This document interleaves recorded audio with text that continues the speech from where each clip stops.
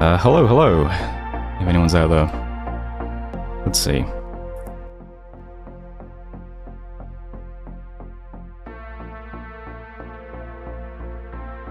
Now, if we're all lucky, I have already installed this game.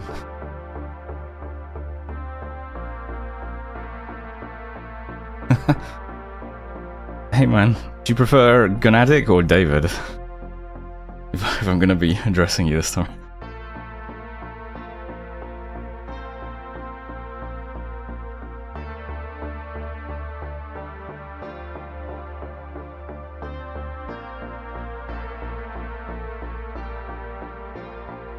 Okay.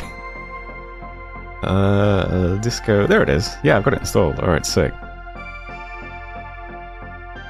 Now, if I was a better streamer though, even better than that, I might have tested if I can actually get it up on the stream. So give me a minute while I do that now.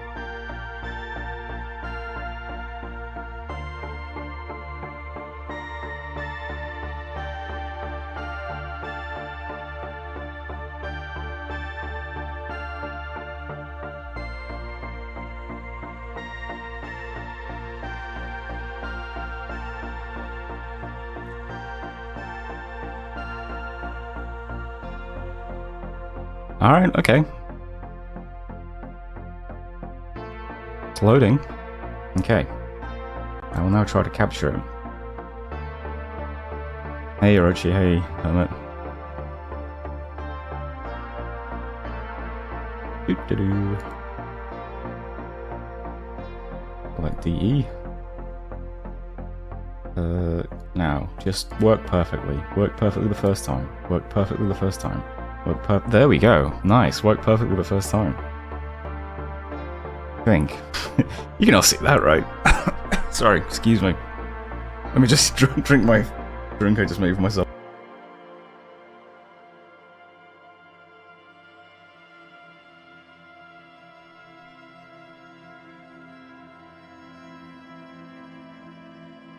Okay. Yeah, going in blind. I don't know anything about this game. Is it a controller game or a mouse game? So I thought this game was like a point-and-click adventure game, but then I looked at I was just trying to get a thumbnail, and it looks like it's more like an RPG.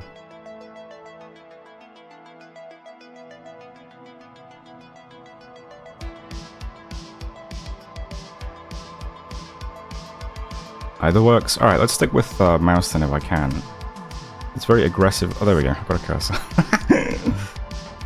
Alright, do I need to tweak anything here?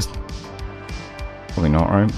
Oh, I can turn off my music then. Let me just go and do that for you.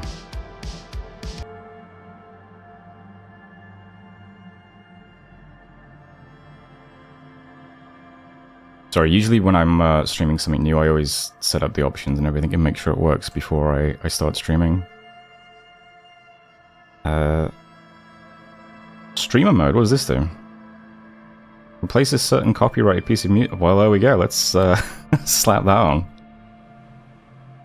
Oh, no YouTube integration. That's a shame.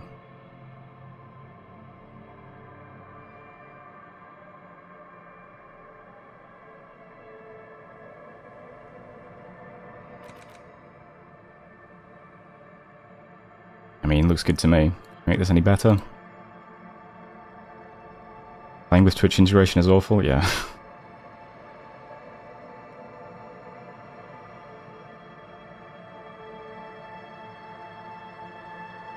Yeah, some games it does seem like streamer integration is a bit forced in or ruins things.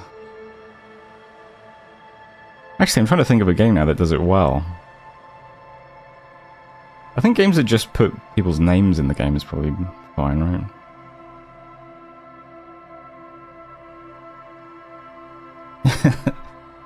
Boo, no YouTube integration. Actually, yay, no YouTube integration. Do I need to change anything else? Probably not, right? Controls, thought cabinet. Inventory. So this is an RPG, right? It's not an adventure game.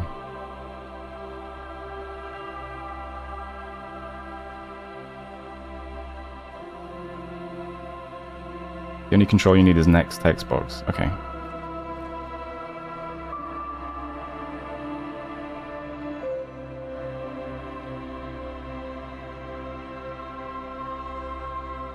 It's a disco type game? Hell yeah.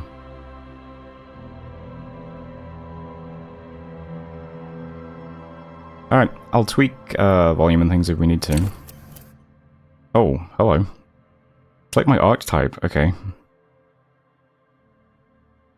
See, I have no idea what I'm getting into. Should I just create my own? Is that more interesting, or...?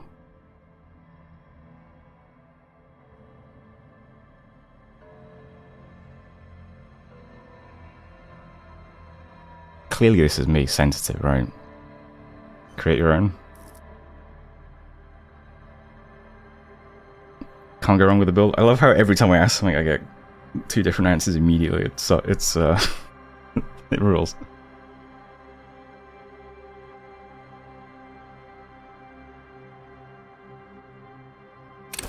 Let's take a look at what I can do then. What is the... Oh, can I dump all these? Okay. Physique. Motorics. Your senses and how agile you are. Interesting. Psyche and intellect.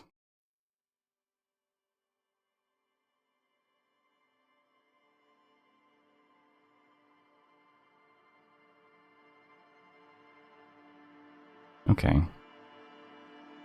Your senses and how agile you are. Okay, so these can go up to 6.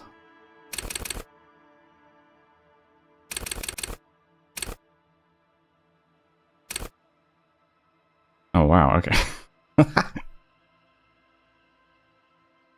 Straight ones across the board.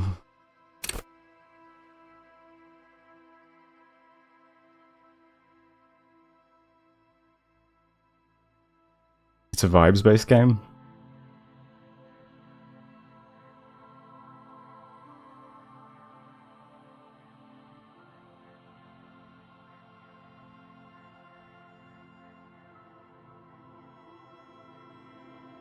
Alright, I'm happy with this then. See how it... Oh my god, what? Set skill. Alright. This is more involved than I thought. I thought this was just a simple adventure game. I didn't think I'd have stat points and stuff. Okay. I really should have tested this out before I started streaming. I could have done all this.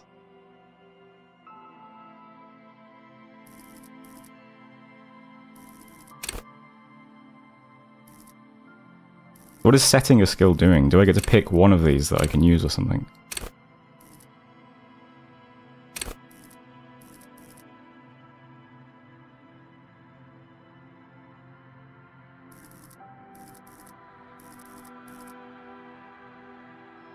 Oh, it makes it better. Oh, okay. It's like a focus. Oh, signature skills. Is it this I'm looking at? Or... Alright, these are my skills and this is my signature skill, I guess.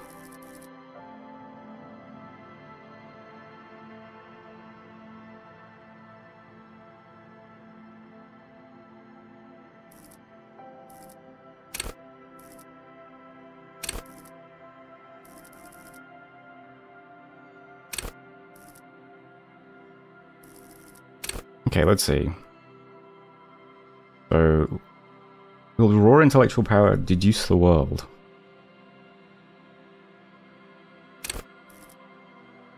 Call upon your knowledge. Produce fascinating trivia. Nah. Practice the art of persuasion. Enjoy rigorous intellectual discourse. Play the actor. Lie and detect lies. Understand creativity. See art in the world. Reconstruct crime scenes. Reconstruct crime scenes? Am I a cop? Make laws of physics work for the law. Hold yourself together, keep your morale. Hunches and gut feelings, dreams and waking life. Hell yeah. Understand others, work your mirror neurons. Intimidate the public, assert yourself. Connect to stage 41, understand cop culture. Chart men and women, play the puppet master. I'm a detective, okay. Take the blows, don't let the world kill you. Shrug off the pain, they'll have to hurt you more. Flex powerful muscles, enjoy healthy organs. Go to party planet, love and be loved by drugs. Raise the hair on your neck, tune into the city. Let the body take control, threaten people. Hand-eye coordination, ready, aim and fire. See, hear and smell everything, let no detail go unnoticed. Quickest to react, an untouchable man. Sneak under their noses, stun with immense panache. Master machines pick locks and pockets. Straighten your back, keep your poker face. Okay. So I'm setting 1 as a signature and it's just a bonus. Maybe I should specialize in something I'm not good at. Although, I was told to just go with vibes. So I kind of want this. Punches and gut feelings. Okay, let's go with that.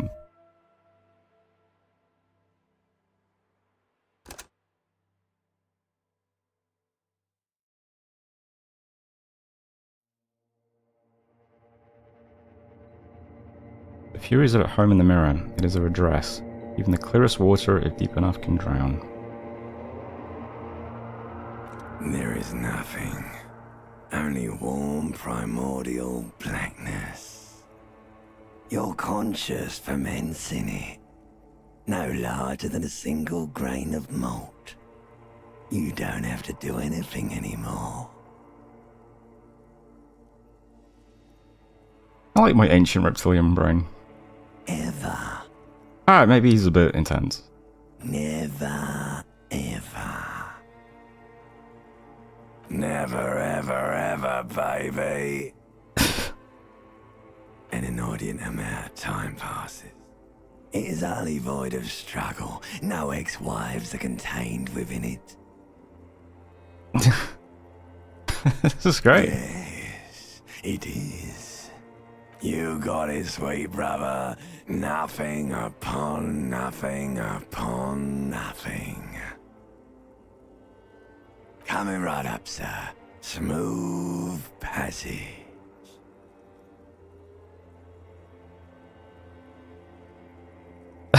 Do you really?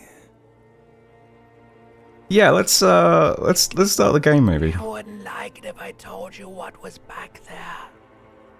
Why'd you think you had to bludgeon yourself into oblivion? Or did you not sense yourself marinating? Poured so much on yourself, got a bit carried away, did we, Chef? Fear and apprehension. You should ask what's out there first. This is really interesting. Yes, your one disco mother. There's this giant ball there. And evil apes. And the evil apes are juking it out on the ball. You're one of them. It's basically all just evil apes juking it out on a giant ball. I don't think we're all evil, are we? You can't even make out it's a ball when you're joking it out. It's that large. Infinitesimally small. Vying for resources is just a stupid expression you picked up somewhere. The part of the presentation you want to take home with you is this. You have to beat the other evil apes in the face, or you lose. That is sad. Yes, it is. And you drowned in that sadness a long time ago. You lost.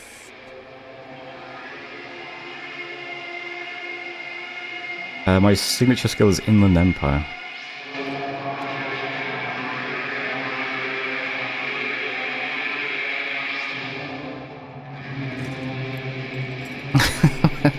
Hell yeah.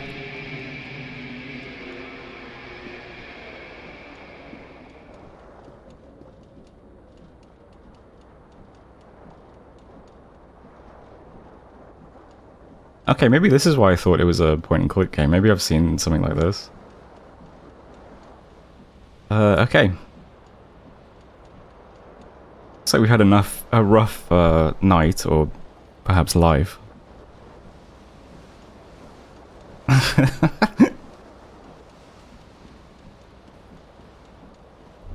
Left tap running. Hot tap as well, not good. Hold tab to highlight. Ah, okay. We'll look at ourselves in the mirror, I guess. A mirror hangs above a bent and broken sink. In a fierce discharge of masculine energy, someone has ripped half the faucet off. Oh, I see. Hot water sprays from the base, and steam covers the mirror. You cannot see yourself, just the outline of a man. Suddenly, you realize you have no memory of the face that awaits you there, underneath the soft vapor. Really, all recollection of the person you are, the people in your life, and even the world you're in has drowned in a sea of blood alcohol. This was no mere night of drinking. It was a deluge of world-ending proportions. Hey, Kashi. Okay. As you slowly reach your hand towards the surface of the mirror. Abort. You clearly have not thought this through. You won't like what you see there, and you will never unbecome it.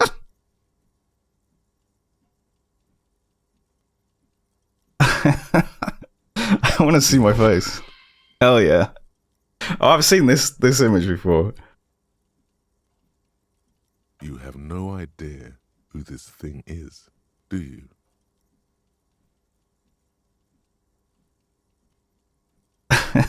It appears you're also dead.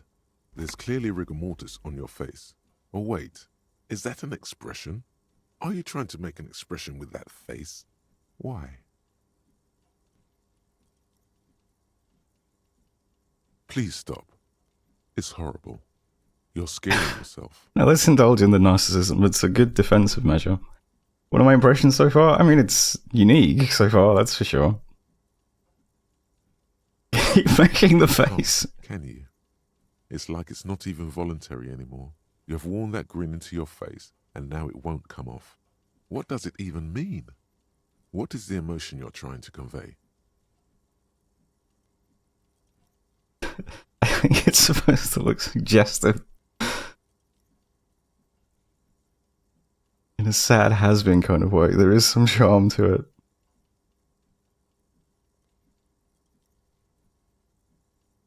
I think he has kind eyes.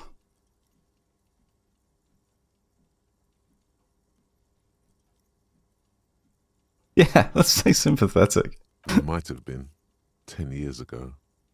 It's little more than a cadaverous spasm now. I made my own. You can just skip a few minutes ahead, back in the video, and you'll see. You can do that on YouTube streams.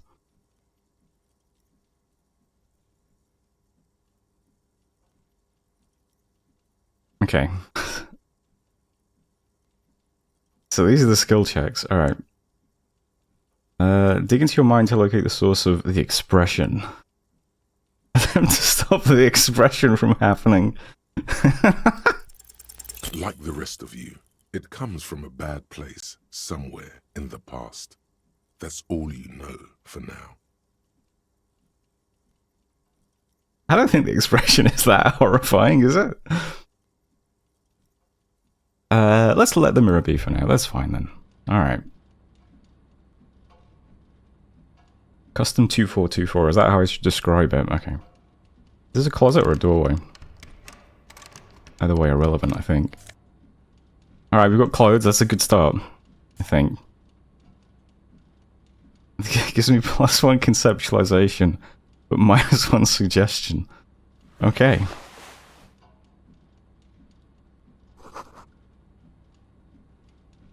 You see the bottles in the bathtub: wine, beer, and sweet liqueurs.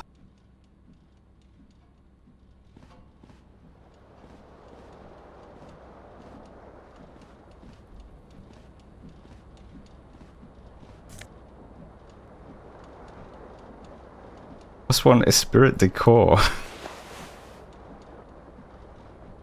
What do my pants give me? +1 electrochemistry.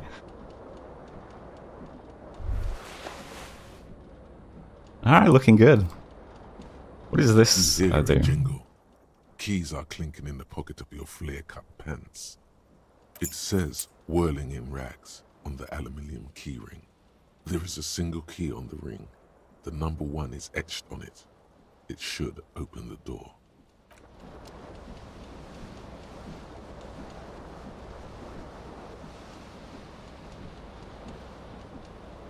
This fan has 2 chain pull switches. One ends in a tiny fan, the other in a light bulb. A truly horrific necktie has somehow attached itself to one of the blades. Or has it been consigned there as punishment? You feel as though this creature is your friend and wants to reattach itself to your neck so that you may continue your adventures together in this strange world. Okay, we've got good odds of grabbing the tie. Let's go for it. You swoop up and catch the tie. Snap. Easy game. Released from the blade. Warning, warning, the necktie is no longer contained.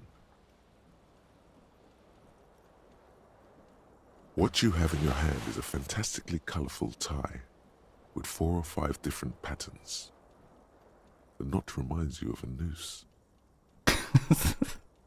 What's my character's name, by the way? Have I been told that yet? I don't think I have, right? I have no memory.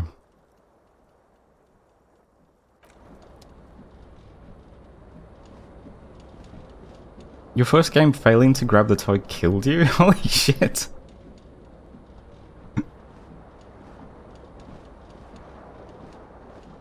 The window stands broken in its frame. Cold wind blows in. Alright, let's use our visual calculus. What do you mean, assess the damage? How would you do that? What are you even trying? The morning light hurts your eyes. It's hazy, but you see the ocean and some war-torn buildings. Alright, I'm not much of a detective then, that's a shame.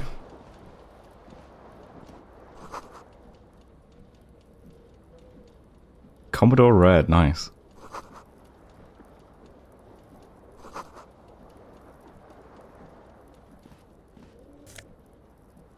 What have we got? Empty cassette case. Price 50. Okay, cool. Oh, wait. Shoes. Can't forget those.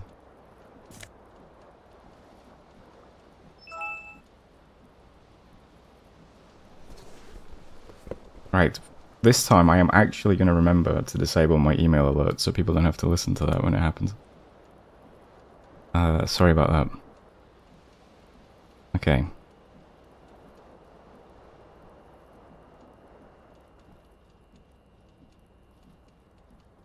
Alright then. I think we're done here then, unless we want to pull on our ceiling fan for some reason, but let's not. Let's head to work, I presume?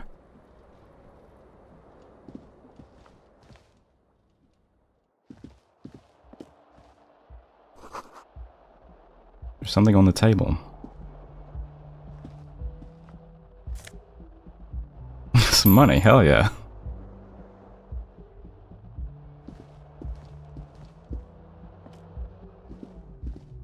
Oh, I can run by double-clicking. Okay, nice. The year is 51. The young woman raises a cigarette to her lips. Her eyes are brown and her face is speckled with birthmarks. She can't be more than 28. Okay, I guess I wasn't supposed to know I was a cop yet. Alright. Whatever then. No. There's only one solution to this. You're a businessman.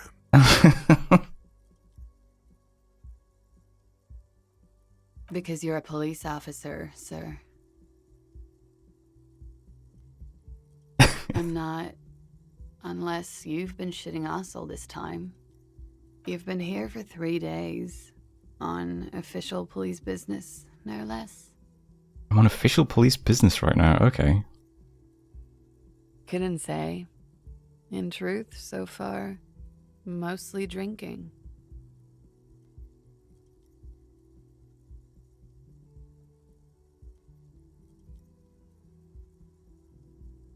try the expression on...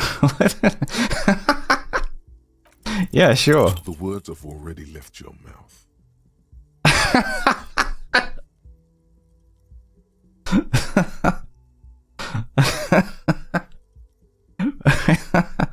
We have no game.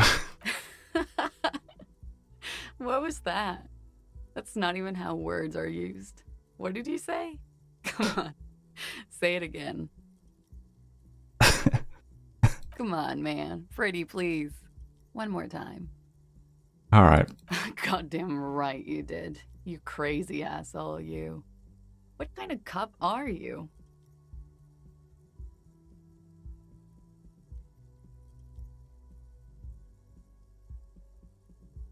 Okay, sir. I have to ask. Do you really not remember? Just like that? You drank so much you lost your memory? I don't think there's any more to it. I'm a joke of a cop where I joked about being one and I drank too much. I'm also old. There is a massive otherworldly mystery afoot here, and I am at the center of it. Didn't I just drink myself into a stupor? Wasn't that the implication?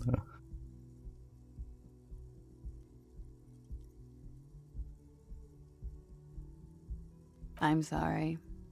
It's gonna suck for you later when you have to interrogate me.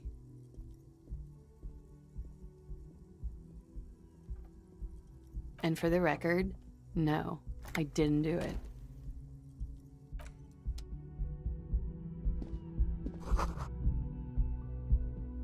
It's still smoking.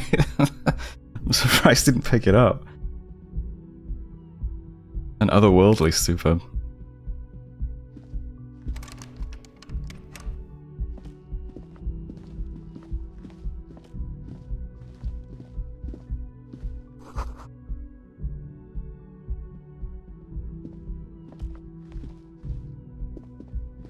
Okay, I'm not sure if I should continue harassing this poor woman.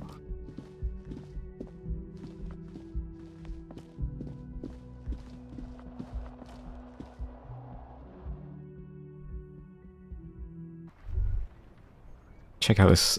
Okay, we're in a nice part of town, you know, it's pretty good. It's a new pair of shoes.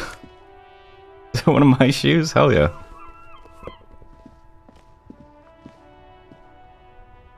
Okay, we have 2 yellow things. There they both are.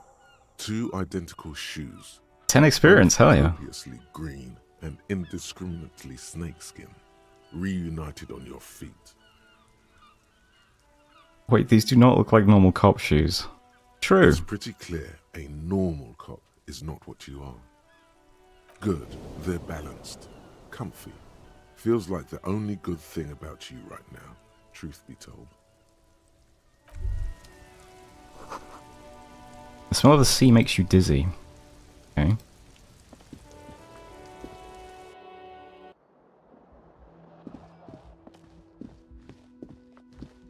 My superstar cop shoes, hell yeah. Okay.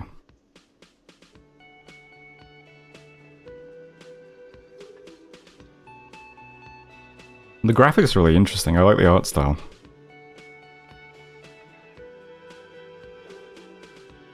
Everything looks kind of painted.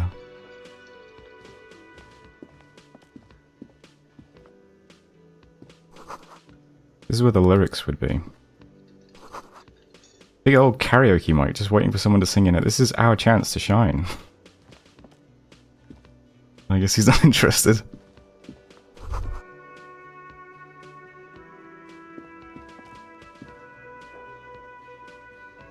A man in his late 20s had a stands purple icon on behind the counter, inspecting a stuffed seabird.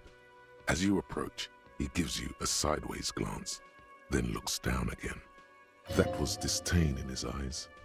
Even now he's purposely ignoring you.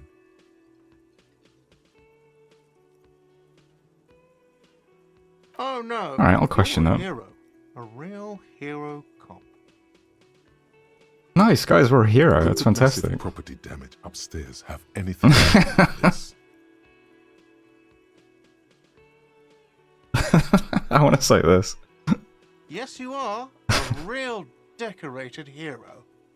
What did you not do? First you took the body down, then you solved the murder, then you didn't trash my hostel room. Maybe you even negotiated the strike. I'm guessing I didn't do any of those things. No, you see, actually, you didn't. You haven't done anything even remotely useful since you got here. No, I haven't seen you around. I'm not always here. A competent work of taxidermy. The white and brown seabird lies among piles of coasters and drying mugs. One of its wings broken. The man is trying to mend it. Looks like the bird was ripped off the shield that was used to mount it. Most likely on a wall. A small engraved steel tag says, "The Great Skua, Stair Koari's Skua." Something about it makes you feel bitter. Something about it makes you feel bitter. Look, your buddy is over there. He looks at the doors where a man in a bomber jacket is tapping his foot on the Why floor. don't you go and talk to him, okay? What do you mean, my She buddy? pretends not to hear you, concentrating on the bird instead. Let's keep harassing this No, guy. I'm not the bartender. I'm the cafeteria manager. He's very animated all of a sudden. This seems like a touchy subject. I have 3 cafeterias to manage. 3. Sylvie tends the bar here, not me. I'm only standing in. She just, you know. There's something there, and it's not good. That's all you know for now. Alright, okay. Right, what's You should this then? totally sing karaoke here. Oh, here we go. Your emotions need to be expressed. People need to know your vast, oceanic soul. My soul's cubic content is obscured by the hangover. My soul is immense. And it needs to be heard through a PA system by other people. This goes well with the theory I'm developing that I'm a down-on-my-luck superstar person. What should I sing when You it comes should to it? sing the sad small church song from that tape you found. Thought it was obvious.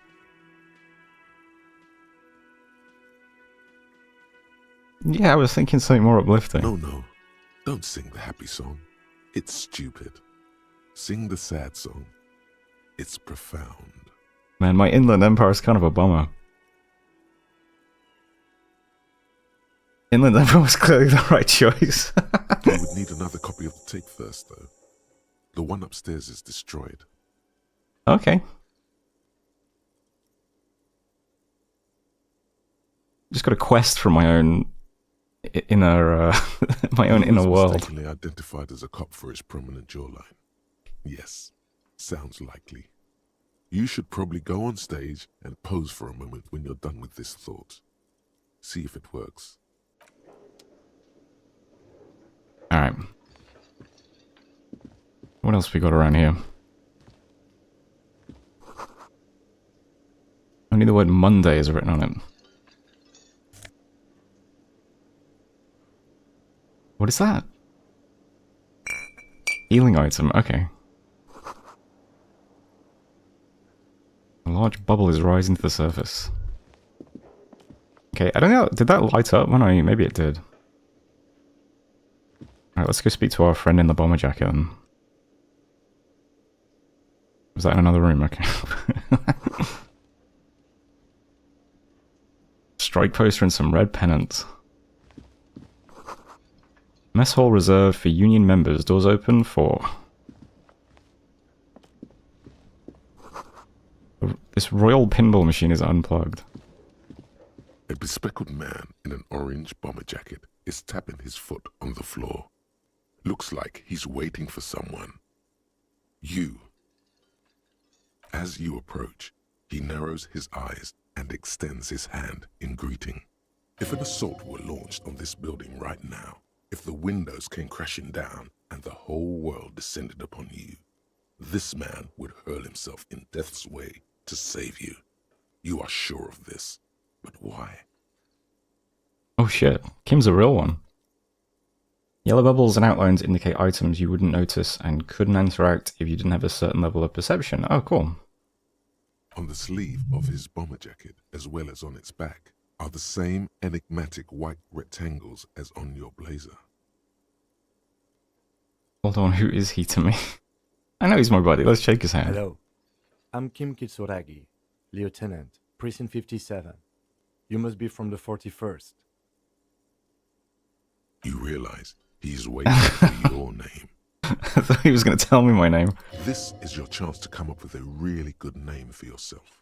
Get creative. Conceptualize. Alright, okay. 42%, I mean...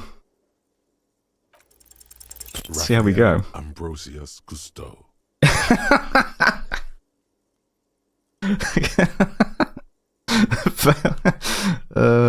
It's so cool. It's very cool, but when I come off like a douche, I call myself that.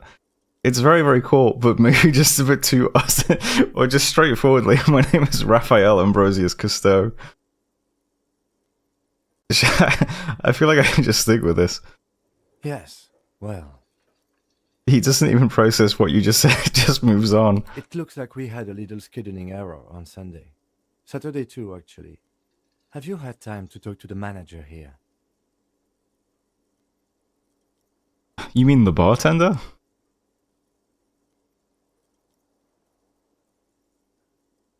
Yeah, I just talked to If you don't him. mind, we should talk to him again. Ask him for a rundown of the area. Now that I'm here as well. I understand the scene is out back, right?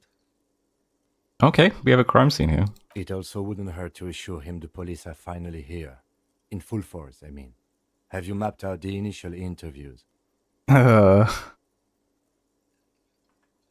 At interviews? the 57th, we like to prepare an initial list of persons of interest, and then just skim the surface. Prepare the field, get to know the players. You don't do that? Maybe it's not an inter-district practice. Okay, we'll have time for that after we take a look at the coroner's case. Have you removed the dead body from the... Okay. Kind of a serious case, it sounds like. Look, man, you know, yeah. Mm-hmm. Probably should just say no then. So, the body is still in the tree. This is the first time you detect a weariness in the lieutenant's voice. You, Obvious he you would prefer for the body to no longer be in the tree. Where it has been hanging for 7 days straight. We should go there as soon as we are done talking to the owner.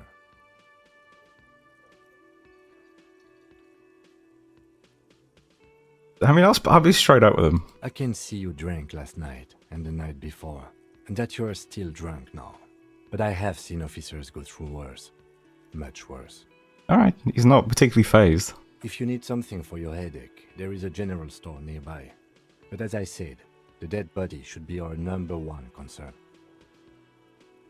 I was sent here to meet a detective from Precinct 41. You have the insignia of the Citizens Militia on your sleeve and on your back. Okay. I suppose you could be impersonating him. You could have gotten the insignia from the black market or forged it. But for now, I'm going to set those possibilities aside. I'm not from the Inspectorate General. Internal affairs. And I'm not them. I'm from criminal investigation. Let's just double check what an insignia is. Why not? Yes. They're not just white rectangles. They bear a halogen watermark with the letters RCM and a pattern resembling the street grid of Revachol West. I would ask you to step into the headlights of my motor carriage, but again, it's none of my concern. I just need you to do your job. Shouldn't I have a badge or something? You mean you don't have a bed? He does sound very, very weary. I'm a policeman and I have my badge. Losing your identification card is a serious matter. My vehicle has a shortwave. You can use it to report your badge missing. I would advise you to locate it as quickly as possible. But getting the body down should still take precedence. I think I might end up losing my job here. Talk to the manager. Then we go out back Alright. to you, officer. Lieutenant Kitsuragi is now in your party. You can talk to him whenever. by interacting with him. Okay. Oh wait, let's talk to them. Well, I'll see who this person is first, then we'll go back to the Hello, manager. sweetie. Lena, the cryptozoologist's wife. Okay. Wait, who's Sweetie? That was a reaction speed check. That's funny. Why, you are, officer. You can talk to people by talking to them. Thanks, tutorial agent. And have you found anyone to be sweet to? I'm done with mating rituals this time around.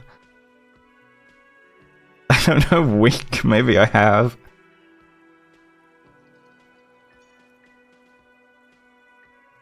The mating rituals aren't the good part, sweetie. I know it's none of my business, but you look like you need someone to take care of you. I suppose all of us do it one time or another. I don't know what I'd do without Morel. You must forgive me. I'm getting so scatterbrained. I completely forgot to introduce myself. I'm Lena. My husband Morel and I are staying with our friend Gary just down the street, but I come here for tea when they're away. This Lena is wacky enough for the motley crew. Hire her on the spot. You seem to be in a chair. How do you like to roll with me? I don't know if you noticed, but I don't know where I am or what I'm doing or anything. Yes, Let's go with that. officer. You look rather dazed. Like a stunned fox. But surely things can't be that bad. I drank so hard I forgot literally everything. Oh my. You know where we are, right? That's right. And where is the Whirling in Rags cafeteria itself located? I have no idea. We're in the city of Revachol, dear. She flashes you a worried look. How would I even begin to tell you? Revachol is the most beautiful city in the world. We're fortunate to be here, you and I. I haven't seen very many other cities personally, but everyone says so. Revachol is a rare jewel. This city used to rule the world, though it has seen better days. Speaking of history, you know what year it is. No idea.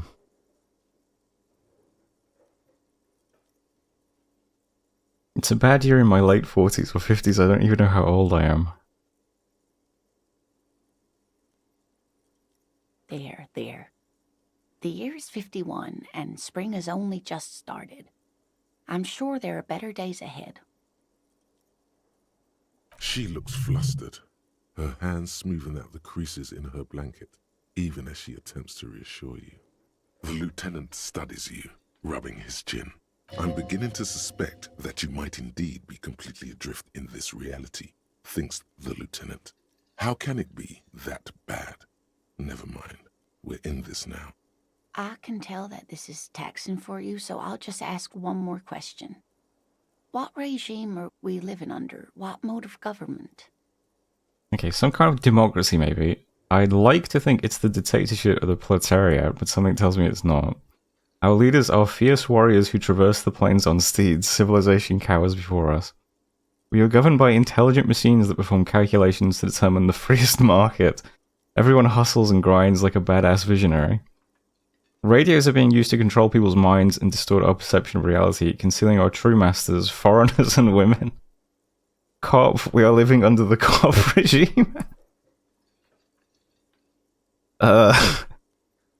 Let's, gotta go with this one then, haven't we? Oh, sweetie. It's really not. There used to be people who thought that way. Other people who wanted those things, but they all went extinct. Revachol is a zone of control led by an alliance of foreign powers called the Coalition. We have almost no government of our own, and certainly no dictatorship of the proletariat. Okay. But they still have cops. But they still have cops. Oh dear, this is troubling. You really ought to know that, being one yourself. There aren't any cops in Revachol, not in the traditional sense. The status of law enforcement has been a complicated matter since the revolution. But we should stop for today, sweetie. You look like you need a break. Besides, I'm not the best person to explain the big things to anyone. She's scared now. She's realized you really are brain damaged. Just keep going up to people and revealing to them how utterly deranged and amnesiac I am.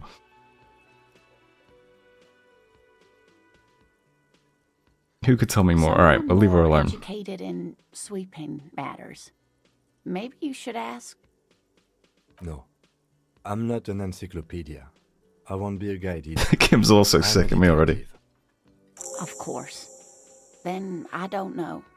Someone rich, maybe? Wealthy people are educated. Though I don't know where you would find a wealthy person in Martinez.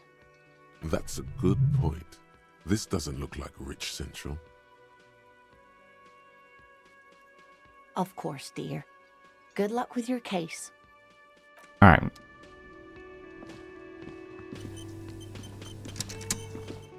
So I'm noticing time is passing. Is that going to be relevant? Am I going to get penalized for hanging around? I need to find a sufficiently tragic tape. Play on a boombox to memorize the lyrics, then ask the cafeteria manager to perform. Hell yeah.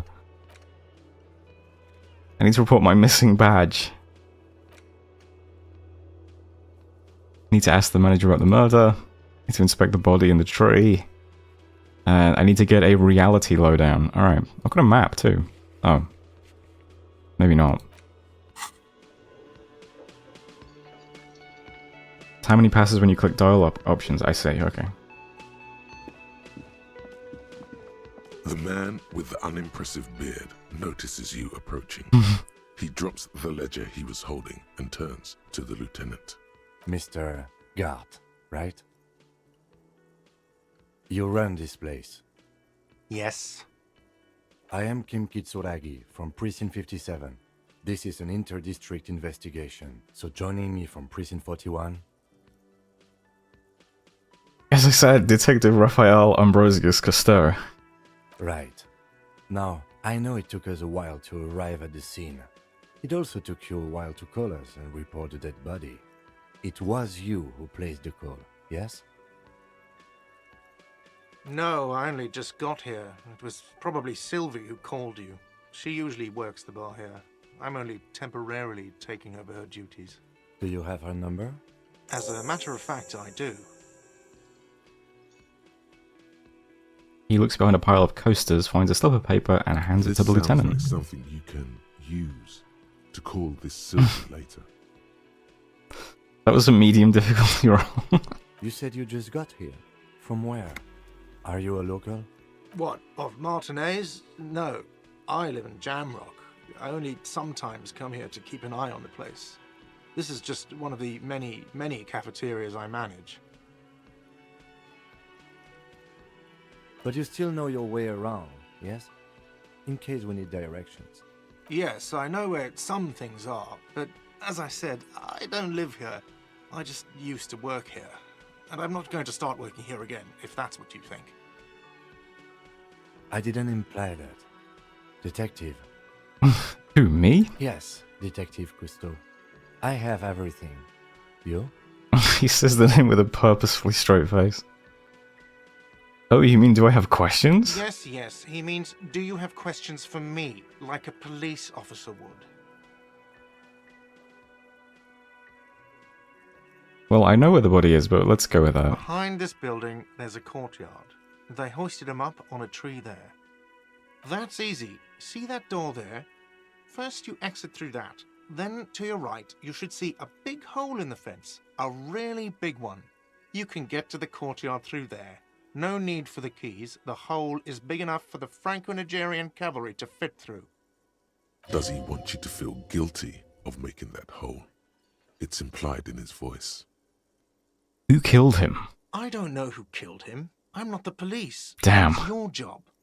Almost had the case solved. He doesn't know. He just said they hoisted him up on a tree. Who is this they? Ah, alright. Good job, reaction speed. Oh, people are saying it was the union dock workers, that it was a lynching. The locals, the customers, the people who eat here, a lot of dock workers eat here. Sylvie told me everyone knows the dock workers did it. Did the debarders themselves tell her this, or is it a rumor? I don't really know. You'll have to ask her. Why would the dock workers lynch this I man? would suppose it's because they have nothing better to do. Okay, that's an odd You mean the response. strike? Oh, okay. Yes, the strike. The man they hanged was a security guard for the harbour company, I hear. A mercenary. The unionistas probably thought they'd send a message. Sure, I'll ask this guy if he killed him again. What are you, crazy? Of course I didn't kill him. The lieutenant turns the page in the little notebook he's been scribbling in. Alright, why did Sylvie go away? She went away because none of your business. This is the second time you've avoided the subject. Oh my god, what is your obsession with this Sylvie person? Get over it. Maybe it's he who's obsessed with this Sylvie person. Certainly sounds like it. That's all. Let's go. Not so fast. You owe me 130 real. No one is saying the multi-pattern necktie you found tied to the ceiling fan can talk. No one. It must be merely imagination. But Okay. Let's bail! Time to push the eject button! Sounds like a responsibility! You don't like those! That sounds like a South Park character.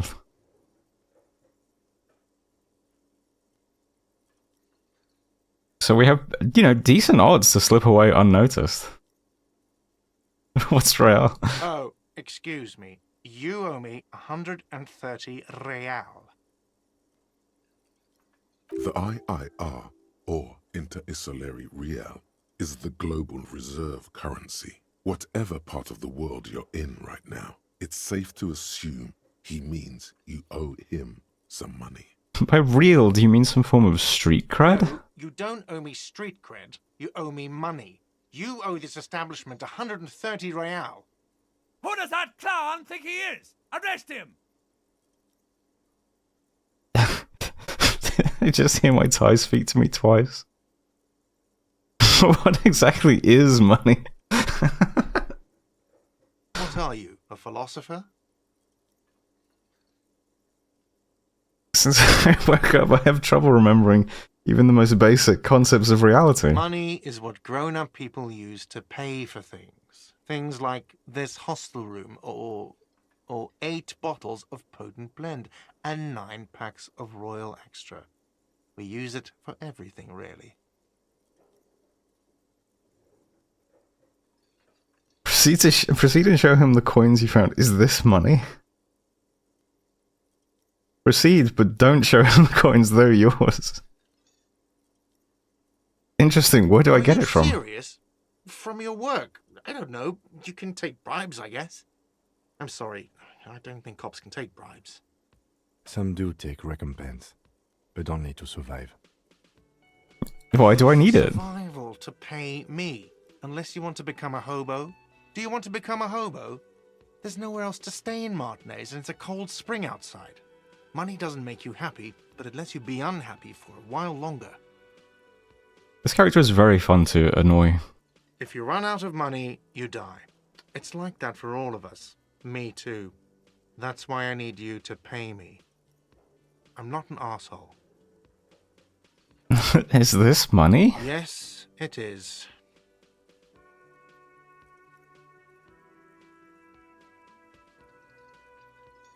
Count them and give them to him. That's 10 plus 10 plus 20 equals 40. I'm now down to 90, right? No, you see, that's 40 cents. Cents are a form of currency 100 times smaller than the real. I'm not even going to take this. Come back when you have 130 real. 100 times smaller? Yes. But that's horrible. It is. He stands silently looking at the coppers on the counter. Pick up the It coins. demonstratively suppresses a world-weary sigh. Alright, let's query our tie then. Did I just hear my tie speak to me twice? No one is saying that! No one is saying that Ty can talk! That would be ludicrous! It's just that you should arrest him! It would be wiser! He wants to take your money! I'm not comfortable with this. Try to somehow tuck the tie away. Great advice, I'm considering it. Give the tie an affirmative tug. No way, I have duties, I'm a cop. I'm not talking to a tie. Take the tie off. So I should arrest him. Try to somehow tuck the tie away. The lieutenant watches you fiddle with your horrific tie, sweat stains forming under your armpits. He puts his hand on your shoulder. If you don't have the money, it's okay. None of us are in this for the wages. That's Cop 4. I haven't offered to pay because I don't have any money either. You're under arrest. What do I owe this place for? 3 nights at a tariff of 20 real comes to 60 real. Then there's the window you annihilated. The hole in the window was the first thing I saw when I came to work. So don't try to tell me you didn't. That will be 40 real in damages. Another thing you've annihilated is half the bar. You've run a tab of 30 real. Actually more, but we'll round it down to 30 for your hard work maintaining the stability and order of Revachol. That's 60 plus 40 plus 30 equals 130 real. And yes, real is still money. Okay, what happens now? I'm sorry, but he has to pay. I can't let him stay here any longer if he doesn't. If he doesn't have the money by tonight, then... Officer, maybe you're better off working this from home for now. You live in Jamrock, right? It's not that far away. Fuck this place. I'll take my chances on the streets. I don't remember where my home is. That's possibly true. I don't have a home. Could also be true. Officer, you really need to take this up with your station. I have a shortwave radio in my car. Call them. Ask for assistance. We have to get this investigation started now. Good luck. Man wants to say something, then thinks better of it. Good luck. Alright. By the way, where is home? The address is coming up blank, and this place sure isn't it. But you've been at this hostel cafeteria for only 3 nights. Where were you before? You had to be somewhere. You don't really know, do you? I have only a vague blackened image. I don't. Does this mean I'm homeless? South, maybe. Doesn't sound like somewhere you can stay if you run out of money.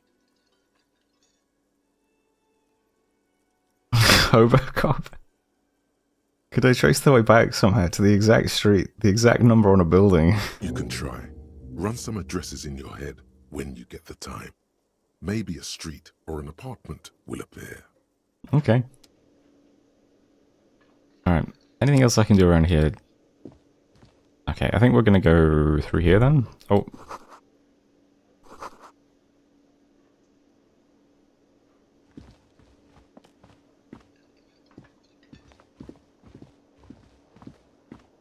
Maybe not. I've already forgotten the directions he told me to go to get see in the body. So, what other quests we got? Pay for damages. Ask your station for additional funds. I'm sure that'll go over well. Ask around for money and be careful what you're spending. If you're unsure how much you owe, ask guard. And you made the call reporting the crime. We'll still be using Kim's shortwave to ask whether she made the call. Okay.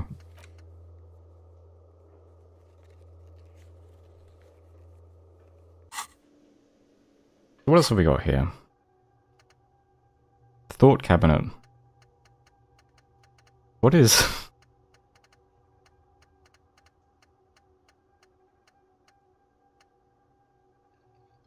What is all this? Okay, lonesome long way home.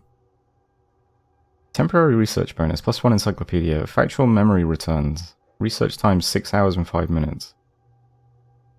Problem. Let's rewind. Let's trace your drunken steps back home. Jump across the raised channel bridge southwest of here. Fall over. Get up. Get off the asphalt in 20 minutes. Shuffle your feet through courtyards, carrying little children. Go under the great raised motor tract, the 881, until you reach Le Domaine Eminent in North Jamrock. The streets are frozen this time of year, caked with ice. Walk down Main to Perdition. There's a side alley there, and your footprints in the mud.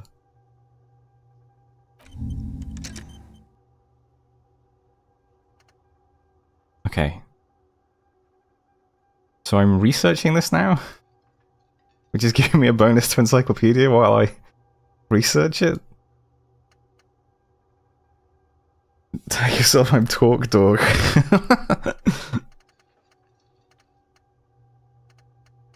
Okay. And this is my inventory, I take it. Alright.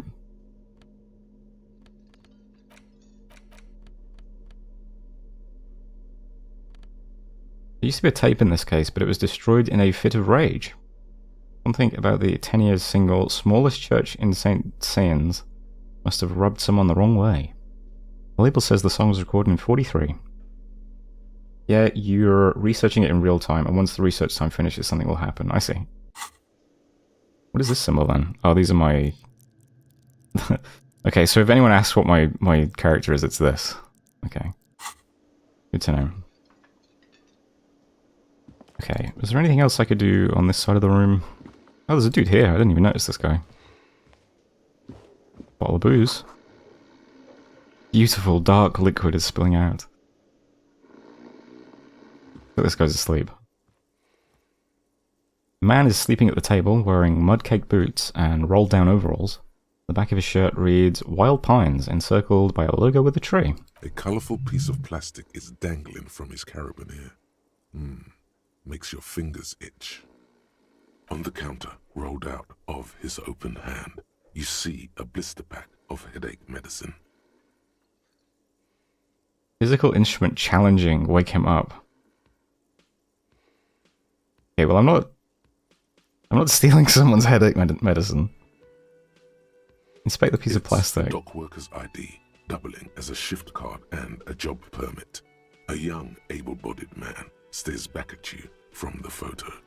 Santiago S. John. I'm also not stealing someone's ID. +1 ruckus talking to guard. Sure, let's try waking him up. You gently shake his shoulder, but nothing happens. This man could probably sleep soundly in a ship's engine room. Okay.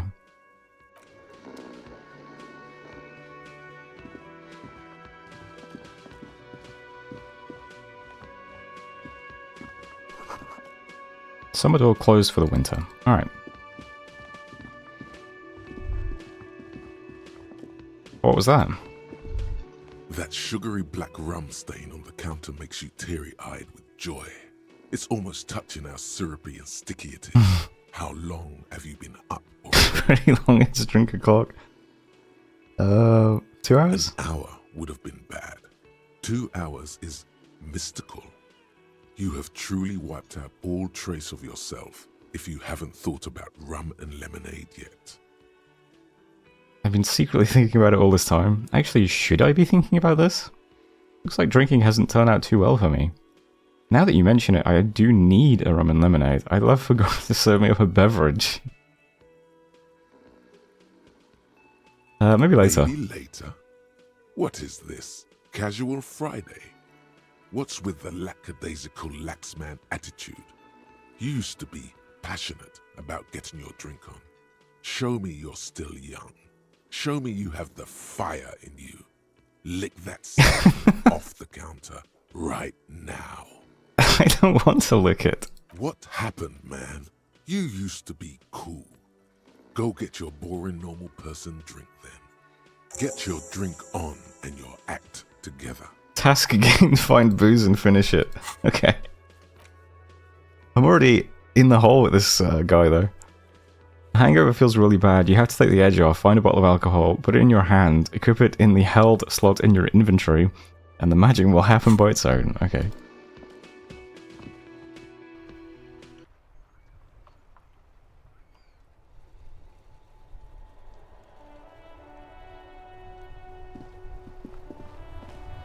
Alright, let's... I'll try and find this body first.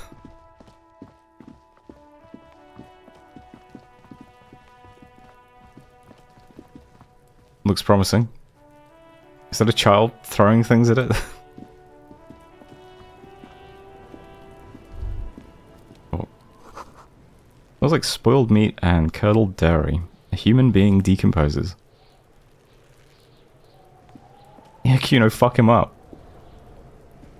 Kuno's got this.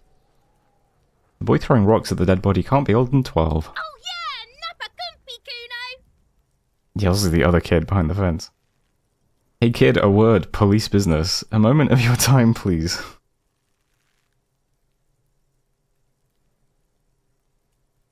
Right in the dick, Kuno! Get him right in the dick! The children ignore you. Love it in the dick. Jesus, Kuno. The boy is sweating profusely. His eyes are like two black holes and his jaw is twitching as if trying to break free from the empire of his body.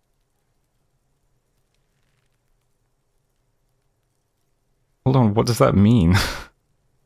Stop throwing rocks at my crime scene. Stop using slurs at my crime scene. That's not how we do it. The kid is obviously high. I see. Stop getting high at my crime scene. Kuno, yeah! Right in the mouthhole! They pay you no heed or pretend not to notice you. Shits himself. The rake, Kuno! You should throw the rake at him, Kuno! The fuck? Does Kuno know what a rake is? Kuno's not a gardener. Kid, do you want to hang out? I'm not a narc. Are you kids' siblings? The fuck are you talking about? He's calling us f***ing, Kuno! He said we're fucking each other! Look, I have questions for you. Alright, entertain the Kuno. Show me what you got. What you got there? What you got, huh? Show me what you got. The kid moves his hands like a basketball player dribbling fast. Body, what do you know about it? About the crime scene, you kids often play in this yard? I gotta ask, who is Kuno? Shitload pig. What's your question? Don't tell the pig shit, Kuno! This is where you quickly ask him questions. Real cop questions. Like a cop. Okay. Have you seen anyone suspicious around? Just a couple of pigs sniffing around in the dirt. That seems pretty fucking suspicious to Kuno. Yeah, you tell the faggoty, Kuno! Do you know how it got up Probably there? planned. Kuno was busy down the road when that shit went down. You didn't see it happening? You heard Kuno. Kuno wasn't even in Martinez. Kuno wasn't in Revachol. Kuno wasn't regional. Okay, where did you go then? I don't know. Some fucking He looks around trying to come up with something. Mesk or I don't know. Some other place. Night City. Kuno was in fucking Night City. Where is Night City? Kuno gives this info out on a need-to-know basis, and you don't need to know. Kuno didn't smoke the gimp, if that's what you meant. You know who he was? Kuno's fuck gimp. Kuno uses the fuck gimp for target practice. I don't think I'm gonna get much out of Kuno. He could have just said he doesn't know. You could have just said you don't know. Kuno knows shit. Kuno's not a snitch. That's all. Trying to make Kuno sing into the popo phone. Okay. You're testing Kuno's patience, yeah? Get lost, How about this crime scene? You kids often play in this yard? This is where Kuno plays with his little wooden choo-choo. What do you want with it? Yeah, whatever. Kuno doesn't give a shit. Alright, I gotta ask, who is Kuno? Kuno's Kuno, pig? So you refer to yourself in the third person? Fuck are you calling the third person? Kuno's the fucking first person? He looks slightly confused, but proud he came up with that retort. But right as he's getting distracted, you hear a malevolent hiss from behind the fence. Watch out, Kuno! He's trying to fiddle you! He's gonna put his hands on you! The thing behind the fence starts squealing shrill and violent like a fire alarm. Help The song gets louder as the child shouts at the windows overlooking the yard. Help! He's got the Kuno, help! Everyone can hear. You need to get the hell out of here before. Alright, I'm just gonna leave. Yeah? Get out of here before the Kuno beats the shit out of you. His voice acting's so good. He sounds a little bit scarce. Yeah, that's right. Drag your fat ass out of here, fat boy, before Kuno fucks you. Don't listen. Just go.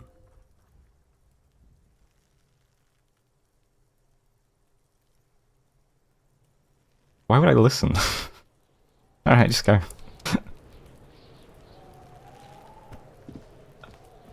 Alright, let's check out the body then.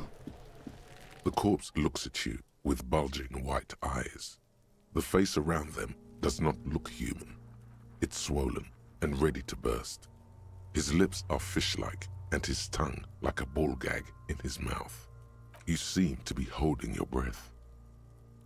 A cargo belt twists his neck at an unnatural angle. The body below appears stiff.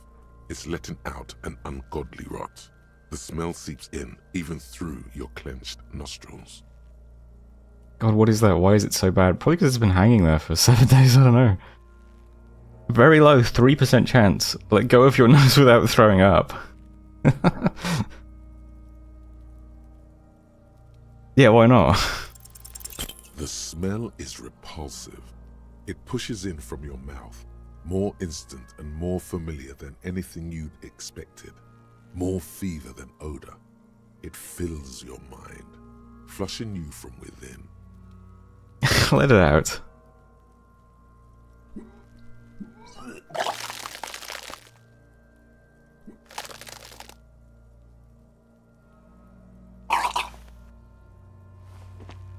You feel a great force ringing from your stomach. Your body curls and pushes it out, burst by burst, until a pool of vomit lies under your feet and your throat stings from the stomach acid. The smell of Commodore Red rises from the pool. Among it, distilled spirit and bits of shish kebab. Fucking corpse. It's okay. Happens to everyone. Keep it. The Thanks. hangover is clearly making this worse for you. You could use some ammonia to clear your head. You think ammonia would help? You can handle the headache. Some officers use it to deal with cadaverine odor. But not you? I can't handle the headache. It's more likely he can handle the smell, unlike you. Okay, where do we get ammonia There is from? freight nearby, east of the hostel. They usually have a small apothecary. If they don't, He points to the greenhouse. there's a greenhouse here, and a gardener with a wheelbarrow on the corner of the whirling in rags. If she works here, she might have something for the smell. Acquiring ammonia will provide a modifier to the white check. Modifiers make checks easier and allow you to retry them. So I can retry this later. Okay, cool. Oh, what is that? Why is it so bad? Active decay. It's okay to throw up, officer. No one is judging. He's about to blow! Cop's gonna blow, Kuno! We're way past that. There he still is.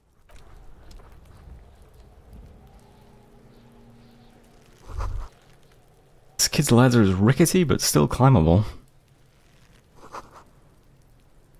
The ladders for kids, it wouldn't hold the weight of a grown man. I don't know. I have to rope Kuno into this. Is that my own vomit I can inspect, or is that already there? There are several footprints in the mud, left by work boots. Anywhere from 6 to 12 pairs have walked here. What kind of boots? Heavy workers' boots with reinforced toes and hobnails, all over the yard. Isn't this something an industrial worker would wear? Lieutenant, workers' boot tracks. Point to them. Noted. Alright, let's get an exact count of how many people? It seems like a tough one. Maybe more than 12. No. 8 pairs of boots have shuffled back and forth in the mud. Impressive. Look at this, we're like a real detective. 1. Standard work boot, steel reinforced toes, number 46. Finally a lucky roll. 2. Standard work boot, steel reinforced toes, number 44. 3. Hobnailed work boot, steel reinforced toes. 4. Standard work boot, number 45 or 46. Wait, which is it? You don't know. It's a miracle you can tell the prints apart as it is. The cold must have preserved them. Count more. 5. Another standard work boot, steel reinforced toes, number 44. 6. An aberration, light as air, even pace, same make of boot, but number 41. Male or female? Impossible to tell. Could also have been an adolescent. The gait is undeveloped. I'm pretty good at this, ain't I? You're not bad. It's as if the whole world darkens. Everything else has a thin film of unimportance on it, and the tracks burn in the middle of it, in a strange, beautiful way. Count the rest. 7.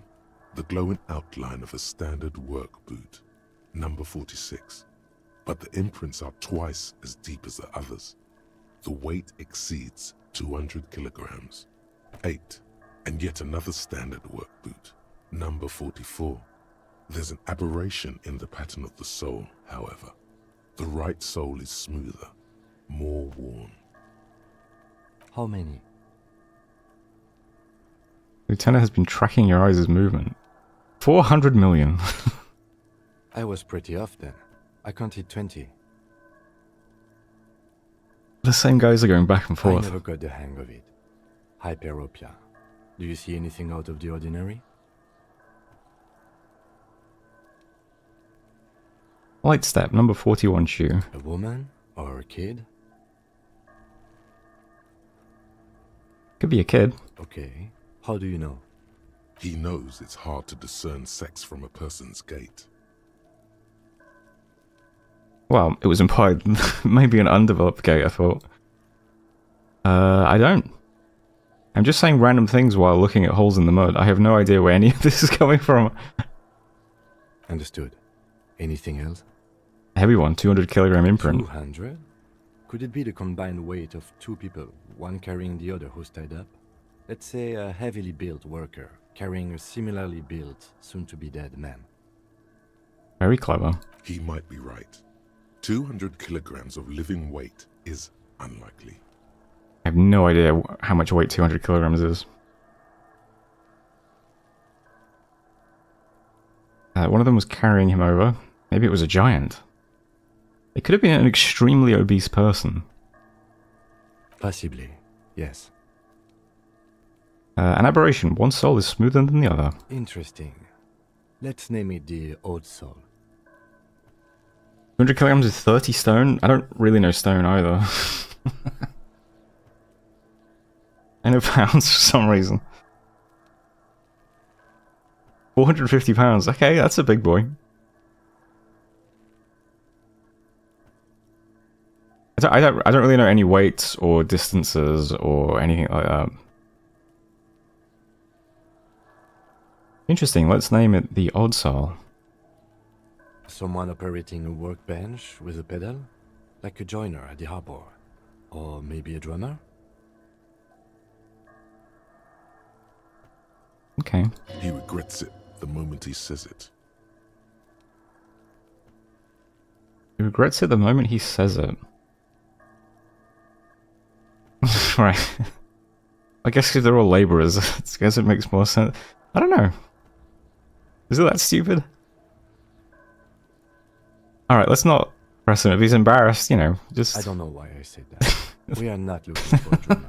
We are looking for a group of dock workers. Yeah, I guess if they're in their work boots, it would be kind of weird, wouldn't it? Perhaps it could be a driver. A driver would wear out their right shoe before the left. The accelerator is on the right. That's fine, alright, she said it in pounds, it's okay. First it could be a driver. A driver would wear out their right shoe before the left.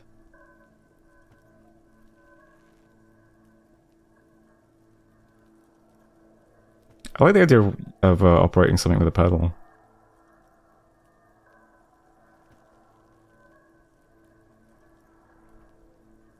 Nod thoughtfully. We should keep our eyes open around the traffic jam.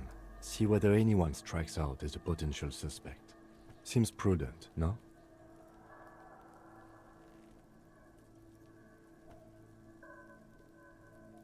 Yes, prudent. How old do you think these tracks are? A week, maybe? 7 days would fit the time frame provided to us by the caller, who reported the hanging. It is not impossible. How'd you know? I pulled last week's forecast for coastal Revachol. 7 days below freezing. The day before, the day of his hanging, was the last warm day.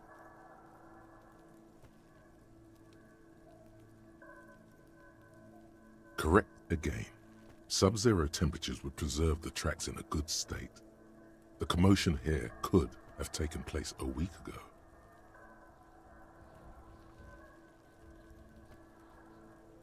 Oh, I only just saw that. We'll have to use a metric you do know size 4. That's pretty funny. What do you think happened here? Do I think? A mob of people brought something heavy to the tree. One of them was carrying the victim. They shuffled around, especially under the tree. Then, after hoisting him up, they stood in a semicircle facing his direction. At first glance, this appears to be a lynching. Indeed. They all stood in a row here and looked at the tree. Alright. We did some actual police work. That's not bad. We got the greenhouse. Someone trying to grow herbs in this greenhouse? Okay.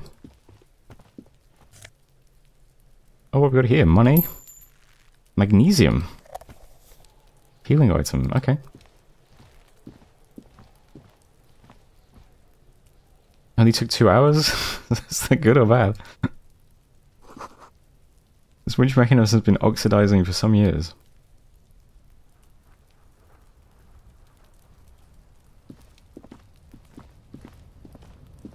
An inconspicuous pile of the roofing material, Eternite.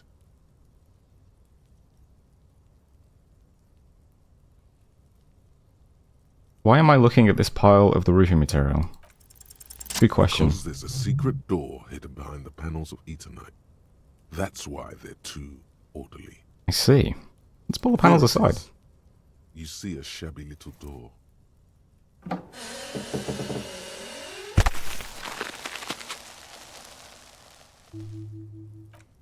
What is this then? A tool shed? Let's investigate.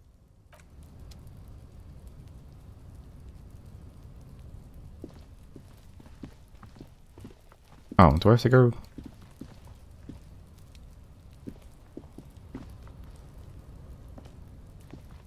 Not sure how I access these green dots. I don't want to walk all the way around.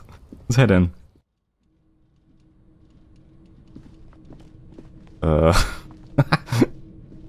Okay. Check out the cool yellow outlined item first. Oh, more cash. A silver plate with traces of bone yellow powder. Be still, my beating heart. It's amphetamine. Sweet amphetamine. The lieutenant isn't studying the powder in the mirror. He's studying you. Someone has taken narcotics here. Perhaps the police should interfere? My playthrough's going in a very unusual direction, really? I wasn't thinking about taking it, I swear. I was thinking about justice. I've heard amphetamines make you a really good detective. Are you a really good detective?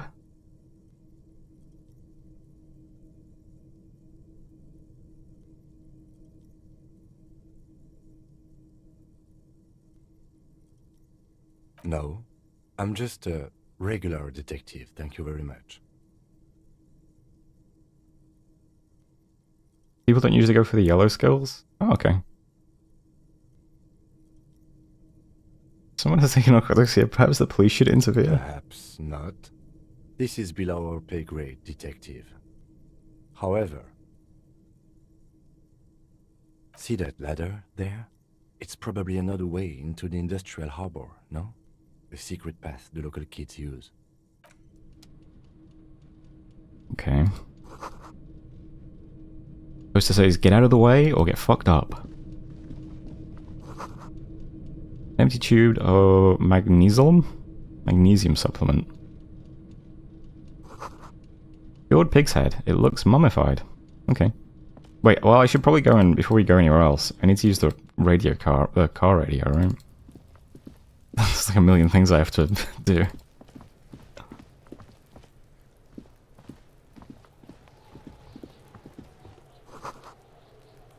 The letter R was a crown. On the ribbon below, a light above descending.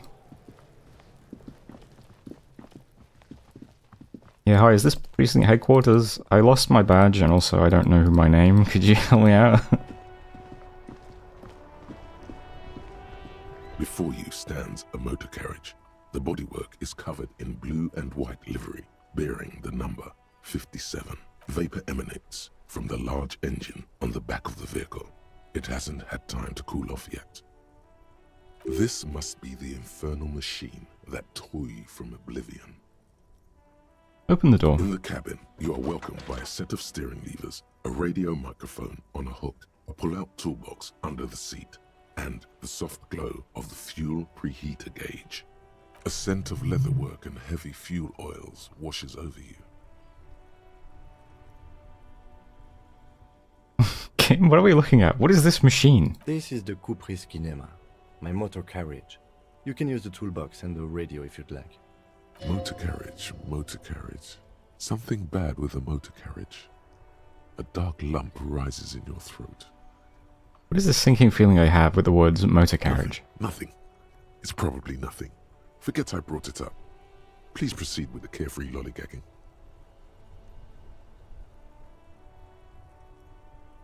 Ah, this is what woke me up, I see. Can you turn it on and drive somewhere? No, I'm afraid not. We have a murder case on our hands, remember? Yes, sorry about that.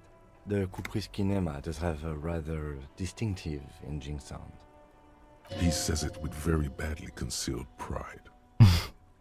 Do all policemen in the RCM have such cool motor carriages? The Kupris Motorcar does provide most of our patrol vehicles, yes.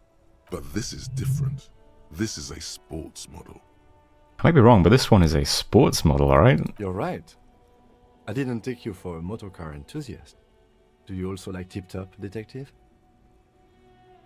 I'm pretty sure I like neither motorcars or any Tip Tops. What's Tip Top? An interstellary racing series. You should definitely give it a go if you like motor carriages. It has fantastic competition. In the cabin, you see a set of steering levers, a radio on a hook, a pull-out toolbox, and the soft glow of the fuel preheater gauge. The frequency tableau lights up, and the green button labeled Prime Line glows like a feline eye. And then you hear something. The soft purr of electrical kittens, radio waves cast far and wide over the metropolis. A woman's voice greets you through the static. This is Precinct 57. Hello, Lieutenant. How may I assist you? Hello, Alice. Please assist our colleague from the 41st Precinct here. I'm putting him on. Operating the radio is easy. Just be confident. You've probably done it 1,000 times. Composure. Medium success. Come in, dispatch. Come in, dispatch. Come in, Delta 10. This is Firewalker. Copy. Hi, Alice. This is the officer from the 45th Precinct speaking. Nice to meet you. This is Officer Alice Demetri, Precinct 57. How may I assist you? Under the green prime line, a yellow saved button catches your eye. You wonder what the lieutenant's default radio station is.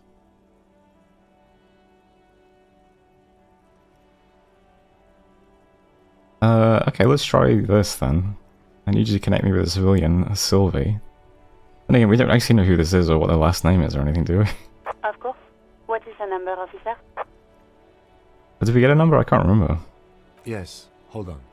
Oh, okay. Her number is 005 1944 298. Received. Hold on, officer.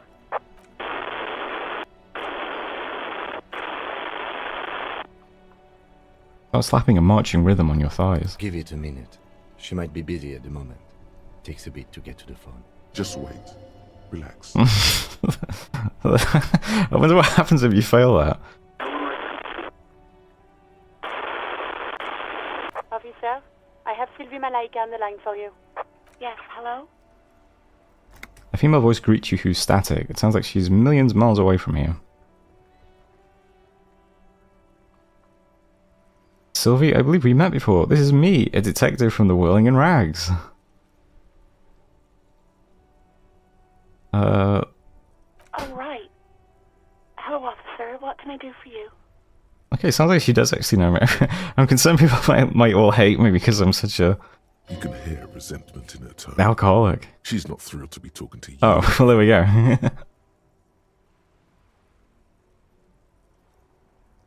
Was it you who called the police?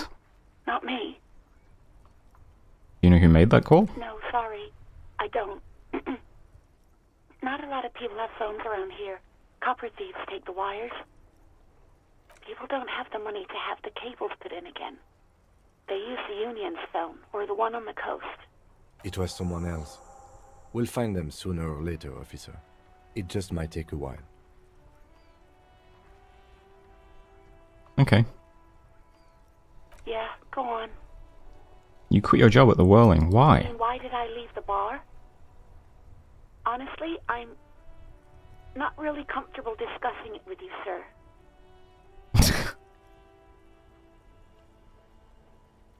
I mean, if she's not comfortable, she's not comfortable, alright? Alright. Maybe, I don't know. I just know I have to take some time off right now. I think I got everything I need, thanks. I do hope so. Please, don't call me again. Bye. Empathy, hi. Wait, why does she seem angry with you? Let's see. Yes, you have obviously done something to upset her at the Whirling in Rags when she was still working there. Wait, before you go, you're mad at me, right? Tell me, what did I do? I can't remember anything. I'm not mad, it's just... You were so drunk and so emotional all the time, and then the skua thing happened. It just made me want to quit. What skua thing? Stuffed bird, the great skua. You threw it against the wall while screaming, "Fuck that bird," and laughing like a maniac. I think you said it had been giving you shit ever since you got there. Sounds like me, alright. This doesn't sound anything like me. I love birds. This bitch bird got what was coming to her.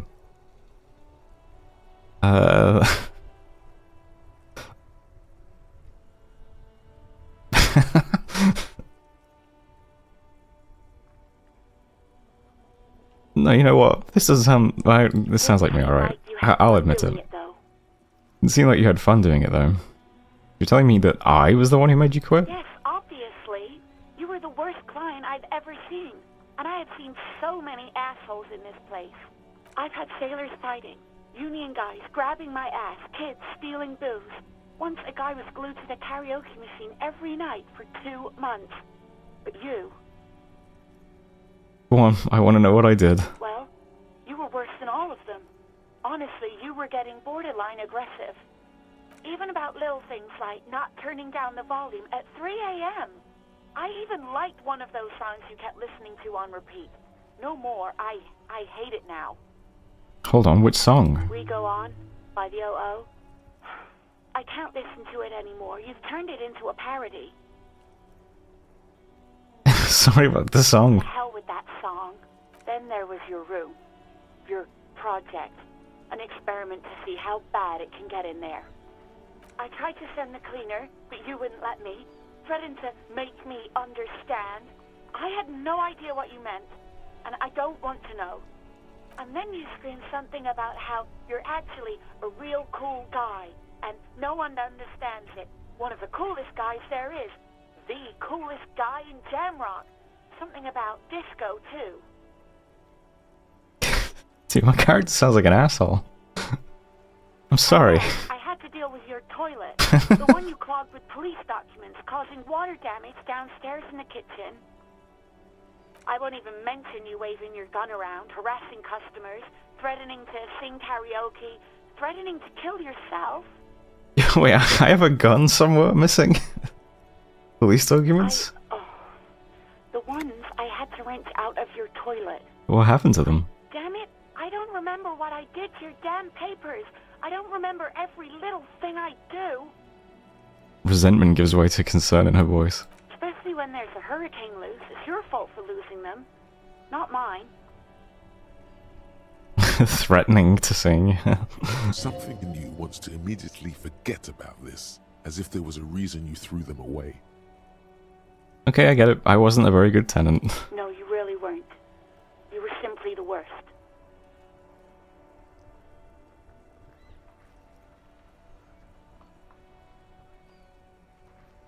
I don't even know what to say. God, I knew I shouldn't have brought it up. Just try not to call me again, and let's pretend it never happened. Yeah, let's ask her for a song to sing in karaoke. Oh, all sorts of things. From disco, rock too. So much disco and rock. Yes, that's the one you like to sing along to the most. The later it got, the more that one came on. Interesting. You still have to find a copy, though, before you can blast it. Alright, thank you for talking with me. Take care. Hear a sigh of relief on the other end of the radio. Wordless, the call breaks. Then, the already familiar voice. Anything else I can help you with, officer?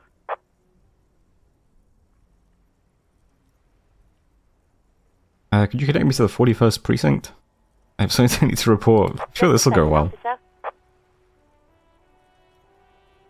Put you on hold, the static crackling softly like a bonfire. After a while, you hear an old man greet you from the radio. His rattly voice is oddly familiar. 10-2, 10-5. This is 41st. Come in. Over. A scrawny old man sits in a dusty cubicle, smoking, with a large white rectangle sewn on his vest. In front of him is a box-shaped apparatus with an array of wires and antennas. The radio switchboard.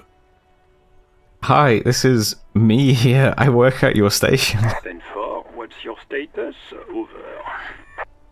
It's not good. 10-18, 10-20, over.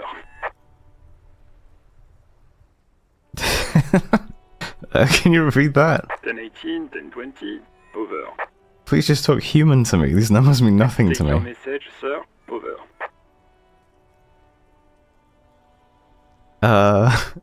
I'm in dire need of financial assistance. Let's open with that one. 10-4, I hear you. I don't have the authority to grant your request, but... Is it him? What does he want? He says he needs money. Don't give that asshole anything. He's just gonna drink it all. Alright, that's a negative on the additional funds, sir. Over. It's paramount to the investigation that you grant me more money. He says it's important to the case. He isn't getting a red cent. You can tell him that. Request denied, sir. Over. Please, I'm begging you here. I don't even have a place to sleep tonight. He says he's in trouble. Doesn't have a place to sleep. Well, I guess he'd better crack the case before sundown then. Vigmar said... Enough, officer. This begging is below. Okay, I heard you. No funds. Anything else, sir? Over. I need to report my badge missing. 10-9, repeat message. Over. My badge, I can't find it anywhere. Basically, it's gone. 10-4, message received. This is a very serious situation. I need to 10-22 the captain. Over. Any other good news? He's saying he lost his badge. He what? He lost his badge? Who lost his badge? Dick fucking Mullen. Who do you think? So that's my name. It's Officer Dick Mullen from the bestseller Dick Mullen and the Lost Identity. Dick Mullen is not you. Oh. It's the name of a fictional detective who would not lose his badge. Defend yourself. Immediately. They're laughing at you.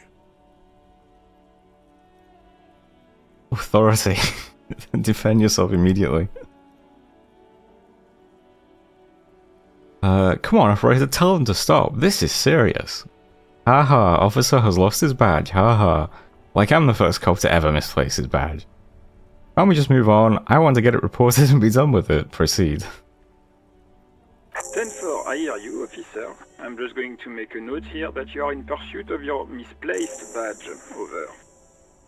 Fuck me. Mac, come here. You've got to hear this. Dick Mullen lost his badge. What's going on? Super Cop here lost his badge. He lost his what now? His badge. He lost his goddamn fucking badge.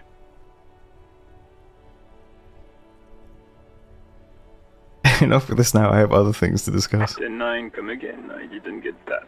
Over. The animated conversation in the back is making it difficult for him to hear you. New heights even for Captain Sober. Ask him. Ask him if he's lost his gun too. Uh-oh. Sergeant Orson wants to know if you lost your gun too. Over. Check your pockets. Check your... Holy fuck. You don't know where it is, do you? I don't have my gun. No. It's gone. It's not fucking on you. Don't sweat it, Bratan. You don't need a gun to have fun. We can still have fun. It's not all over. 10-9, come in, officer. Did you get my question? We were wondering about your gun. Over.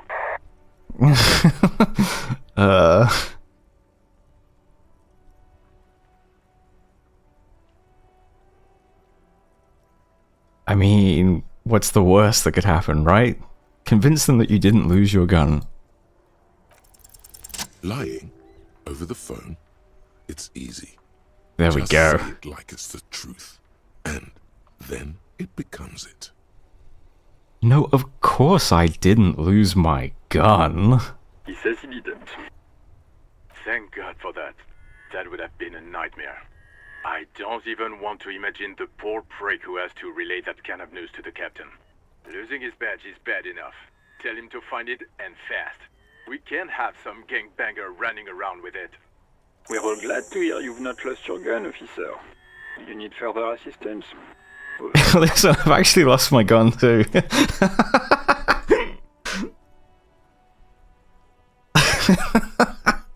I kind of want to say that. Let's do the personal details one first. Okay, 10-4, sir. I hear you. Relay your question. Over. What is my name? Wait. Before you say anything stupid, think it through.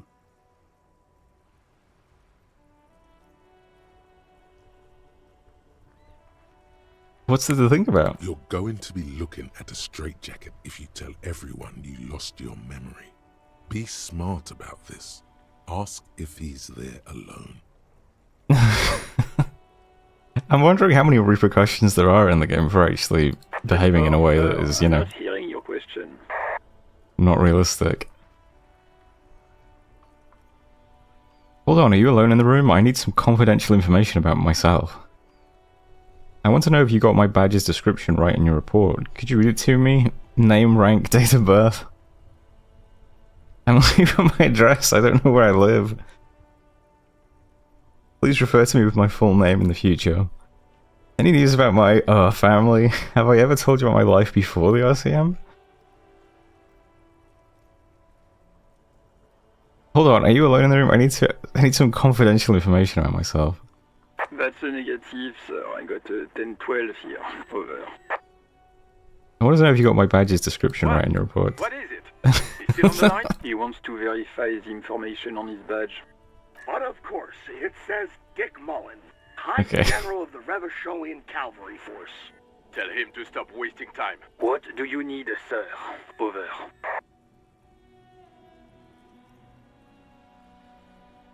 Any news about my family? 10. Excuse me, sir. Over. You probably don't want to continue on this road. Nothing, never mind. Again, sir, I didn't get that. 10-9. Over. Yeah, let's wrap this up. Understood, sir. Over.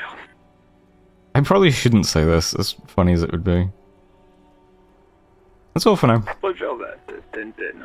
Over and out.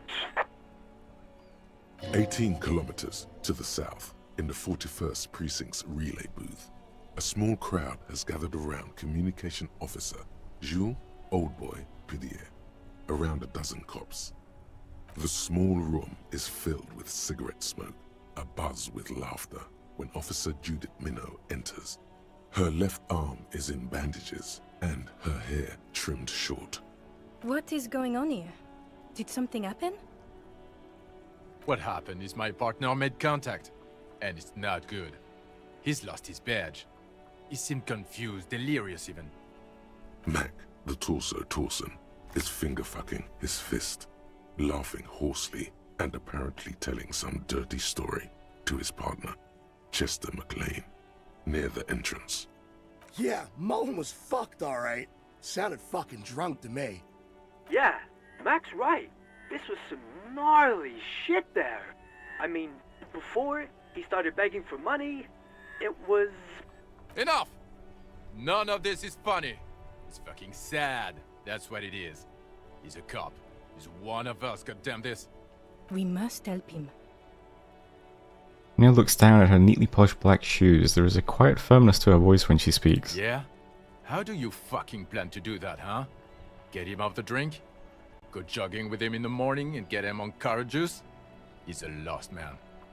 I just know we can't give up on him when he's at his weakest. He wouldn't. The crowd in the room has started fidgeting uncomfortably. Someone's trying to slip out unnoticed. Mac, man the door. You know what he told me? I don't want to get better. I want to get worse. Those were his words. This shit does not leave this room. Not a word of this to the captain. Or anyone else. We'll give him a couple of days to pull his shit together. Oh, they're covering for me. I guess I can hold off the report for a few days. Good. Okay, everybody. Nothing but a prank call here. We all got our laughs. Now get back to work. Far north, on the other side of the motorway, the officer quietly hunches with his hand in the motor carriage. Alright, pull out the pull-out toolbox. A metallic drawer slides out from under the seat and clicks into place. The tools inside are neatly organized. Take what you need, officer. It's going to be a long case. I'm not protective of my tools, like some men are. He's clearly a little protective of his tools. But what can you do? Work is work. Wonder how many of these I can take then. Pry bar, chain cutters, flashlight. Take the pry bar. The pry bar feels nice and cold in your hand. Heavier than you'd think. Useful for opening all sorts of doors and lids. Take the chain cutters. The handles are long and sleek. Snap, snap, go the cutters in your hand. You can do good work with these. Cut chains, locks, and ropes, especially belts. Take the flashlight. It's robust, weatherproof, and well-made. Police issue, blue. Lets you see things in the dark you would otherwise miss. The pull-out toolbox slides back into its nest. Preheater gauge casts a warm glow on the steering levers and the radio on its hook. Run your fingers over one of the steering The levers. white suede feels luxurious under the touch, and the metal clutch handle so very familiar in your palm. Tap on the fuel preheater gauge. As you tap on the gauge, the indicator pin jerks as if startled. It's in the large orange sector, indicating the engine is warm. Next to the gauge is a red switch labeled heat. There's no use pressing the heat button. It won't start without the ignition key. Translation: we're not going anywhere right now. Got it. Alternative translation: don't even think. MC.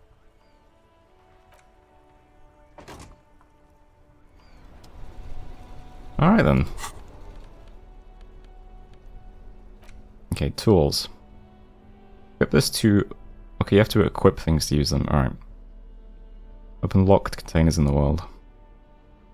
People are going to react if I walk around with things in my hands. Oh, nice. Alright, don't need them yet anyway.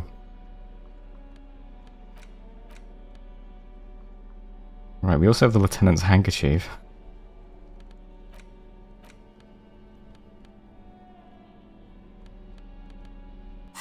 Okay.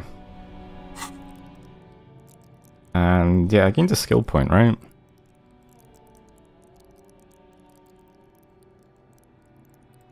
Right, so I can put points into these things.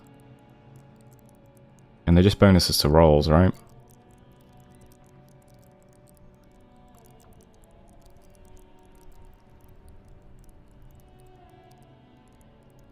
Okay. Well...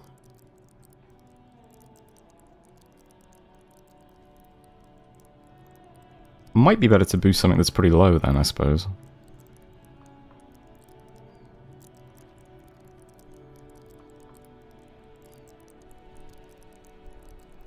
Leveling up a skill also gives you another try at checks that skill uses, I see. Oh, I see. Oh yeah, there's a lot to read.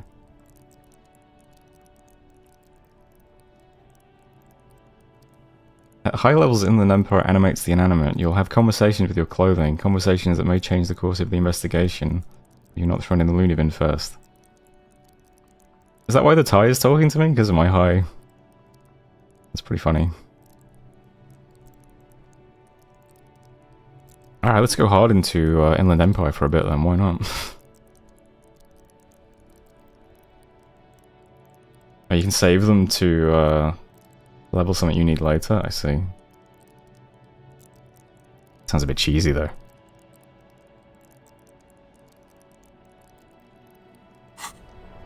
Alright. Get ammonia from the gardener or the fruit store, it'll make it easier. Okay. I guess I can't actually investigate the body properly until I can endure it.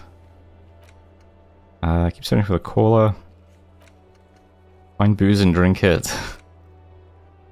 Pay for damages. Track down your badge. Maybe you'll just stumble across it down the line? Track down your gun. Someone must know something about your lost firearm. Maybe a district authority like someone high up in the Union? Someone local who saw you with it before you passed out. The Whirling's absent bartender? You could also ask the local pawn shop. Okay.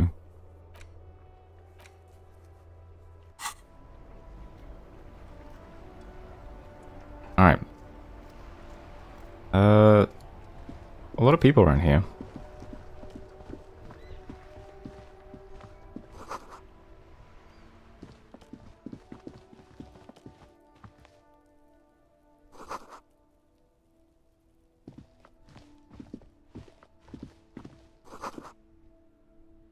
There are bottles inside, you could pick them up if you had a bag.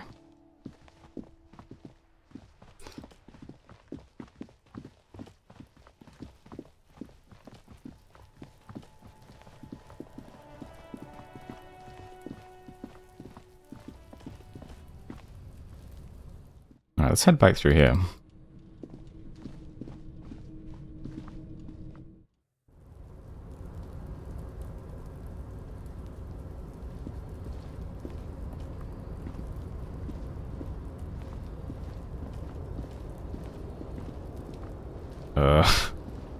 That's not where I thought I was going to walk. This doorway is going to collapse soon. Okay. Hell yes. Restoration pillars keep the ruins together. Postcard.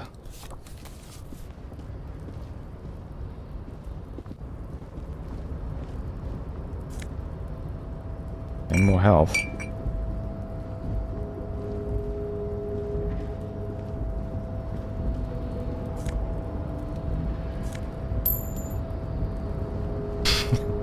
Just walk around picking up trash. 1 second.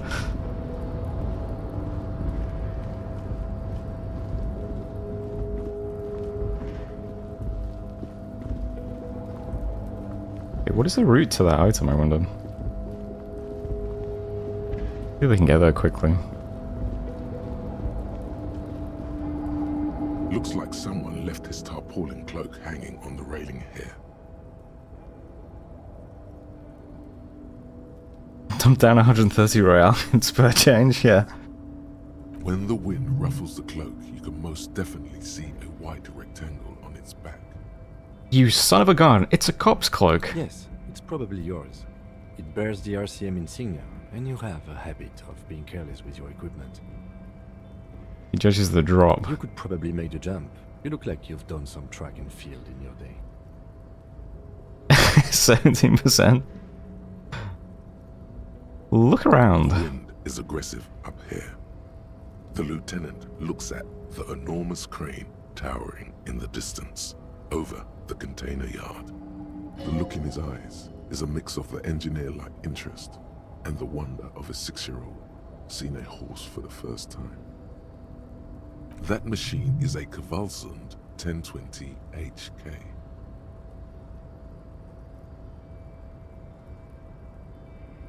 Motherfucker, let out a whistle. Now that's a huge crane. Is it? Kvalsund makes a lot of heavy equipment, but this is phenomenal, even for them. But I digress. We were focusing on your cloak here.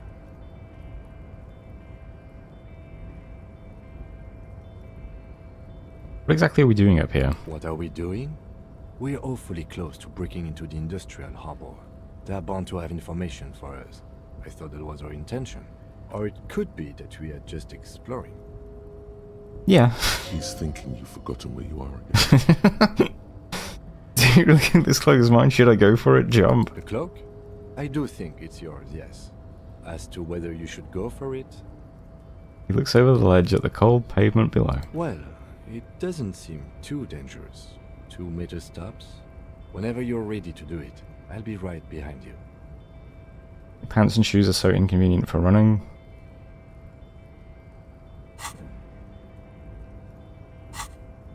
Yeah, not right now. Oh yeah, they give minus to savoir-faire? I don't know how to pronounce that. Okay. That would improve the check. So that's something to bear in mind, right? These get penalties? The show gives a minus to suggestion, but a bonus to conceptualization. Okay. What are my odds now then? With possible RCM markings. 42%? I don't know. I feel like it could be a mistake. Whoops. Let's can I just double click these? Yeah.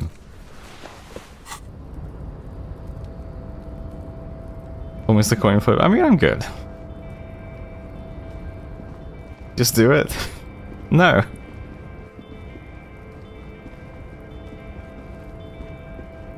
I'll come back when I'm better at running and jumping. Oh, that's where I came up. Okay. So what else can I get from here?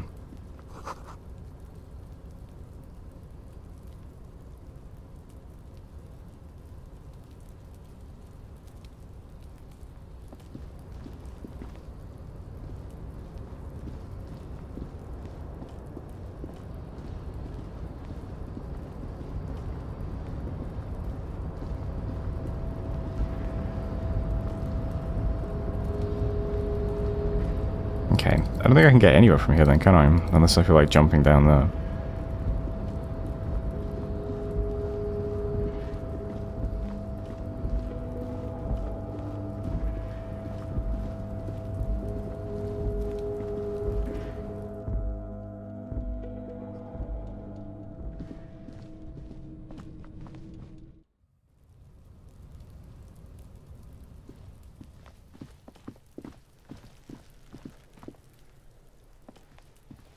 There he still is, looking right through you with his white eyes. Active decay. He's about to blow! Okay.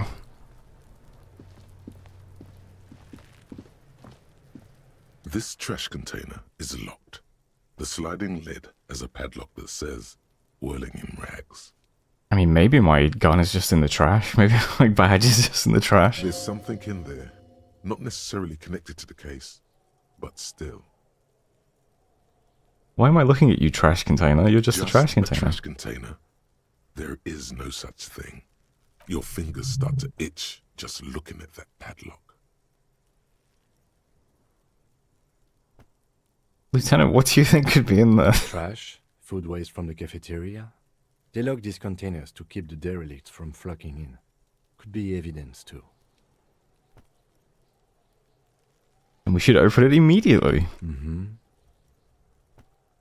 How do we get the lock open? You could try using a pry bar, the one you took from my motor carriage, or we could ask for a key from the manager of the Whirling in Rags.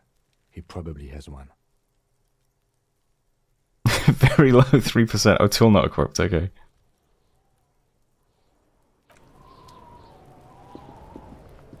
Let's see. What are my odds with the pry bar?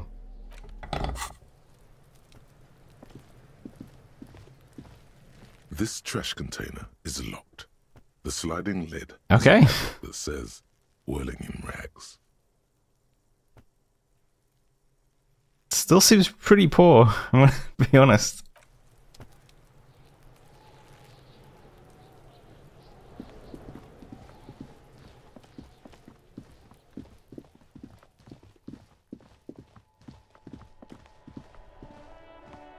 Let's go annoy the bartender again. Hey man, I want to go looking through your trash. Can I help you?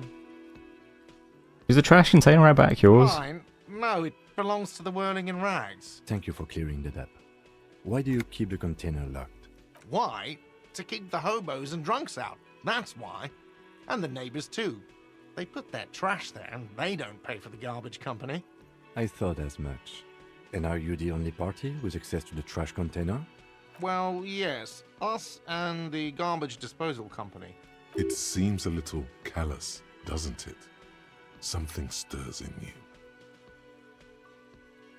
I wonder what this feeling is. Prod at him and find out. Doesn't it seem callous to you, guarding even your leftovers from the poor? Callous? What are you? Kras Mazov? Almost all establishments in Revachol keep their trash locked. The Whirling in Rags is not special in that regard. Krasmazov, nom de guerre, was an economist and a historical materialist. He was a leading figure on the Grad side of the Centennial Revolution, where he headed the 9-day government. Mazov is considered the father of scientific communism, Mazovian thought, or Mazovianism. Yum Yum, tell me more. Maybe I am Krasmazov? I'm no Krasmazov. He killed himself. Alright then. Maybe I am What are we Krasmazov. talking about? Was this not about the trash container?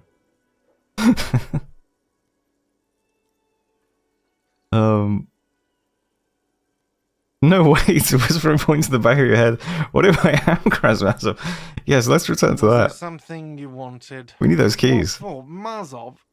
Are you planning to nationalize my trash container? It concerns the case. Please cooperate. Just bring them back once you're done, please. Okay.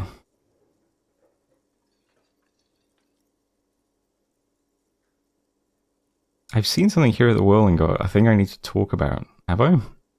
What thing?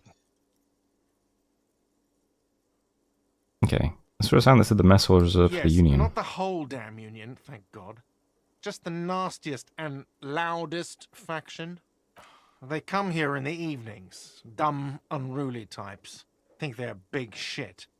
But they're good customers. They place big orders and always pay on time. He hates the Union, but grudgingly recognizes its power over him. So he's directing his frustration at you instead. Retaliate.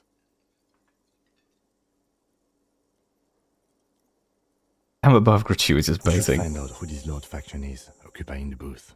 Loudness means talkative, and we need info. How do we find them? We don't. We have to wait. They'll show up sooner or later. Men get hungry, even striking men. If not today, then they'll be here tomorrow. Why can't I go in the kitchen, God? What are you, a cook now? That's none of your business. But there may be something pertinent to the investigation in the He wasn't kitchen. pan-fried. He was lynched. What could the kitchen possibly have to do with... Fine, okay. The kitchen is closed until 1 p.m. because the cook is working. You can snoop around after that, if you must. Okay. What? By the way, you should come back to this thing-based questionnaire if you see anything interesting in the Whirling later. I see. By the way, I'm going to sing karaoke here. Absolutely out of the question. You wait and see, cafeteria manager. You tell him, Volition. Absolutely in the question. First we find a sad banger. Then we sing this place to shit. Goodbye. Alright, we got the key then, didn't we? Open the trash container.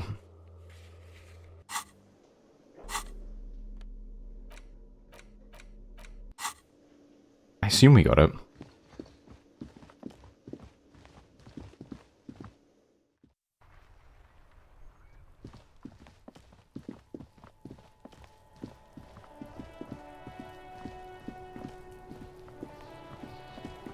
This trash container Yeah. is locked with a well-oiled crack. The lock pops open. It should now be possible to simply raise the lid. Don't. Maybe you shouldn't. Didn't I just have a premonition that there's something in there? There is, but you won't like it.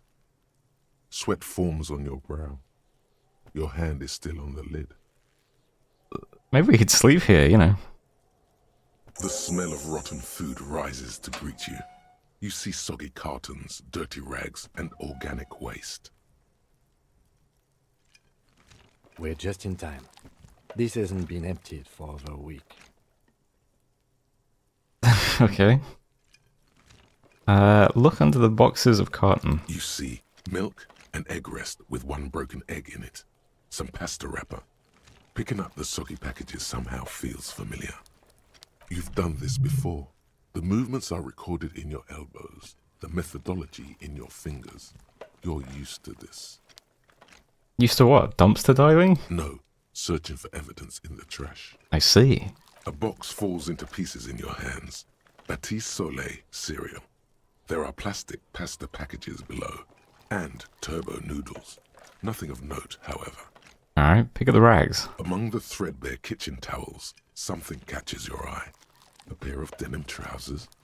As the legs of the slime-covered jeans begin to unspool from the garbage, a rank corpse smell fills the air. The victim's clothes? Cadaverine odor is faint. If these belong to the deceased, they were removed when he was still in the early stages of decay. Drop them in here, officer. Guitar marked blue jeans. Pockets empty or emptied. He wore them with a belt, too. A white belt. The loops appear stretched, but the belt is missing. That's it. Do you see anything else in there? I have another bag here.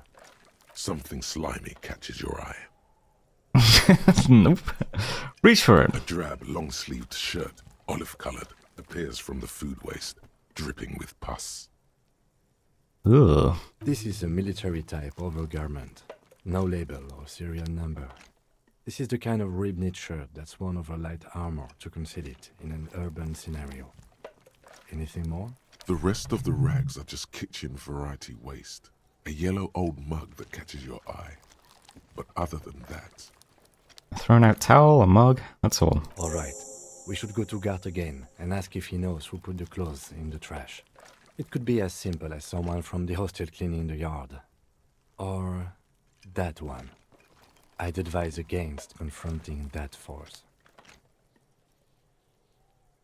You think someone from the whirling might have been involved, maybe?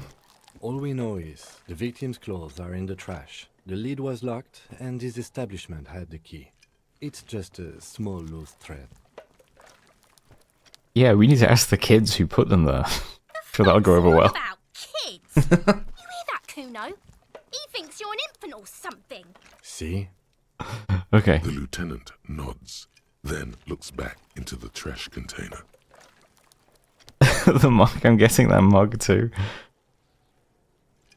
You pick out a broken mug with an oddly racist depiction of the yellow man frolicking in saffron. An antique? Only in its social sensibility. Oh dear. Take the mug. You've acquired an interactable item. Investigate this item further by going to the Interact tab in your inventory. Why not? We'll pick through the food waste. It's just organic waste, cold and slimy on your hands. Apple and potato peels, mostly. Unidentified sludge, and the occasional chicken bone thrown in for good measure. But hey, nothing. It's nothing. Nothing more to see here. What's this?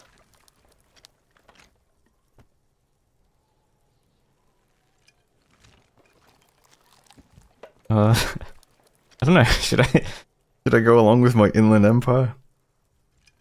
Do I not want to see this?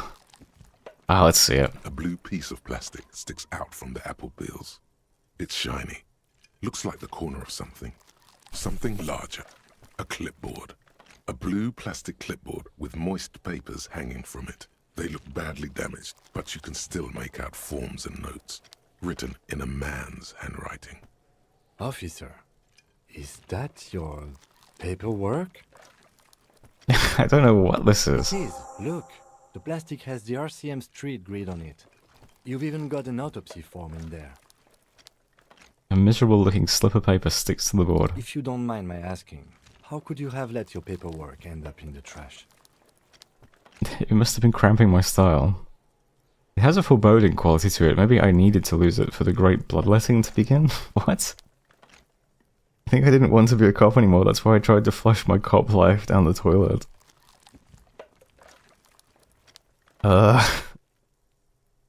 It must have been cramping my style. Officer, this is an official piece of paperwork. It probably contains notes on numerous ongoing investigations, and could even list undercover operatives, informants. I suggest integrating it into your style, for all our sakes. Easier said than done. How could this pathetic cabbage of copy paper and plastic ever become très disco? Say nothing. It will also not hurt to start taking notes on the case. Anyway, where were we? Lieutenant peers into the trash container where soggy cartons and rags stink uninvitingly. Some items, such as the ledger you found, are interactable. Go to your inventory and select the Interact tab to read your paperwork. Okay. The container sounds a muffled gong. That's one thing off the list. I think we got it all. Okay, interact. I can interact with a racist mug or my paperwork. Good to know. Use the interact button in inventory to inspect the item. It's just a racist mug. What's there to read here? Not much.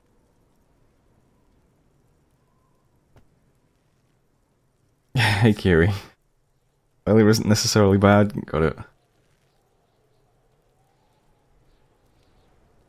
There's quite a lot to read into here, actually. Look at all that content. What? Oh boy. Here we go. What are you going to say about a okay. mug that you dug out of the garbage? This mug is an example of prejudice. I'm going to use it as an example of what not to do.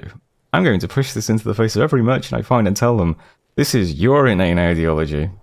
The mug will be useful. By denouncing it, I can have political capital to mask my badass hustling, i.e. fraud and embezzlement.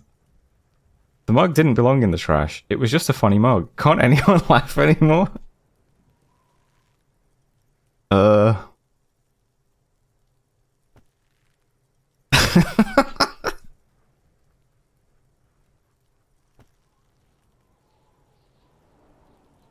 What do I pick here?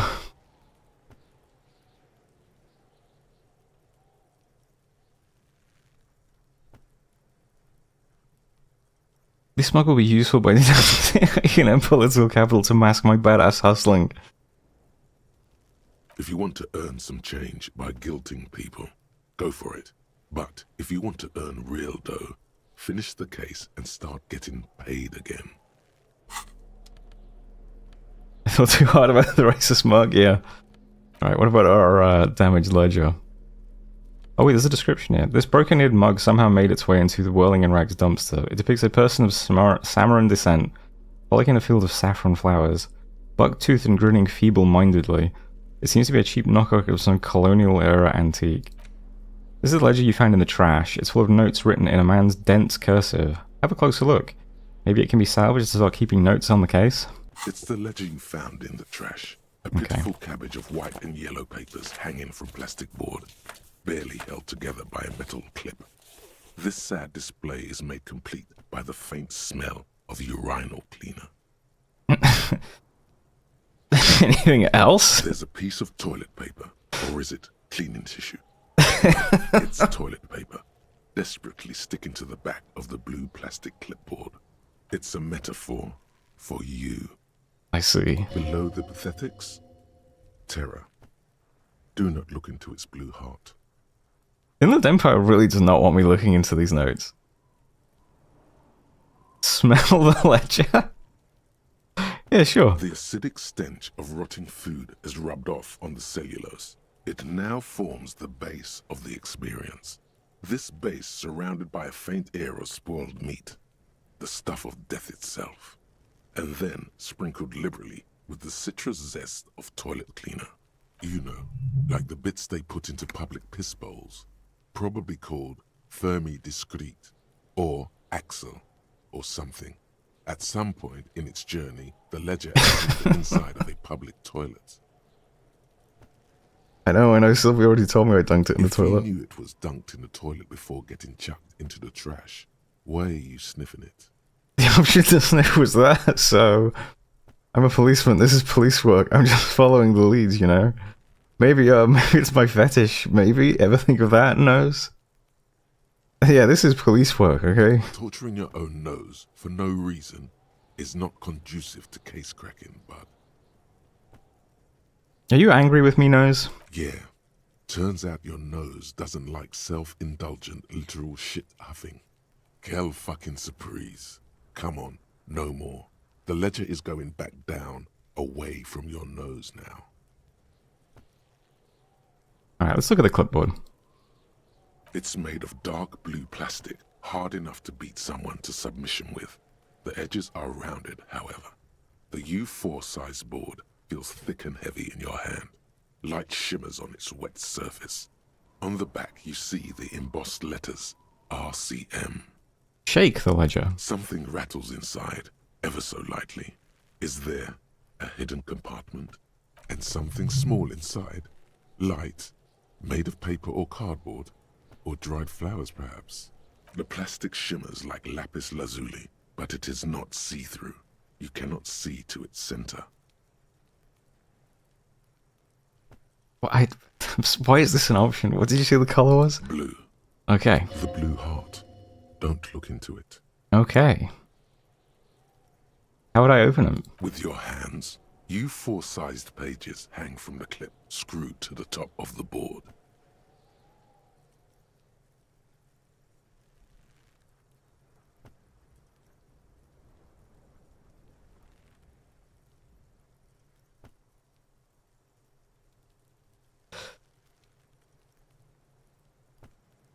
Why doesn't Inland Empire want me looking into this? I'm so curious now. Let's look at the papers. They're not exactly white. They're yellowed in patches by sunlight and alcohol, and covered in dense blue handwriting. Ink escapes into watercolor patterns, reaching its tendrils across entire pages. The paper itself is checkered, with faint red lines, forming short paragraphs.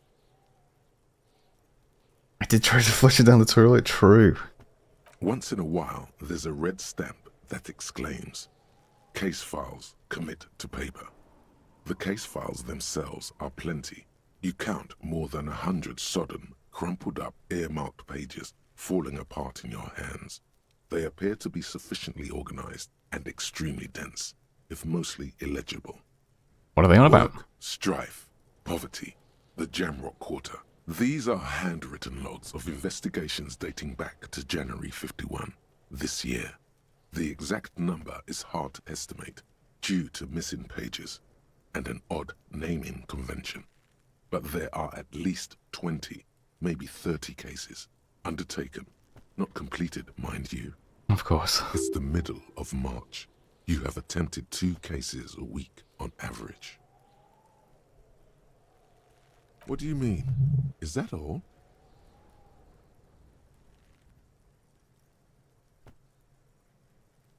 Is 2 cases a week a good caseload, Lieutenant? Huh? 2 complex cases to undertake is a lot, yes. You really have to push yourself. I would not suggest it, lest you start making mistakes.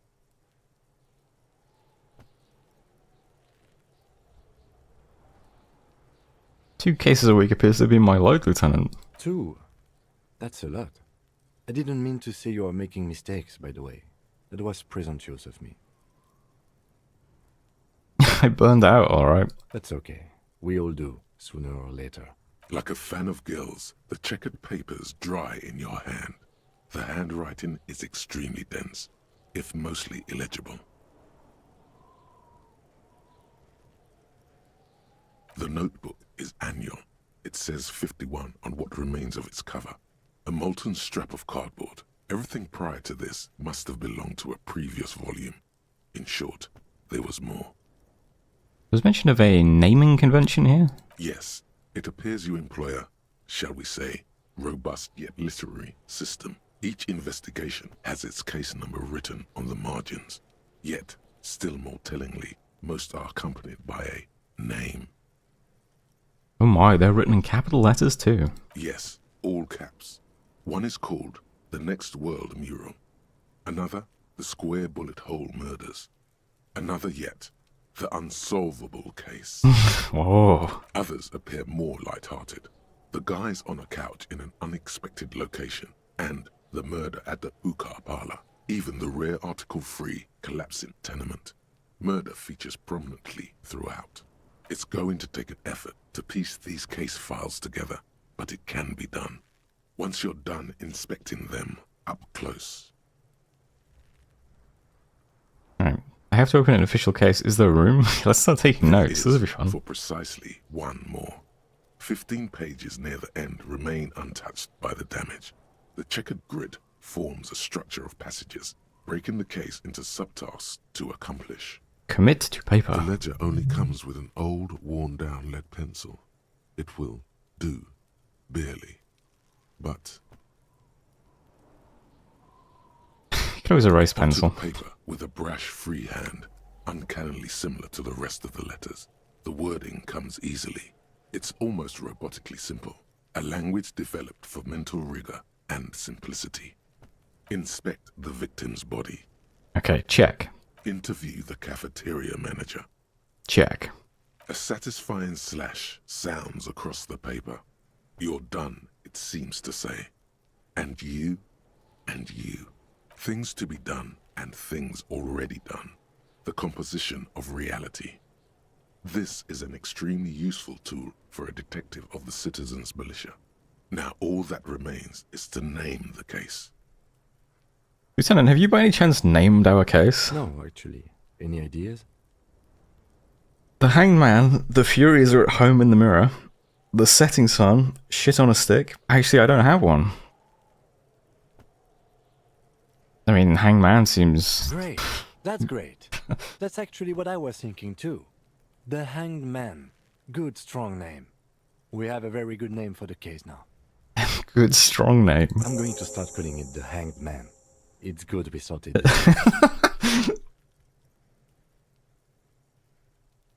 Kim, all my cases employ a naming convention similar to what we use on ours. How very childish of you. In your and my defense, almost everyone in the RCM uses the titular system, in addition to the official alphanumeric.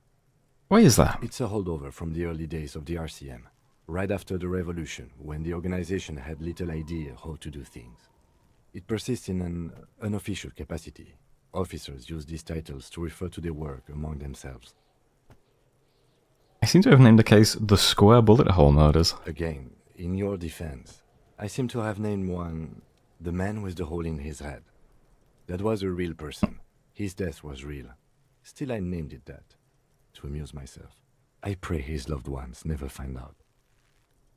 What happened to him? I mean, he had a hole in his head. So... Rail spiked through the head. He died. Yikes. It was a workplace accident. You don't exactly close them, so much as distance yourself from the smelly papers. They're a little further from your nose now.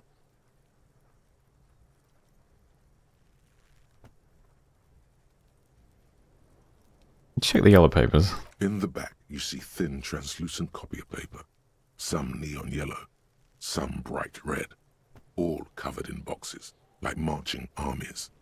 These look like official forms, waiting to be filled out. Oh no, we can leave these ones. We'll rip them from the binder and hand them out, according to type of form. What types of forms are there? 3. The topmost are misconduct fines, the middle ones are station calls, and the bottommost are field autopsy forms. Each is easy enough to make sense of. Misconduct fine? A monetary penalization ranging from 20 to 250 real.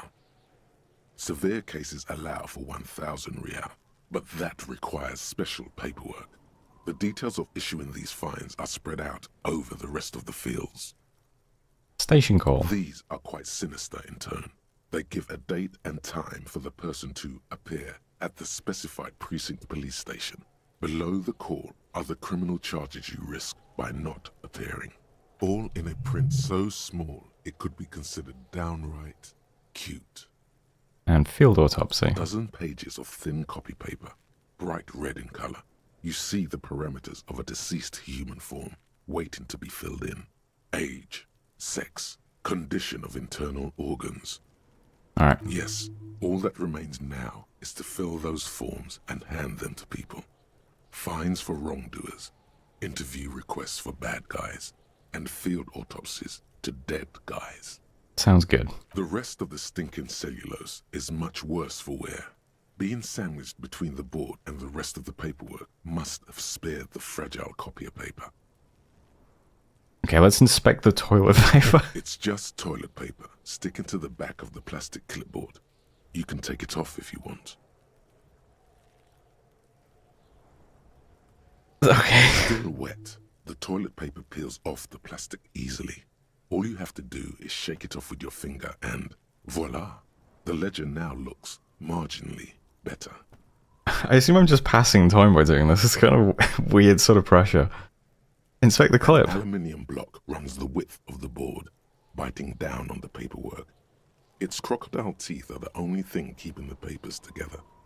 A regular pencil, the tip worn down to nothing, has been attached to the clip. Sure, I'll run my fingers across the aluminium. The surface is interrupted by a silvery sticker. It's rectangular, sparkling with iridescence.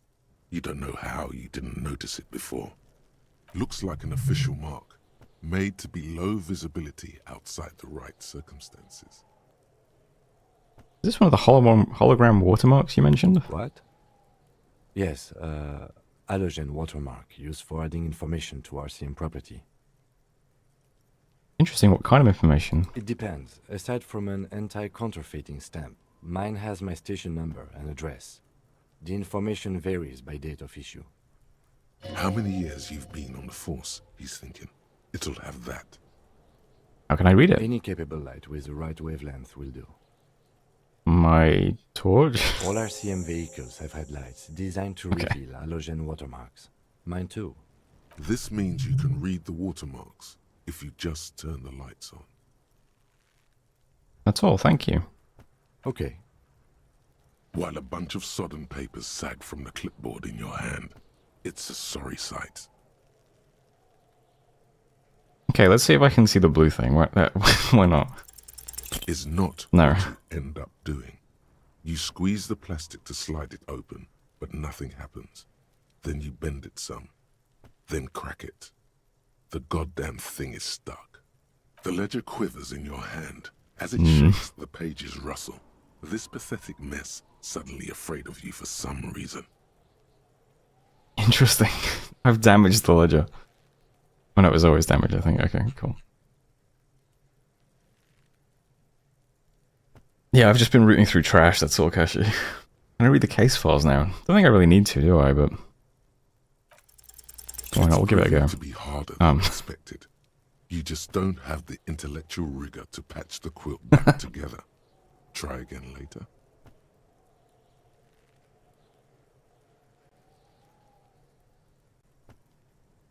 Okay. Sit with the ledger then. Has it started snowing? That's pretty cool.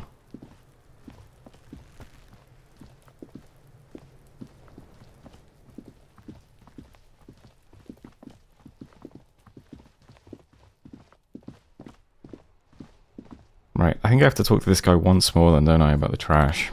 And then we can go explore again. Can I help you? Thanks. I hope you found what you were looking for. Found the victim's clothes? How strange. I certainly didn't put them there. Maybe you don't remember putting them there. Maybe you were sleepwalking or in a fugue state. Did someone on your staff have put them there? Who else has keys to the trash container? I like annoying this guy. Let's accuse him. I think fugue states are more your forte. Did someone on your staff have put them there? Sylvie had the keys before I got here, and I can vouch for her. I can vouch for all my staff. None of us would tamper with the crime scene. Hmm. Who else has keys to the trash container? The trash collection service, CS Municipal. I don't see why they would put anything in the trash, though. Ah, the elusive CS Municipal. I doubt we'll be able to track down who was sent here last and when. This will have to be one of those little threats that solves itself down the road. Right. Thank you anyway. Yes? Did I see anything new? Great. No. Yes? Alright. I think we're done here then?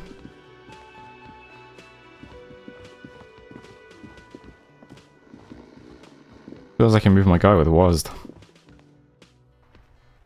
Not sure if that's better or worse though. Oh, can I see investigate the fence as well? You see a set of tire tracks in the brown slush that covers the plaza mosaic. Oh yeah.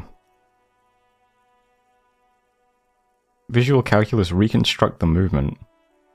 Why am I looking at this? Cop habit. You look at everything. This isn't case related, you think.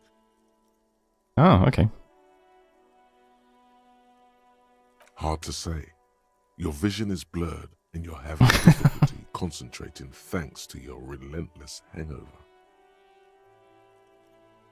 Alright, I'll reconstruct the movement. Is it the... No. These tracks are not interesting at all. Let the street sweeper just sweep them away. Alright. Probably the garbage truck or something, right? And I can also use the lamps here to read my case files if I want to. Inside, you see a set of steering levers, a radio microphone, a pull-out toolbox, and the Alright. Ready? I turn, you press start. It's next to the preheater. He's downplaying his excitement. The lieutenant is more than happy to show off his precious carriage. The dashboard lights up with orange glow. The rounds per minute gauge jumps, and the engine of the Caprice Canadian comes to life with a whiny growl. Like a leopard waking from its sleep, yawning and roaring at the same time. Press the button labeled The headlights. lights unfold with a Nice. little click, casting electrical light onto the ground before the vehicle. There you go. I'll turn them off from the remote once you're done. We just need to stand in front of the machine now. Okay.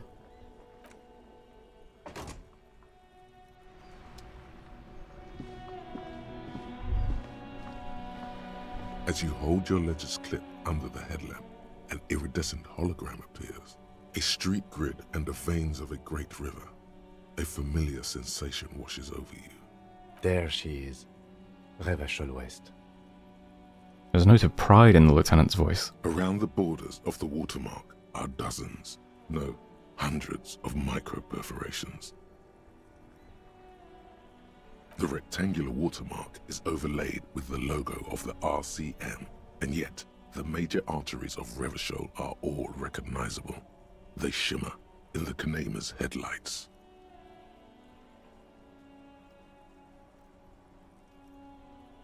Where are we on this? Let me see. Right here. His finger near the top of the map on a segment of coast jutting out into the great ocean. Seems nice. No, it doesn't. Look at the perforations. There are many of them, and they are divided into 3 separate rows. Tally up the rows. First row has 18 dots. What about the next one? The next is the longest. It runs all the way around the border, and then some. Count them individually. There are so many, it's hard to count. More than 150, at least. Maybe even 200. And the last row? The last row has 3 perforations. That's it? That's it. Hey Kim, what do all these holes mean? Those are perforations. They represent your record as an officer of the RCM. They are your statistics, as it were. I should have guessed you'd keep a record. Officers often do. Let's take a look. The first row represents your years of service. 18 years. Okay, not bad at all. What did you do before you volunteered? Wait, 18 years I've done this? Got drunk like a megastar? I walked the land telling whores and liars of the end to come. There are 9,855 days remaining. Do you really think I have any idea? Fair point. Let's move on, shall we? This next row, the one that wraps all the way around, is your number of closed cases. Closed is good. It means finished. You've got, let's see... Wow, more than 200. That's not a lot. It's quite a lot, even for someone who's been on the force for nearly 2 decades. Usually, clearing more than 10 cases a year puts you in the 90th percentile of all RCM officers. Really? So you're saying I used to be super cop? Call it what you want. You were a valuable member of your precinct. Now, let's look at the last row. Right. Those are your confirmed kills. You've got precisely 3 perforations there. So I'm a killer. For an RCM officer, especially Precinct 41, which is in the Jamrock quarter, it's rather tame. I mean that in a good way. There are certain officers who treat their kills like some kind of ghoulish game. If they do happen to solve a case, it's usually by accident. But it seems as though you are, or at least were, one of the good ones. So we have that to be thankful for.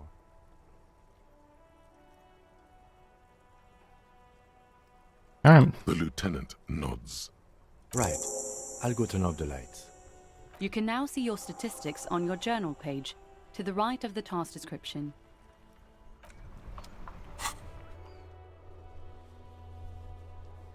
Oh hey.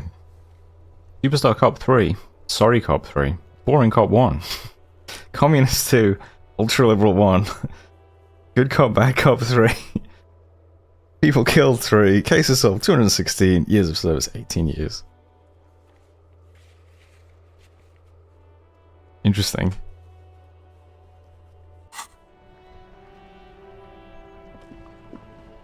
Alright, let's speak to some people. The street sign reads, "Fuck the police."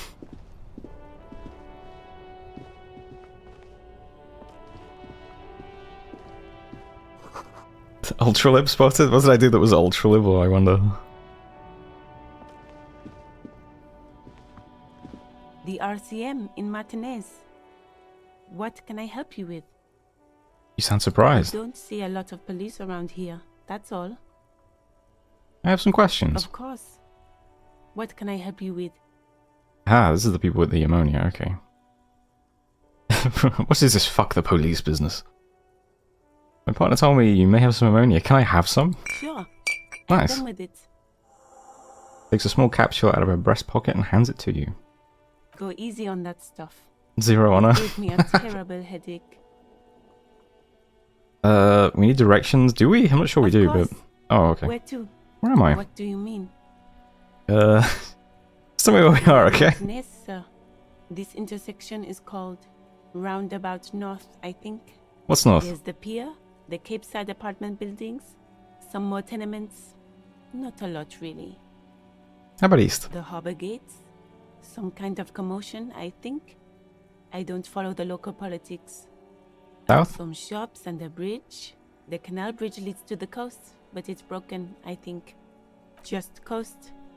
There's a little fishing village there, and a fish market. But that got closed down ages ago. And west? It's just water. No, actually, I think they call it the Martinez Inlet. There are some islands in the bay, but they're hard to reach. In the west is the miracle. Formidable success. In the west is the miracle. Okay. No problem. She's very well composed. Back straight. I have to run. Of course. I won't hold you back.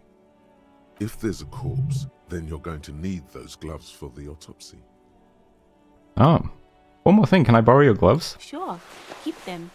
I have another pair. She hands you the rubber glove with no visible annoyance.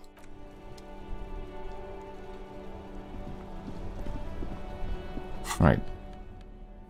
How am I going to use this, I wonder? A thin glass tube wrapped in cotton netting, used to treat fainting spells. I guess it'll just come up when I investigate the corpse again. Oh yeah, what's this? This postcard depicts an ill-advised residential area overlooking the Jamrock Quarter. 13-story buildings line the hillside like sarcophagi. An ominous fog already rising from behind. These are the last boom years. In 39, the project fails catastrophically, leaving behind an opiate and hepatitis B-infested slum. You're always visibly annoyed when you lend people your gloves. I am a gander and a hunter and a gatherer. Feel like a traveler from another planet. Hey there. What's going on? Jam, my man. He motions towards the sprawl of lorries with a sweeping gesture. The air from the east is thick with the smell of crude oils, heavy metals and other byproducts of the modern era. You can almost taste it. What's the jam? It's a traffic jam for the ages. Harbor gates up the street are shut tight. No explanation given. Workers on strike, scabs agitating, an all-around clusterfuck. Meanwhile, we're all stuck here in long-haul limbo for days upon days upon days. Upon days. How long have you been Feels here? like forever. Like I was born on this here roundabout and this was all I ever knew. Just me and the metal and the tires, the oil and the fumes of mazout. Extravagantly phrased, but I can roll with it. I don't quite understand what you just said. Did you say it again, only a little less plodding? Extravagantly phrased, but I can roll with it. Yeah, imagine. It's been a whole week already. Behind the laugh, however, a touch of sorrow. So tell me, what do you need? Get us for some change for a working stiff. Yeah, you know anything about that dead man? He ain't one of us drivers. I know that. All accounted for. Otherwise, I haven't really asked about that. Been wasting time right here. Keep him busy. It's easy to see he's telling the truth. He's kept his nose out of the dark stuff. Okay. Busy with what? Analyzing the fundamental structural and psychological conditions of being stranded in the midst of a sea of motor lorries and their sad, despondent chauffeurs. And your conclusion? A sense of surprise there ain't more bodies hanging from more trees. Okay. Should I ask him for change? This seems kind of weird, but... Huh? Oh. No, I ain't got any money. They don't want to pay for unfinished work. They who? The bosses, man. Makes sense, the first work then pay. I don't know who these bosses think they are, but that sounds like a good arrangement for them. So you're broke, got it. What else did I have to ask here?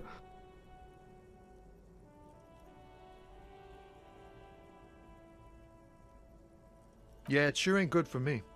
Or you. I'd spare a coin or two for a city cop down in his luck. If I had, say, 4 myself. Tell me more about this strike. It's like, whatever's going on over at the docks. Workers got a blockade set up, making demands. No way in or out. Going on strike would probably help you dodge a bullet or two. Maybe I should go on strike. What's the union demanding? Some pretty wild stuff, I hear. Like a giant new power crane in half the company? I forget what exactly. Good on them, I guess. I've heard talk there's a company rep in town, too. Like, a strike negotiator type. They'd know what's up. Precise demands and so on. Ah, yes, from the Wild Pines. We'll meet her soon enough, I'm sure. Maybe I should go on strike. Cops don't get paid much and the hours are long. Plus, you can get shot. Why not? The RCM is a self-managing organization that operates on donations. We promote our own leaders. It would be like striking against your own mother. I don't know my mother, but I'd go and strike against her too for my rights. No, your mother. I don't think you understand how that joke goes, but do continue. You were asking about the strike? What did the company want? They want to keep that money flowing in, my man. Ka-ching. Anything else I should know? Anything else? Yeah, this ain't really my area of expertise. I just do my job and get paid. I have things to do and places to be. All of us do. Us lorry drivers. Cam, your nurse. You still hang around here waiting for this mess to end. Most have scurried off somewhere to get drunk or high. Or laid. Not that I blame them, really. Not you. Not my thing. Chasing transient pleasures is a drag these days. I prefer the examined life now. Thinking, reflecting, observing. He glances down the road towards the horizon, a glint of something in his eyes. He tries his best to look nonchalant, but there's a rigidity in him, as if trying to conceal something warm and deep beneath a cool exterior. A formidable empathy roll. You've played it, watched other players, and you've never seen the Know Your Mother line before. You've never seen it come up, or you've never seen someone choose it.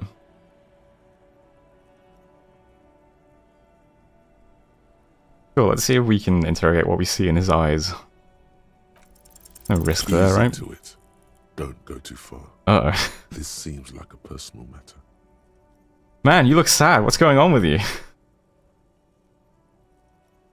Never seen it come up. My man, I want to know about your soul. Cool, cool. We all want to know each other, know each other's woes and all. But people, man, they have slippery souls. Just like that, he slips out of your reach. It's possible the yelling didn't help. Didn't help. What are you hauling anyway? High-grade narcotics, illegal firearms, stuff like that. My man. Time to arrest him. I think you might be joking. Weird, I always wanted a friend in the underworld. Ha! No, I'm joking, my man. Found runs a nice, clean business. This haul of cargo is mostly sporting goods. You know, tracksuits and that kind of thing. They usually get shipped to Grad and the Occident, though we've been making headway in the Il Moran market lately. Could I get one of those found tracksuits you're hauling? We're pals and all, but I can't just freely hand out my merchandise. The bosses won't be happy. Authority is hilarious, yeah. That's your machine behind you? It's rockin' beauty. Sure is. Like a rash you can't get rid of. You interested in heavy-duty cargo machinery? Yeah, these lorries are pretty neat. Neat. For carrying large quantities of cargo a long distance. These found tracksuits need to find their way to the kids way out in Wamrau and Loran Bird somehow. There it is again. A little touch of sadness beneath his cool. He thinks he's spent too long in this lorry. Aha. Right, I had another question. Taps his fingers rhythmically against his arm. I'm good for now. Don't be a stranger. Okay. What else we got around here? I love I'm just walking around with my crowbar out. That's pretty cool. A bold slogan, Humanox covers the truck. Well, there we go. I think we can go and examine the corpse now, maybe.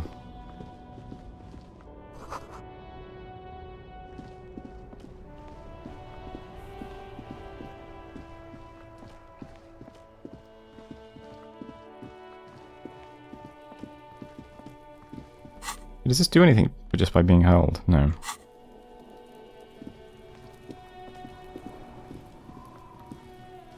There he still is, looking right through you with his white eyes. The body below is entirely dedicated to that corpse smell. Emitting it is all it does now. Okay, this is a pretty low roll, I'm gonna be honest. The ammonia only makes it worse. The combination forces tears out of your ducts. You manage to keep it in once. The second time, not so much. When the vomiting is done, your cheeks are wet with tears.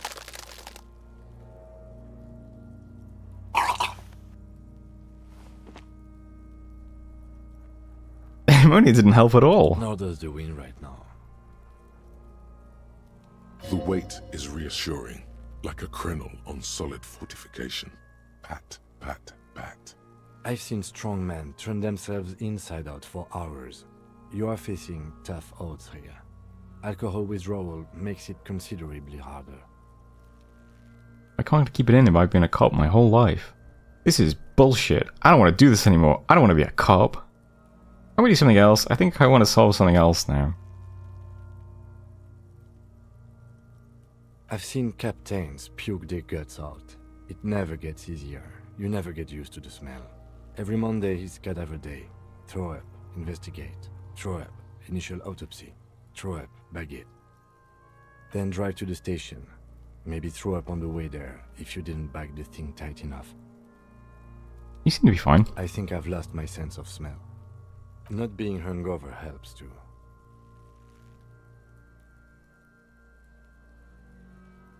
This is bullshit. I don't want to do this anymore. Okay, you've said it. You needed to say it. And now that you have... He withdraws his hand from your back and looks you in the eye. You need to get your shit together. But I don't want to get my shit together. Okay. We should go talk to the locals. Find something else to do while the wind... Thought gained volumetric shit compressor. Right now. You've gained a thought. When this dialogue is over, go to your thought cabinet and internalize it for special bonuses and effects. Give it half an hour. Get yourself together. Then come back and have another go. You've gained a thought. So can I run two of these at the same time? Your shit is apart, and it's rather unbecoming of a cop and a human being. It's supposed to be the opposite of that, together. Compressed in a small area. To achieve a solid level of shit compression, squeeze your butt cheeks together for 30 minutes. Do something similar with the two hemispheres of your brain. Talk to people, maybe that will help. Okay, so it looks like I'm doing both. I can do 6 maybe? Oh no, there's more boxes up here, okay.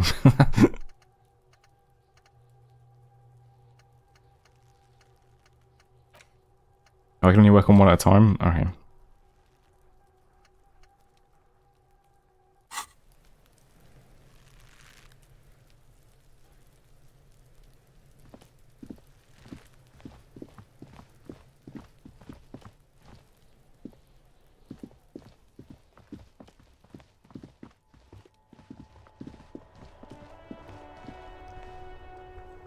Okay, what was I just gonna do?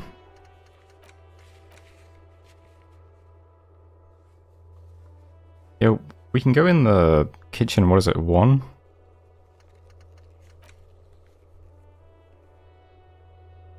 Ask Kuno if he knows anything about the victim's clothes in the trash? I mean, why not? Alright, let's talk to Kuno again, see if he... see if he wants to help me out on my investigation.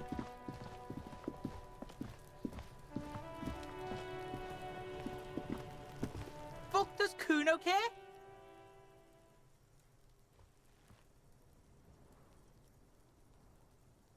Empathy legendary. Figure out what's going on with this kid. Kuno, I keep throwing up and I can't investigate the body at all. Kuno, I found your shack. You found Kuno's secret door to Kuno's secret shack. It was closed for 5,000 years. How the fuck did you get in? Phase shifted through the roofing material. Shit. Get the fuck out of here. You can't do that. He can't do that, Kuno. He's trying to fuck at you again. Pigs can't displace. Can't do that teleport shit. How did you like it in there, pig old boy? Kuno's got a lot of cool shit there, right?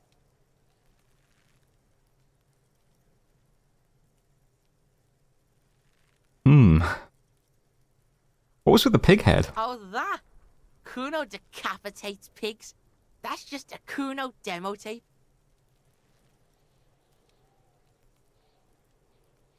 Cool pig head, I liked it. I got one too. This one, point to your head. It's shit. What?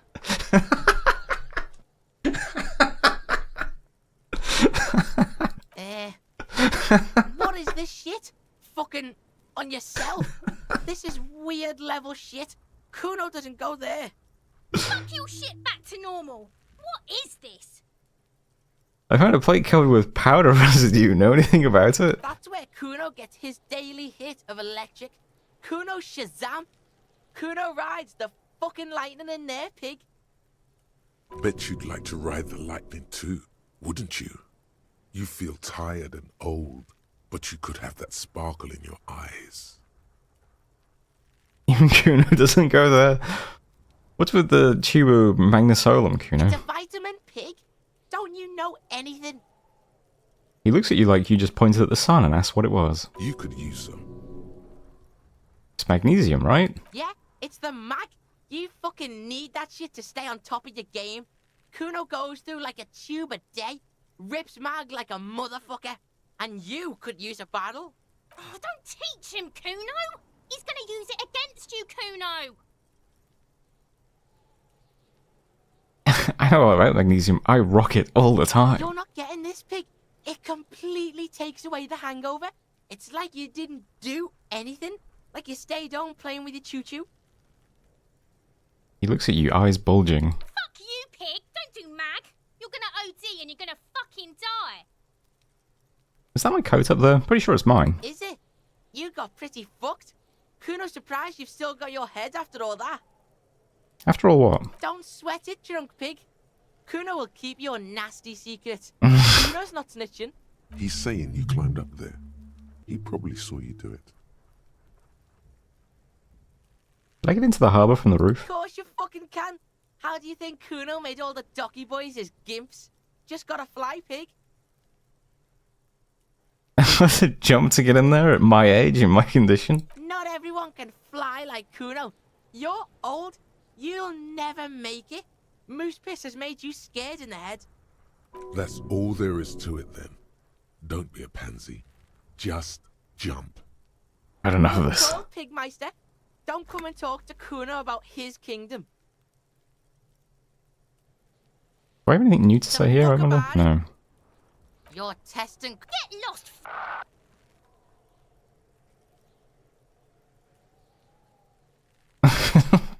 I don't think I'm going to get anywhere saying this. Go on, let's try an empathy roll on Kuno. He's on your Damn. crime scene, bossing you around. And he's been here for some time too. This is where he hangs out. You have to get more out of him. He could be useful. Legendary failure. Hey Kuno, think you can turn the Kuno down for a moment? Let's talk like normal people. Kuno, listen, I know this boundary pushing thing is new to you, but it's only used for us grown-ups. Trying to fuck at the Kuno. Trying to fuck at me. Trying to fuck. Kuno only gets higher. It's faster, faster, faster. Can't take the Kuno. Stay out of the reactor. Kuno gonna fuck you up. Up, up, up. Normal is not what we got here. You've got to work with what you have for now. Kuno doesn't fucking care. Hear that? Magnesium. That's what you're lacking. The lack of magnesium has you slouched. There's a lack of magnesium in me. Yes, and it's critical. Look at yourself. You're practically devolving into a fish due to the lack of magnesium in your bloodstream. I need to mag it up? You need to get so magged up. You've probably had 2 heart attacks and a minor stroke already. And the only prescription is insane amounts of magnesium. You're saying I need to become a magnesium-based life form? Yes. If you want to live, you Thought gained. Evolve. You need to transcend the carbon barrier. Go to the apothecary and buy Insane amounts of magnesium. It will reverse the damage to your circulatory system.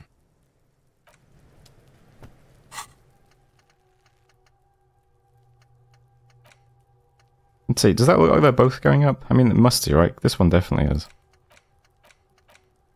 Okay. Magnesium-based life form. It is generally understood that human beings are carbon-based organisms, fusing little carbon tubes together to form complex, mushy structures capable of thought, love, and locomotion. It is also known that these structures sometimes like to take the edge off by consuming ethanol, amphetamine, etc.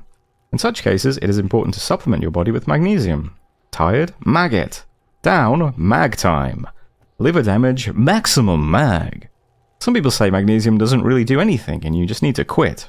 What do we tell them? Okay. Fucking shit himself. What was this building again? An old coal box with a matrix of push buttons lists all the companies in the East Delta Commerce Center. I see. You like that maximum mag? Willing and rags.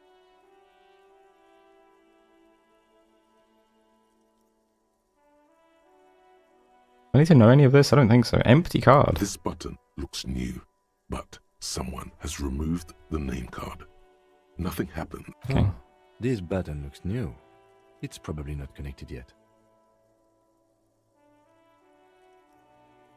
Nothing happens after you ring the doorbell. They don't want to talk to you. Okay, I don't know if I have a reason to be there at the moment.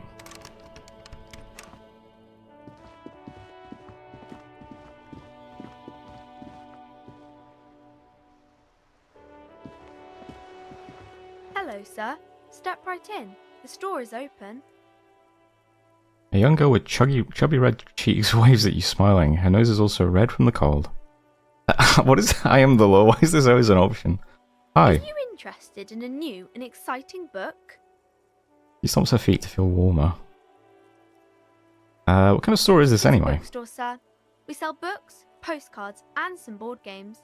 It's called Crime, Romance, and biographies of famous people. Whoa, whoa, whoa, whoa. Hold your horses, little girl. What is a book? What is a postcard? What's a board game? Don't be ridiculous, I know all these things. What is a book? That is a book. They have stories inside them. It's like someone told you a story in a really long letter. What's a postcard? A postcard is a small cardboard picture. You can write a few words on the other side and send it to your friend or beloved. She is unfazed by your questions. She would consider it polite to point out any perceived weirdness. What a nice girl. What's a board game? Board games are like little games on a table, made to pass the time. There are several different ones, but sailors here mostly buy cards. Interesting, My thanks. pleasure. Anything else you'd like to know? Okay, if I ask you some sir. questions? I'll try to answer any questions you have. I hope they're about books. What is this crime business? What's your My name? name is Annette, sir. My mum, her name is Plaisance. She owns the store. She's inside minding the register or organising the stock. Yale gazes at the window, then suddenly jolts, her eyes wide as if recalling something. Feel free to step in and browse our wares. You're standing out here in the cold I'm because... signalling that the store is open. Otherwise, people might not know. They'd miss out on the crime, romance, and biographies. A sudden rush of wind turns the pages of the books on the counters. She covers her face, smiling. But she's cold. Patronizing this is. You're cold. Can I help in some way? Kind of you to offer, sir. She doesn't know what else to say. What could you do to help her anyway? No idea. I should have a word with the store owner, maybe. Oh, no, sir. I'm happy to help Mum by luring in customers. Oh, is that what it Besides, meant? Okay. I have some hot juice in my vacuum bottle to keep warm. Shouldn't you be at school I do or something? my studies at home at the moment. I have to help Mum keep this place running. What is school, anyway? School? Well, mine is a big yellow building on Boogie Street, and the people there run it. They say it's a charity. School is stupid. You're lucky not to be there. Mum says it's necessary to do both because it builds character. Mum says a proper worker is dutiful.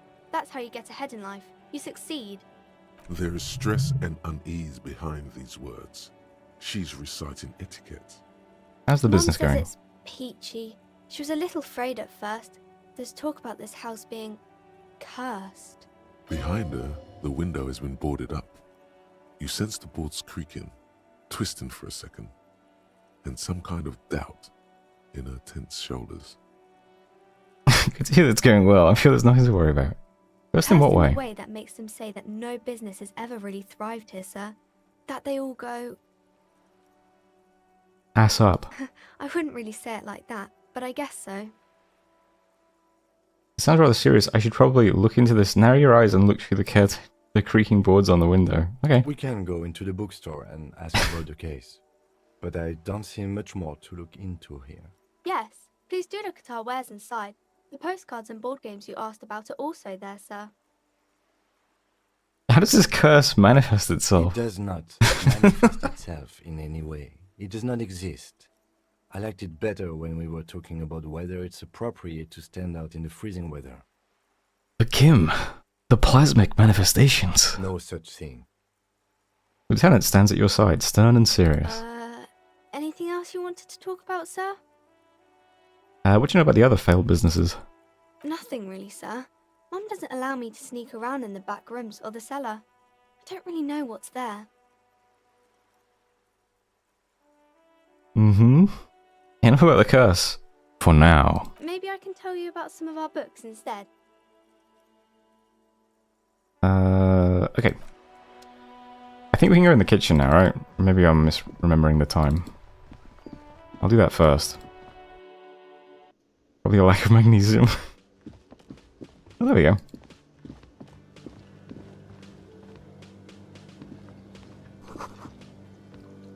Smell of chemicals and pine trees.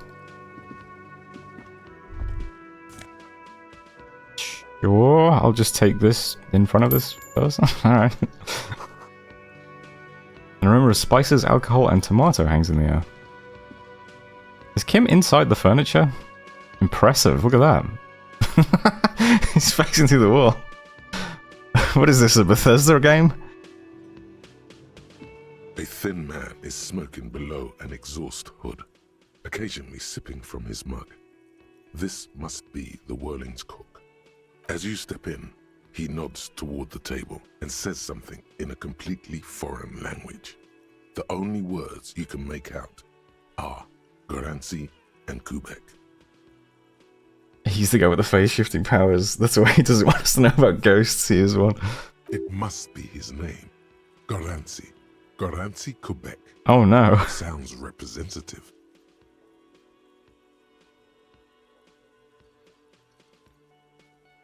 Sure, let's roll with it though. Ah, Grassy. I have some questions to ask. Puts his cup down and replies something. His left hand drawing arcs in the air. You've got some impressive pots there. He smiles and bangs his ladle against each of his pots in turn. I don't think I need anything else. Stay masculine. Okay.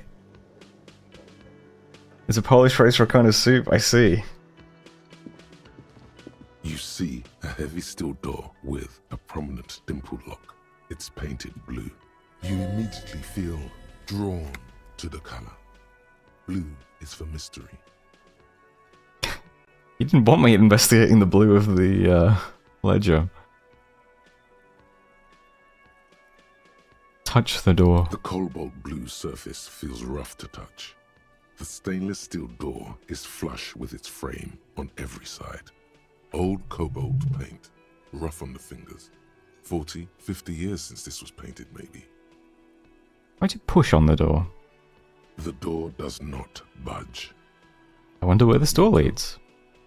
It's a door in the back of the kitchen. Why do you care where it leads? I am drawn to its cobalt blue. It's part of the Whirling Rags. There's something about this place that makes me want to know. Out of duty, we may find something pertinent to the investigation. I'm drawn to its cobalt blue. It is quite pretty. I suppose we could look into it as a side investigation. Yes, a mini side investigation. No, the door is a mega investigation. The door and the main investigation will merge into a stereo investigation. If you say so. I believe. Gart is the person to ask about this. The cafeteria manager. Alright, let's go bug Gart again. What's this? Oh. Volumetric shit compressor. Nice, I got my shit together. Bizarre scientific news from Revachol West today, where a police officer's shit has been observed at a pressure of around 495 gigadecimals. These metallic hydrogen levels of shit-togetherness were thought to exist only at the center of collapsing stars, not law officials. It remains to be seen how long the shit singularity lasts. All endurance white checks unlocked. Learning cap. Wait. All endurance white checks unlocked. Learning cap for endurance raised to 4. Okay.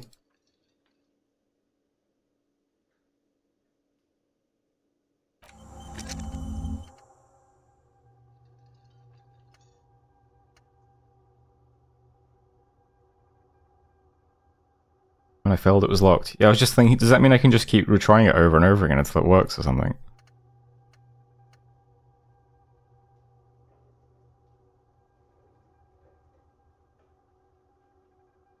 You can put a point into it to unlock it, but also this thought unlocks it.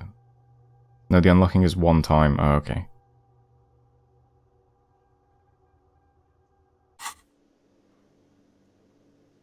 Right then. Let's go bug the bartender. The cafeteria. Can I help you? I need a drink. Can you pour me one? I don't really think I have any money for drinks though. It's kind of the game to give you an easy endurance booster. Oh, it's kind of the game to give you... Even it does allow you to give yourself 1 hit point in character creation.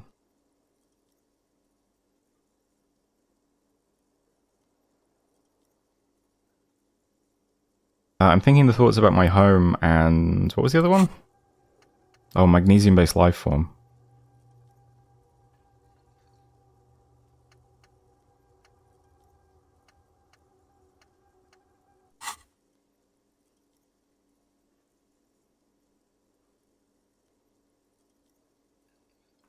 Another thing. Great. I love those. There's a mysterious blue steel door in the back of the kitchen. Oh, yes, that door, sure. There's nothing mysterious about it. It's just a door. You know what's behind it? Do you have... No, I don't have a key. I don't know how to get there. And I don't care either. It's not like I've been wondering about it for 10 years. It's just a frit warehouse, probably. Or some boring storage space with a bunch of old junk and dust. He's attempting to maintain an air of indifference. It's absolutely not convincing. I think you'd like to know what's back there. Fine, okay, a little. But my job doesn't leave me time for wondering about one locked door in one of the cafeterias I manage. So, I haven't opened it. I have cleaned the whole place 100 times over, though, after the animals. And I haven't found a key, so good luck with that. Interesting. Yes? Alright, let's see if I can get a drink. Do I have a shaker in my hand? Is this a shaker? He sounds irritated. You sound irritated. Am I wearing a little bow tie? Am I wearing a bow tie and doing this? Am I smiling? Do you see me smiling and shaking my little shaker? No. Do you know why? Why? Because I'm not a bartender. I'm a cafeteria manager. Is there anything else you wanted? Play it calm. This man needs to understand you need a drink to help the community deal with police stuff. I want a fucking drink, asshole. You don't understand the seriousness of the situation. I'm an alcoholic. It's too good to give you a drink. I'm an alcohol-operated detective. If you want me to clean up the dead body and solve the case, then you need to insert alcohol into my mouth. You don't understand the seriousness of the situation. I'm an alcoholic. Even more reason for me not to serve you, sir. Was there anything else you needed, other than alcohol? Can I say anything else about the money I owe him yet? Got it. Oh no. How much do I owe you again? A lot. Right. Like what? Okay. What do you think, Kim? Yes?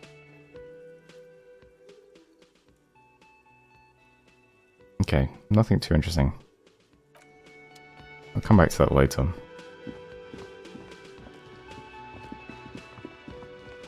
Let's head to the apothecary then and get some magnesium or whatever. If that's even a thing.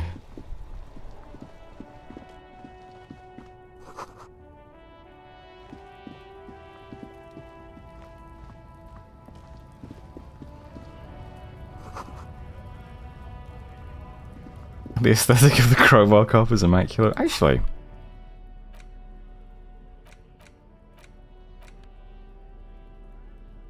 Oh, I guess that was for actually doing the autopsy, right?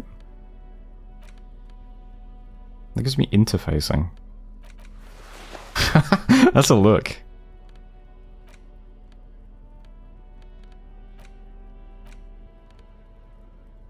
Okay.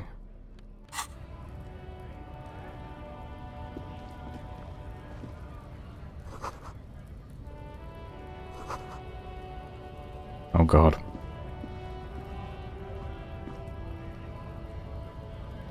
Let's talk to this dude.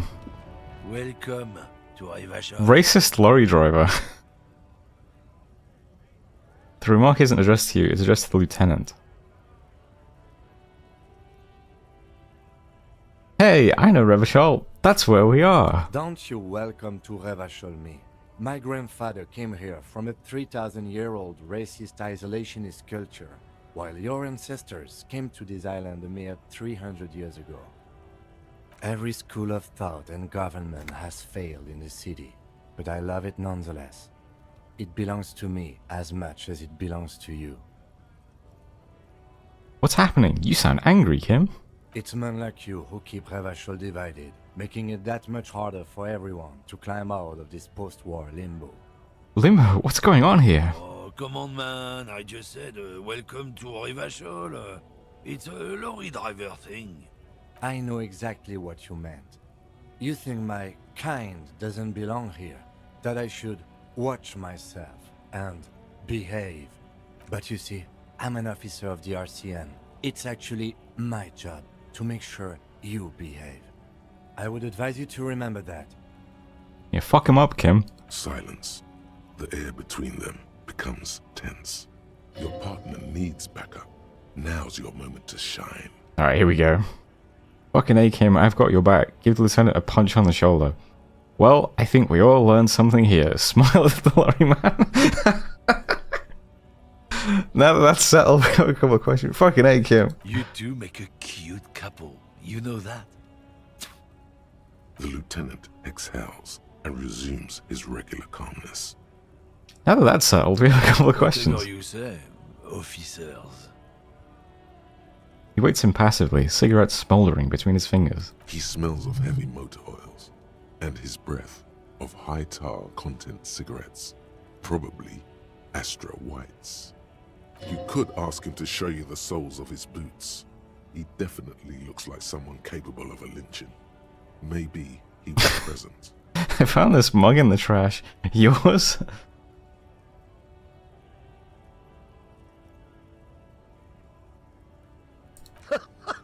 Oh man, that's great.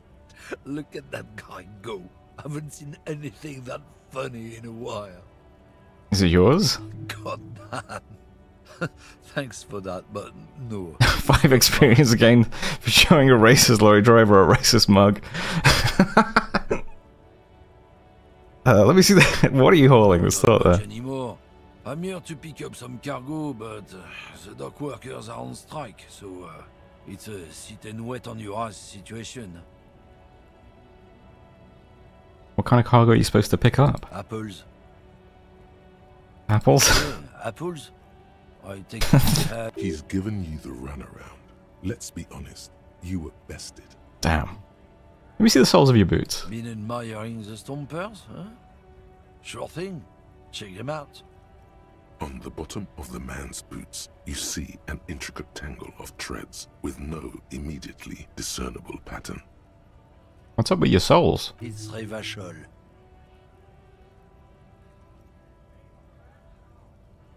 Where did you get boots like that? Custom made.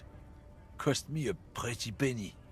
But why? For when the invasion comes, the last thing they'll see before the lights go out is illustrious Revachol.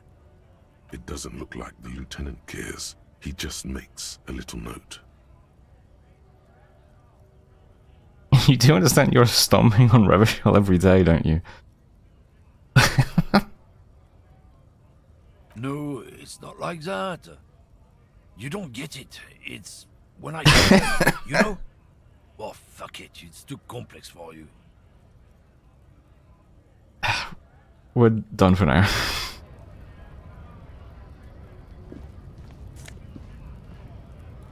Magnesium, alright.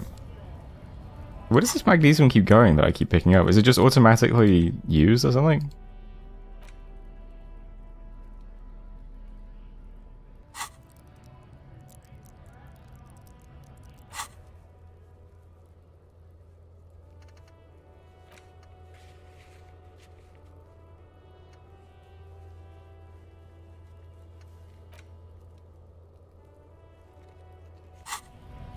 Oh, I see, yeah.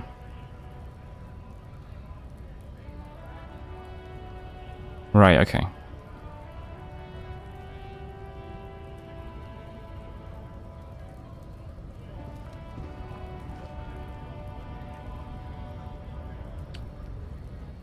Already forgot what this building was.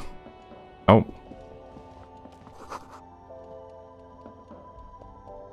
Looks nice, though. The tear machine stands in the corner. A sign says, 1 bottle equals 10 cents. What is this machine? Oh, that's the tear machine. Yes, but what is it? It's a machine for tear. You know, you find tear outside, like bottles or whatever, and put it in the machine, then it gives you money. I see, and how do I pick up tear for the tear machine? You need a bag, I guess. We used to have some, but we gave them all out, so... Feel free to use it if you find a bag, though. I'm sure there are some out there. Somewhere.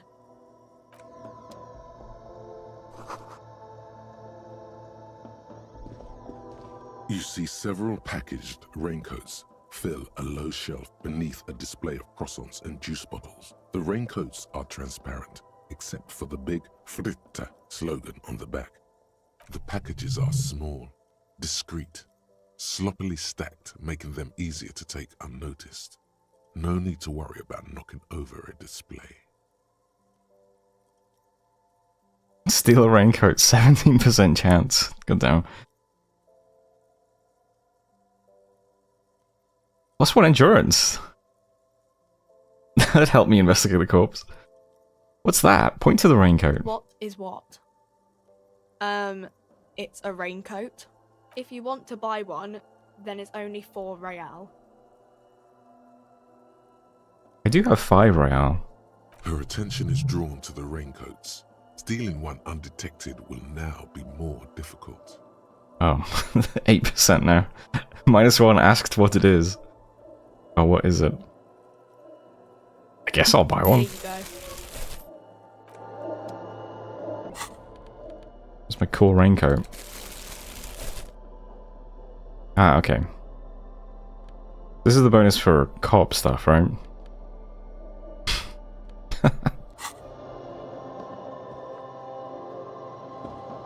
A small cabinet on the wall is filled with various medicine bottles, nasal sprays, and blister packs. They all bear the Saint Baptiste Pharmaceutics logo.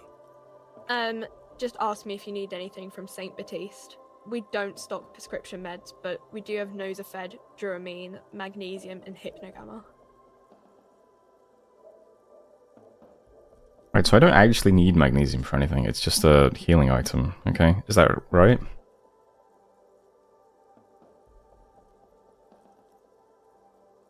What do those products do? I don't know. Let's see. Nosafed is a nasal spray. Duramine is a really good painkiller. Magnesium is a dietary supplement. Hypnogamma is... I don't really know what Hypnogamma is. I guess it makes you feel less shit. It's recommended to use after lots of partying, studying, or exercising. Can you be a little more specific? No. Sorry. I'm not like a doctor or anything. Nosafed heals +1 health. Duramine heals +3 health. Okay. Magnesium heals +1 morale. Saint Baptiste, you know, the pharmaceuticals company. Saint Baptiste Pharmaceuticals, the one that sells meds out of Saint Baptiste. That one. There.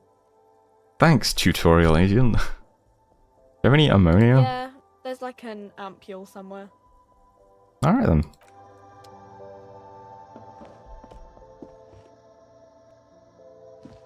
A colourful display of cigarettes and alcohol bottles line the shop wall, inviting you closer. I don't mind the tutorial agent. The bottles wink at you in the light. The smokes too glitter in their wrapping. It's like looking into a kind of heaven. Your knees are weak. There, in that dark green glass, all in vain. The great flowing river of warmth, wine, alcohol, beer, alcohol, love, alcohol. I'm in heaven, I need it all so bad. Say nothing, just take it in. This is not a good place for a recovering addict. I'm obliged to inform you that both alcohol and cigarettes damage your health, but I guess you already know that. Don't ask, don't look, don't do anything here. Just go away. Get back to work. Please tell me more about these products. The pale aged vodka is special, I guess. It's stored in pale for a couple of years, which makes it super expensive and super strong. What is pale? No. She shrugs, uninterested in explaining it further. Okay, what will consuming this stuff do to my body? I mean, I already said it'd hurt you. I don't know what else they do. Substances give powerful bonuses to your main stats at the cost of damage to your health or morale. Cigarettes raise your intellect while damaging your health. Alcohol raises physique while damaging your morale. I see. Use medication, like Nosafed and magnesium, to counteract the negative effects of substances. Note: consuming substances can have unforeseen consequences for you. Do you sell any under-the-counter vices? No, Frit only sells legal drugs, like the law says.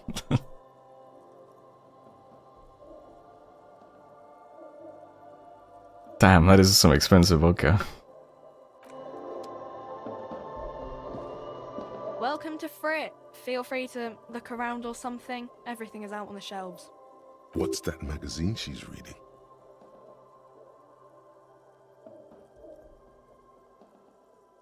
Before we go on, what is this Frit? What magazine are you reading? You mean this? He looks at the cover boasting a colourful photo of two girls kissing. This is Pop Stars. It's got, like, famous people in it. It's not for sale. Looks like it also has something called Police de la Mode, featured on page 34. This speaks to you. Stupid famous people. I approve of this very futuristic tap on the girls kissing. Forget about all that. What's this? What? This is fashion... What is this fashion police feature? Point at the cover. I'm not even interested in that magazine. I don't know why I asked about it. Alright. Me neither. What is this Frit? Frit? Why is it written 3D? And what is A Frit? 7 to 11 grocery store. I just can't help clicking all the really annoying what is X dialogue options. Why is it written with 3 T's? I think they think that the extra T makes it funkier. It doesn't. Let's proceed. Okay. I'm not really supposed to be chatting to anyone, but... Does Frit have a warehouse in the back of the Whirling in Rags? A warehouse? I don't know. Maybe. I don't really care what Frit does. Come on, give me something to work with here. She looks up from under her brow. Fine. Frit doesn't have a warehouse. Just a little back room here. Okay? She turns back to her magazine without waiting for you to respond. Can you tell me anything about this reality we're in? Can you tell me anything about the dead body? I don't really know anything. I mean, I know it's there, but I haven't seen it, so... You know the man who died? Not really. Not really? Does it mean you know him a little? No. I didn't know him at all. What do you think happened? I don't know. Okay. No need to worry. It's just standard procedure for us to ask around. If you hear anything, let us know, okay? Okay. Thanks for your help. Uh-huh. Can you tell me anything about this reality we're in? Reality? You mean, what reality? Economic reality, or...? I meant the physical reality. I don't know. What about it? Where are we? We're in Frit No, I meant where are we on a larger scale? as mankind, or as a nation, or Like, where in the world? we're in Revachol, like on the Insulindian Isola. Thank You're you. welcome. What time is it? I don't know. Look at the clock. It's right behind you on the wall. The clock shows the time at 10:09. The hands seem to be still. It's apparent the clock doesn't work. What is the revolution? When ordinary people take over the government and demands democracy. What about the one we had here in Revachol? Yeah, it happened like 50 years ago or so. Sorry, I'm not very good at this. At history, I mean. The coalition, what's that? Someone told me there is one. Our government? Or do you mean something else? Sorry, I really need to finish this article. Okay. Oh.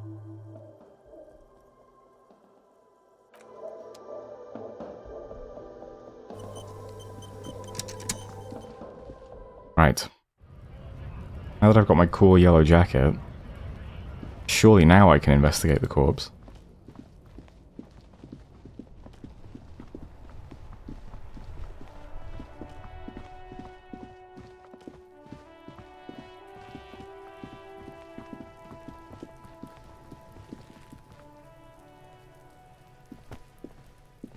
There he still is, looking right through you. Nice, +6, shit compressed. The body below is entirely dedicated to that corpse smell. Emitting it is all it Like, does. surely this time, right? Surely I've got it this time. As you breathe in, Nice. the odor comes over you. It's the smell of the mind telling you to run, and your stomach to wring itself empty. With your hands at your sides and your eyes squinting, you stand in it.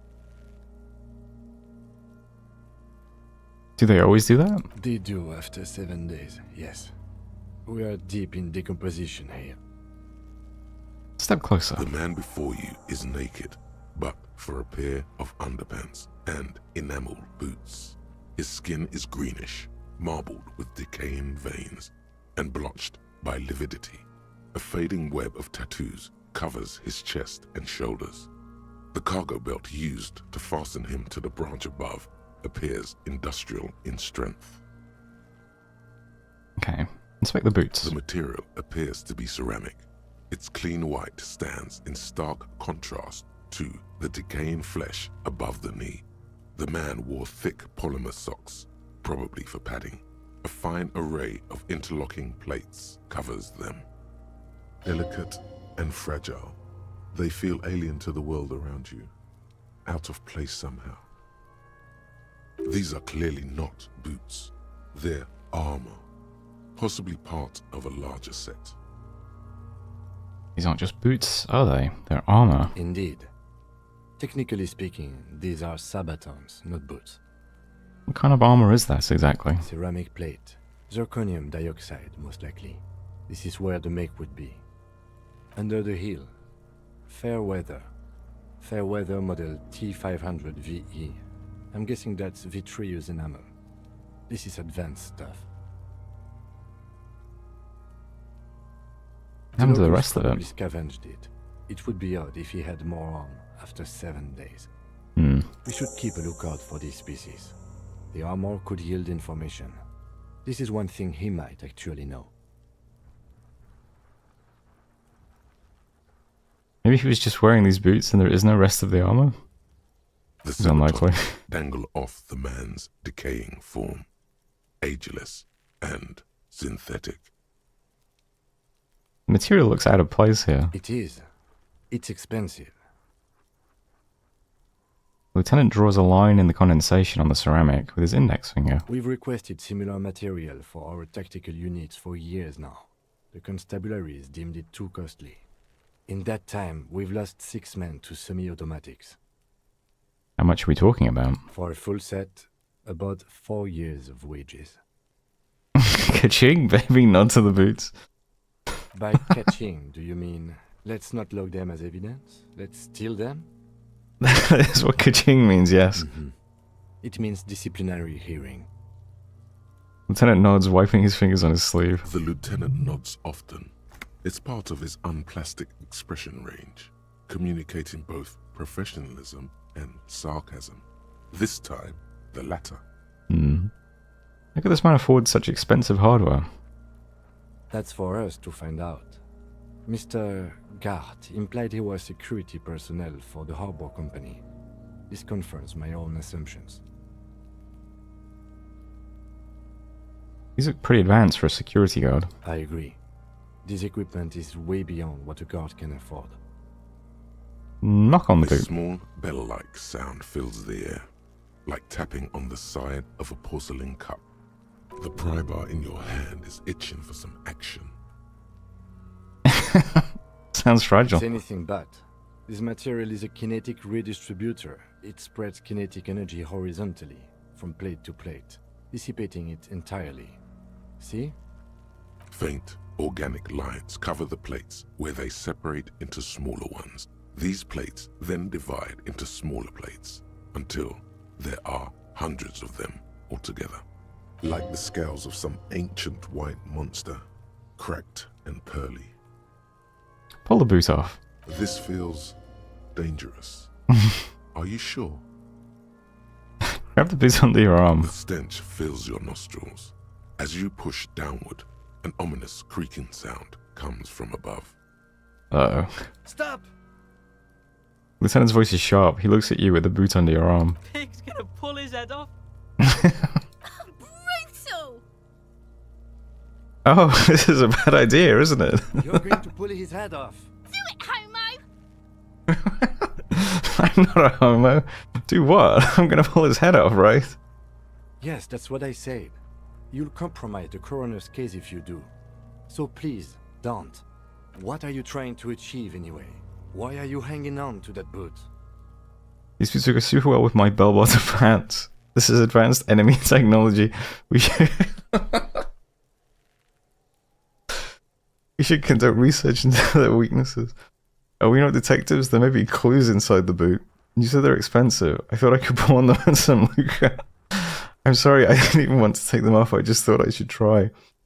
This is advanced enemy technology. This is not the enemy. This is the deceased, the victim, in a murder investigation. Better safe than sorry. That doesn't mean anything, detective. Besides, there's no way you're getting them off. All the organic matter in his body has been flowing down into the boots. They are fused to his feet now. Why do you think the locals haven't scavenged them yet? You're sure there's a way to peel them off, but first the body needs to be down. And second, it would probably be better if the lieutenant wasn't around. Sounds like a plan. The anticipation makes you crack your fingers. Feels nice. Nice and cracky. Nice and cracky. Okay, got it. Processing will take care of them. With the situation in the morgue, it will yield nothing. But we must pick our fights. Should we continue? The cadaver slowly twists on the cargo belt, his torso covered in tattoos, and extremities blotched pink and blue. Inspect the belt. The hangman's knot is pulled tight by the weight of the corpse below. Yellow, hard-edged polyester cuts into his neck. Above, a sliding buckle ties the belt to the branch. What kind of rope is this? Industrial strength. The kind used for tying cargo to lorries. Like in a circus. When the circus leaves town and they tie a black-spotted giraffe to the wall of a carry pen. Sure, let's go with that. Like in a circus, we're transporting black-spotted giraffes. No. More like in a harbor. Like the one just east of here. I get the sense they used whatever was on hand, without paying much attention to not incriminating themselves.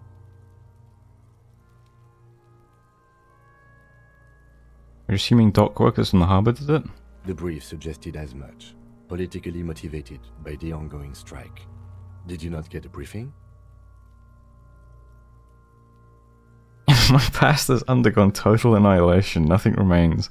My mother, the love of my life, certainly not a briefing. Okay. You should ask me for one the first moment we get. Okay. I sure wanted him to stay there. The polyester seems strong. It's not merely polyester. It's steel reinforced. See these lines? This is where the wires run. I see rabbits for more than 20 strands. This makes getting him down much more problematic than I had assumed. How'd they even get him up there? The noose is one of those things that's easier to use one way around. He points to the buckle tying the belt to the branch above. Did they climb up using the kids as a ladder? That ladder can't carry a grown man. I didn't see any splintering either, did you? I think they lassoed the branch, then pulled on the belt to close the buckle. Yeah. The cadaver hangs from the cargo belt, limbs limp and torso covered in tattoos. Kim's slow realization that you're really not fucking around at the amnesia. I think he thinks I'm insane. Inspect the tattoos. An intricate web of blue lines stretches across the torso, from the right shoulder to the solar plexus. Each time they intersect, a small white star is formed in their crossing. Hundreds of fading asterisks riddle his skin. Their concentration is highest around his heart. His corpse is marked by stars. What will mine be marked by? Alcohol and heartbreak. Okay. Small white star is formed in their crossing. Okay. Is this a national pattern? Of no nation that I know of. If anything, it reminds me of religious illumination, last or penultimate century. Men who live harsh lives often turn to innocentic worship. But which one? I see no trace of a humanoid figure. Missing something here. I agree. A sudden ring fills the air as the lieutenant pulls down the zipper of his orange jacket. He wears a wide leather belt around his waist and a gun holster under his arm. Okay. He takes a thin piece of milled aluminium from his coat pocket and pulls it open. Sounds like a sword being unsheathed. A small lens appears. Some sort of camera. What's that? A Trigger Sunshine. Mini. Shit, Kuno! What the fuck is that? An instant color camera. He produces two metal-capped ampules and clicks them into place on the side of the apparatus. A thin slot shines there. I have only 2 ampoules, so nobody move. I don't want to waste one. He points the camera at the corpse, peering into it. The lens needs adjusting, then... A sound, a shrill flash, followed by the breaking of a small ampoule of glass. You see streams of color pour onto the thick, glossy piece of paper, rolling out. In case we need it. Lieutenant says, and shakes the paper, letting it dry in the cold wind. On it, a color-perfect copy of the dead man's tattooed chest. Cool machine! Yes, it is pretty cool, isn't it? Yeah, the art style is great in this game, isn't it? To be fair, with Inland Empire so high, he's not that wrong. There is only one ampoule left. Use it wisely. What do we need this photo for? It contains insight to the victim's person. By his build, I'd say this was a man of physical violence. The story he wanted his body to tell was important to him. It is his letter. To us. Someone should decipher it. We'll need to show it around. Can I have it? I should look at it later without the corpse smell. Sure. Just don't lose it. He hands you the piece of rolled up photo paper. It's no larger than a pack of cigarettes. The glossy-eyed corpse looks by, his mouth mute. Look him in the eye. His eyes are milky white and blind to the world, protruding comically from their sockets. There is no one home, just subaquatic terrors there. Dark brown hair grows on his head. His face is ready to explode from the organic processes inside. The death's head grin has passed. What remains is an unrecognizable mess. Inland Empire Medium. Tell me, who are you, dead man? I'm gone.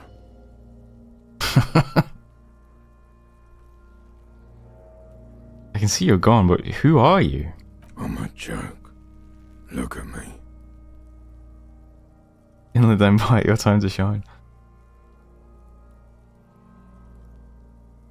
You are now, but who were you when you were alive? A killer.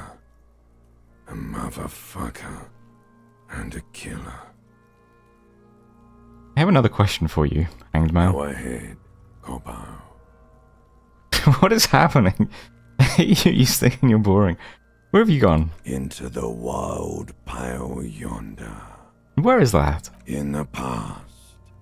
Way out in the west. I can't get the damn compartment in my ledger to open. The second time being told about the West.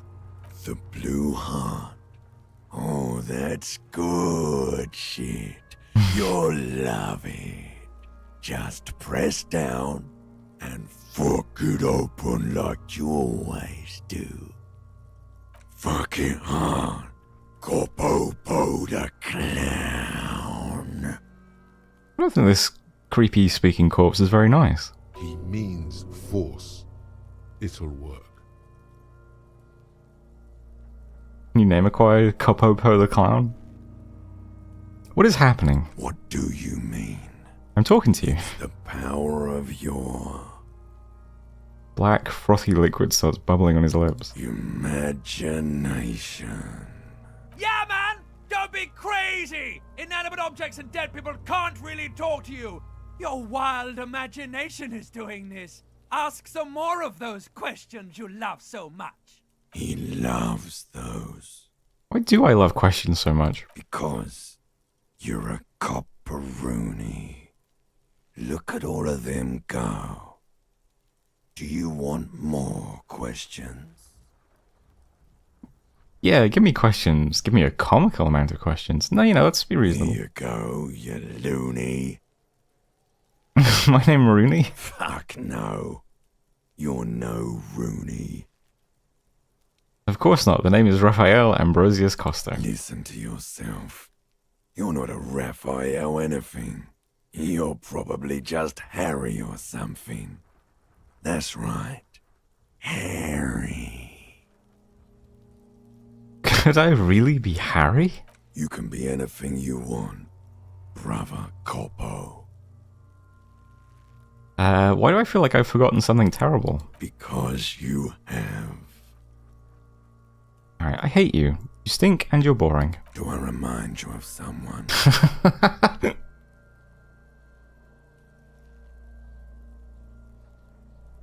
You don't remind me of anyone. Sure I do. You just don't want to admit it. Enough. Come back later, Coppo. Amuse yourself with my frank manners and my memento mori features. If possible, also, see me in your dreams. Squint and take a step back.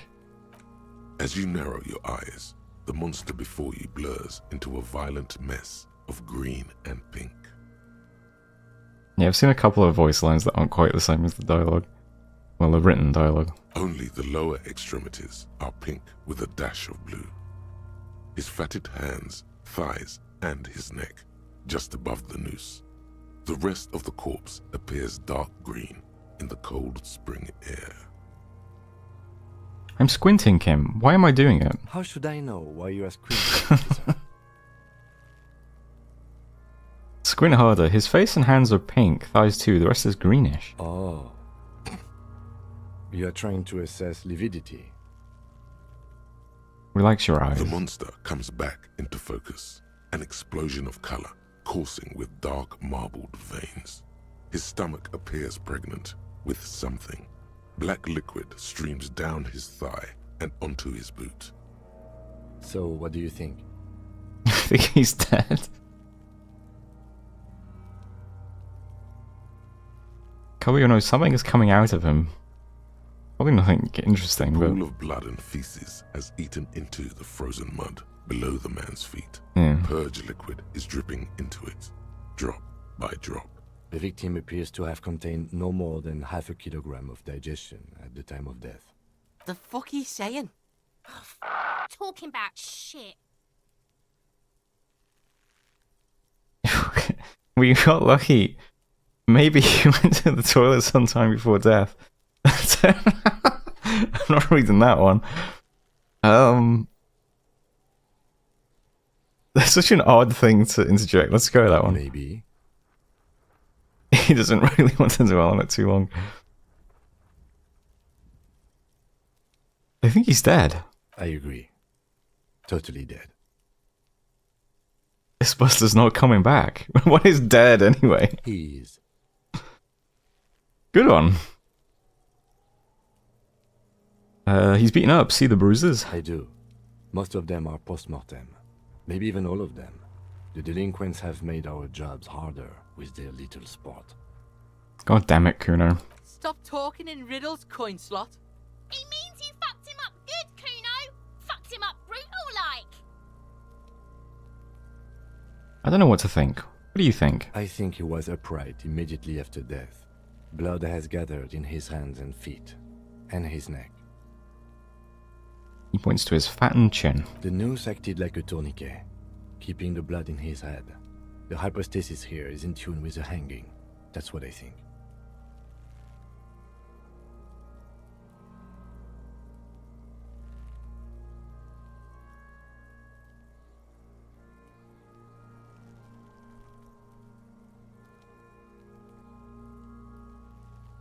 Could it still be he was moved after death? There's always a chance. We should check for ligament marks on his neck to see if they're in tune with the belt. We'll have to get him down first. Okay. Back off and catch your breath. There is no breath to catch. Only the cadaver filling the air and your nostrils. He slowly rotates before you, decomposing. So how do we get him down? Are you sure we finished the preliminary examination of the cadaver? We might miss some of these things once he's down. Step back and have another look. The slowly twists on the cargo belt.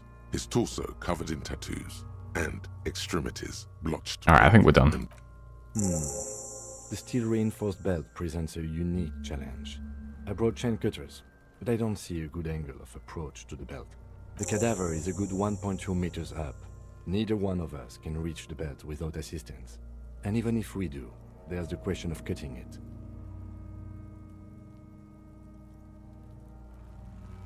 Okay. We could saw the branch. Climb up there and saw the branch?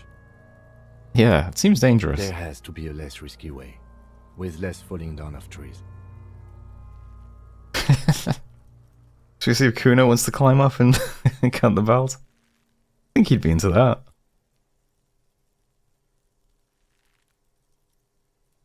Want someone else do it? Someone else? You mean like the police? Someone who's below detective. Yes, exactly. Call the police. Someone already did. You know who came? We did. Because we have made bad life decisions. I know it's hard, but I assure you, the others won't come to help us. And we have a growing sanitary concern here. We need to get him down, fast. Maybe we could shoot him down? Yeah! Bang bang time, pig! Shoot his head off! How?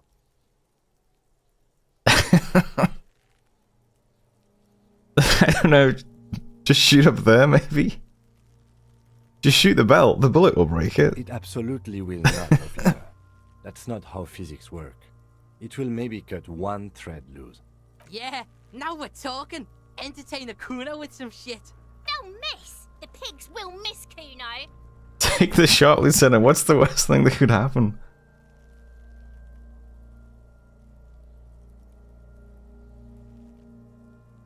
Wait, let me try. The lieutenant's brow is furrowed. He appears too deep in concentration to even notice what you said. No, I can't get Kim's gun.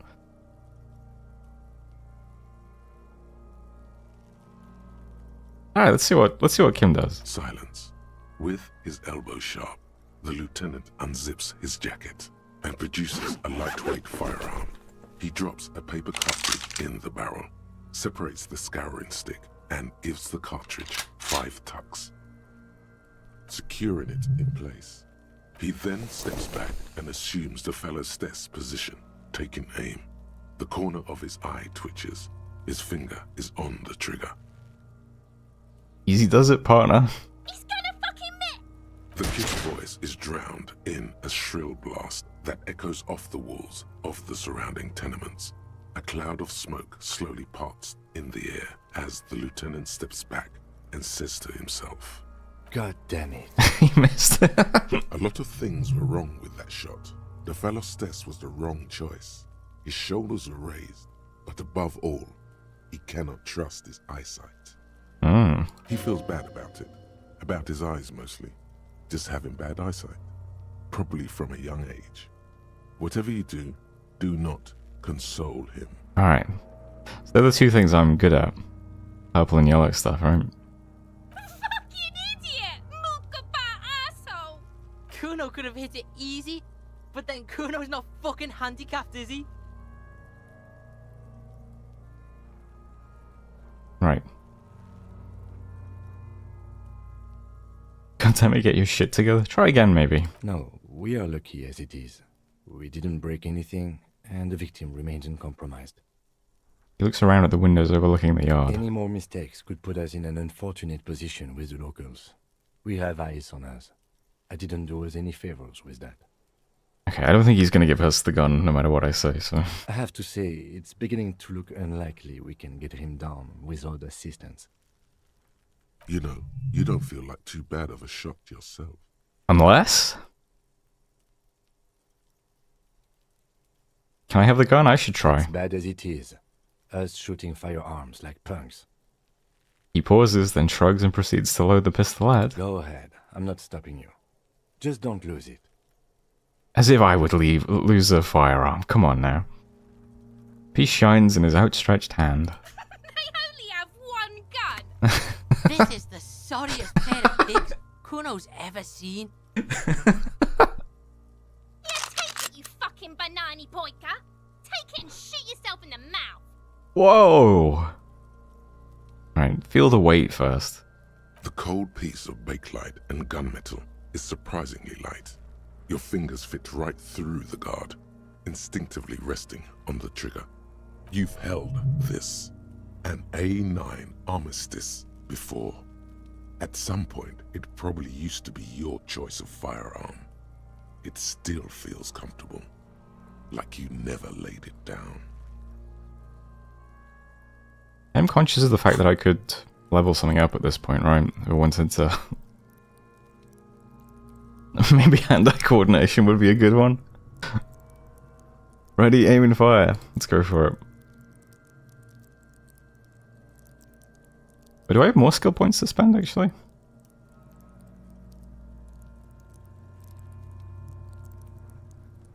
Am I blind, or like, where do you see how many points you have to spend?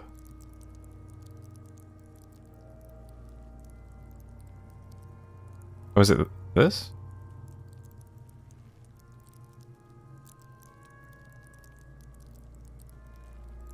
Yeah, it is this then. Okay, I had 2 points. I'm gonna level up Inland Empire again, though. Of course, that's my jam.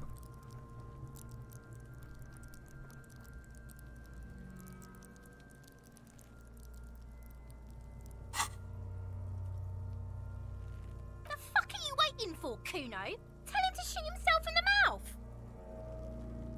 Point the gun at the belt. The buckle comes into focus in your sights. You stand with your feet planted firmly in the ground and your left hand supporting your gun arm. I'm getting landlocked? What's that? Why don't you just shoot yourself in your mouth? At least you won't miss. Alright, it's challenging. It's 58% odds, though. God, that raincoat looks stupid. Hey, man. Say shut up. No, I don't want to get distracted. I get a penalty for me. Point the gun at Kuno.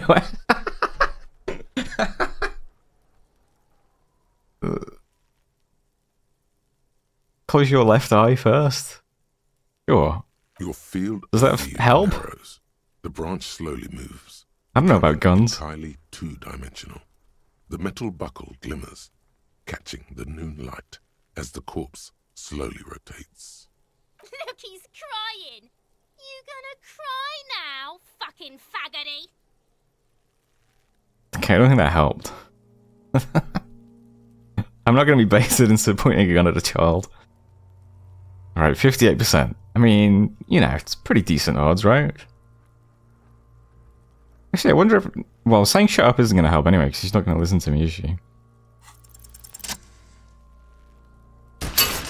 Hey! The buckle explodes into tiny pieces, coming loose with a whir. With your hand numb from the recoil, you look at the body slump down. For a moment, the man appears to kneel in front of you. That's copping. Looking straight at you, helpless, trapped within itself. Who killed you? Communism. Excuse me? It takes a millisecond for the association to flash within your cortex. You have no idea where it's coming from, only that it's right. Then the rigor in his muscles gives up, and he smashes sideways into the spring mud, letting out a horrid stench. You've been policed. How did I do that? Who's laughing now, you little shit? Fuck you, Corpale! Despite her words, her tone seems celebratory. You've been policed. Ace is high.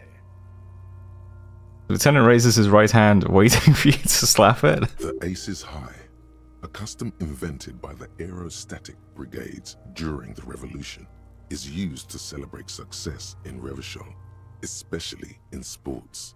The gesture is spread across the world, despite the defeat of the revolutionaries themselves. I have the skills necessary to successfully high-five Kim. I believe. You could add an ace's low to it, if you like, by turning your back after the high and waiting for another. This would be an advanced move. Slap it and wait for an ace's low. Leave him hanging. The high arrives with a sharp slap. As you turn around, there is a moment of doubt. Feels like that low ain't gonna connect. Now come on, Kim, you got this. You can do it. Chill. It's gonna connect. It's gonna connect. Come on. But then it does, and with furious precision. The lieutenant is not one to leave an ace's low hanging. Look at these two kings. Look at them. I knew these guys were.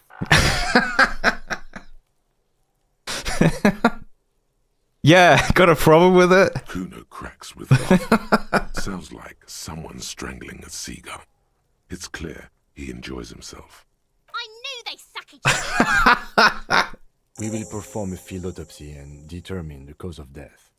But before... Excuse me. He needs to turn away from the corpse. Slumped on the ground like that has not improved the way the corpse smells.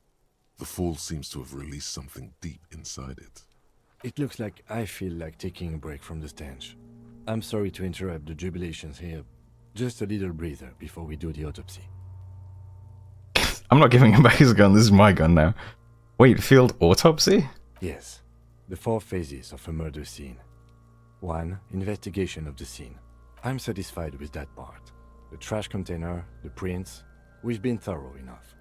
2. Initial examination of the victim. We were pretty good in our efforts, and the autopsy will provide another chance. 3. Field autopsy.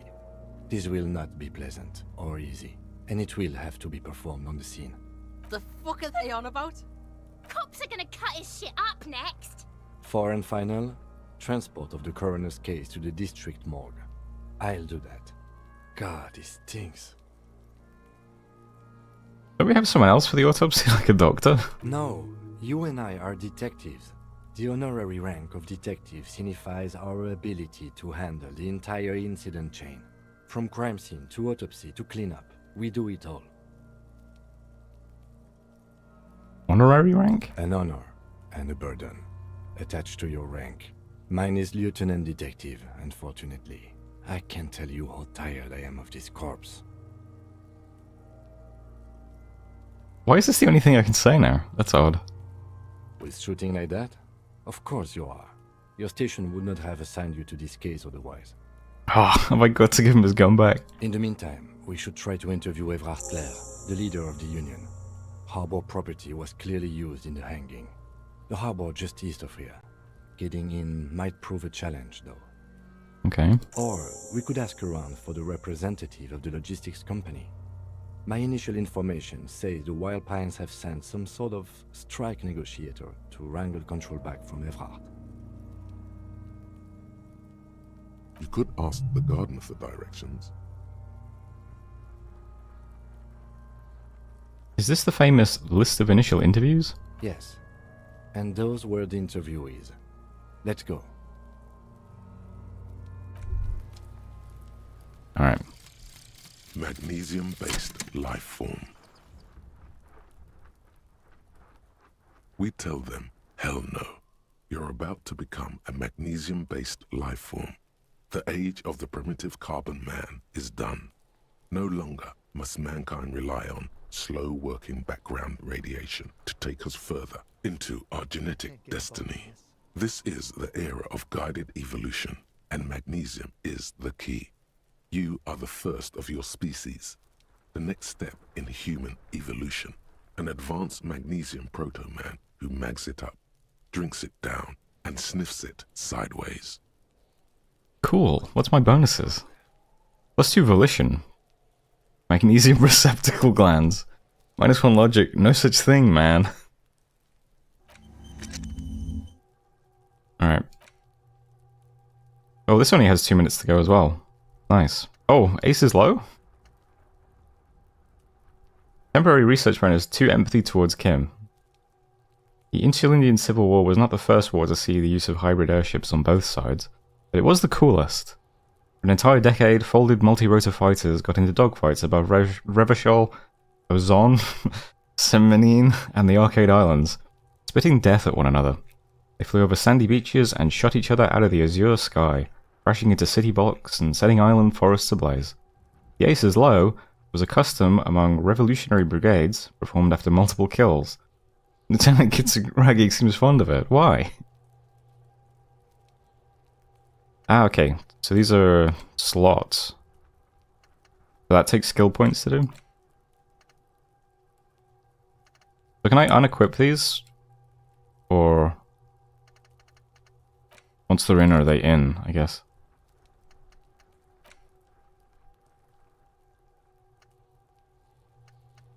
The forget button? Okay, so it costs skill points, I see. But it looks like it also costs a skill point to unlock a new box, so for the time being there's no reason to ever forget something, is there? Because it's the same cost to just get a new slot, right?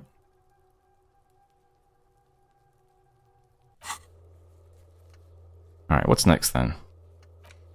Where's the rest of the armor? Okay, ask Kuno. Get boots off the victim's feet when Kim is away. In order to succeed, the body has to be down, autopsy has to be finished. Okay.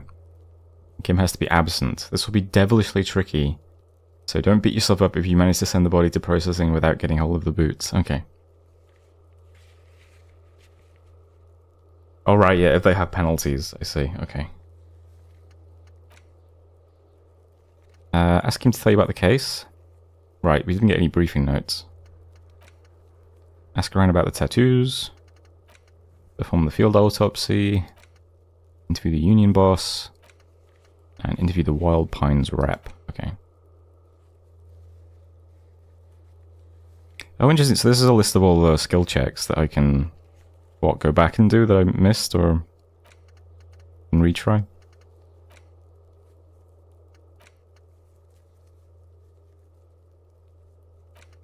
Okay.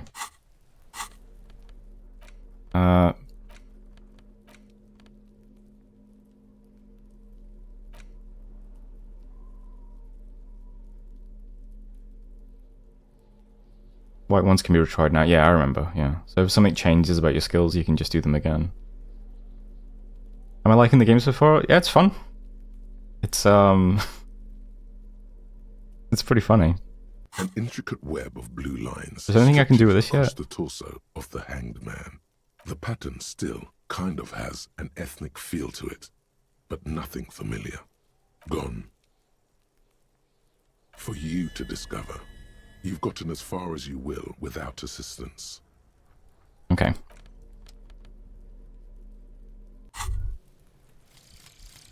Lonesome. Long way home. Nice. Do I know where I live now? Or? Home awaits.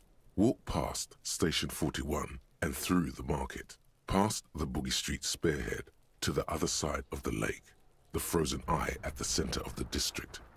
Then, past the video rental store on the corner. There, at the end of a street lined with pine trees, a small house no larger than a matchbox. 11 Voyager Road. You no longer live there. Those times are gone. And so are those people. Why did you come here? Why are you still here? And where's the dealer? You have to get back to work. That's all you have now. Hey Suki, thanks for stopping by. Sorry, it's not a good time for you. I'm actually almost about to end the stream as well, because it's getting pretty late for me, I'm afraid. Learning cap per perception raised to 5. Speed gives 1 sigh. What? Okay.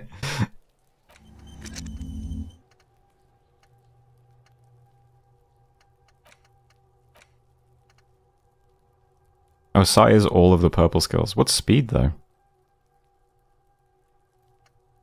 I mean this? Oh, the drug speed. Oh, okay. I haven't really encountered any drugs yet, I don't think. Speed drug rather than speed statistic, okay. Let's speak to Kuno and then do the autopsy, or... Actually, I'll probably end soon because it's 1:15 midnight already. What time do I start streaming? So my time, I think I started at about 8 PM tonight. I can probably stream until later tomorrow though, because I don't have any work booked now until next week, unfortunately.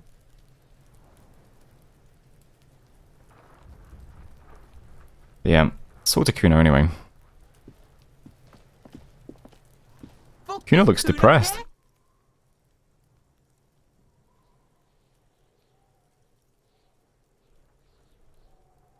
I get a +2 for shooting the body down to understand Kuno.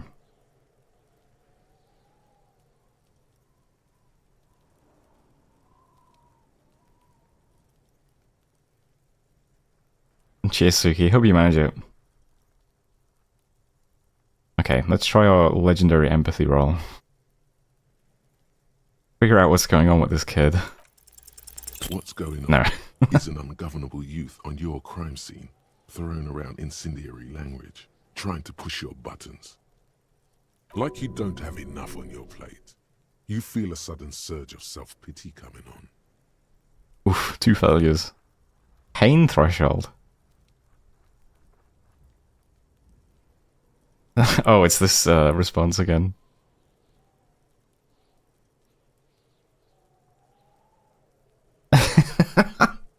This is so pathetic. Yeah, let's do this one.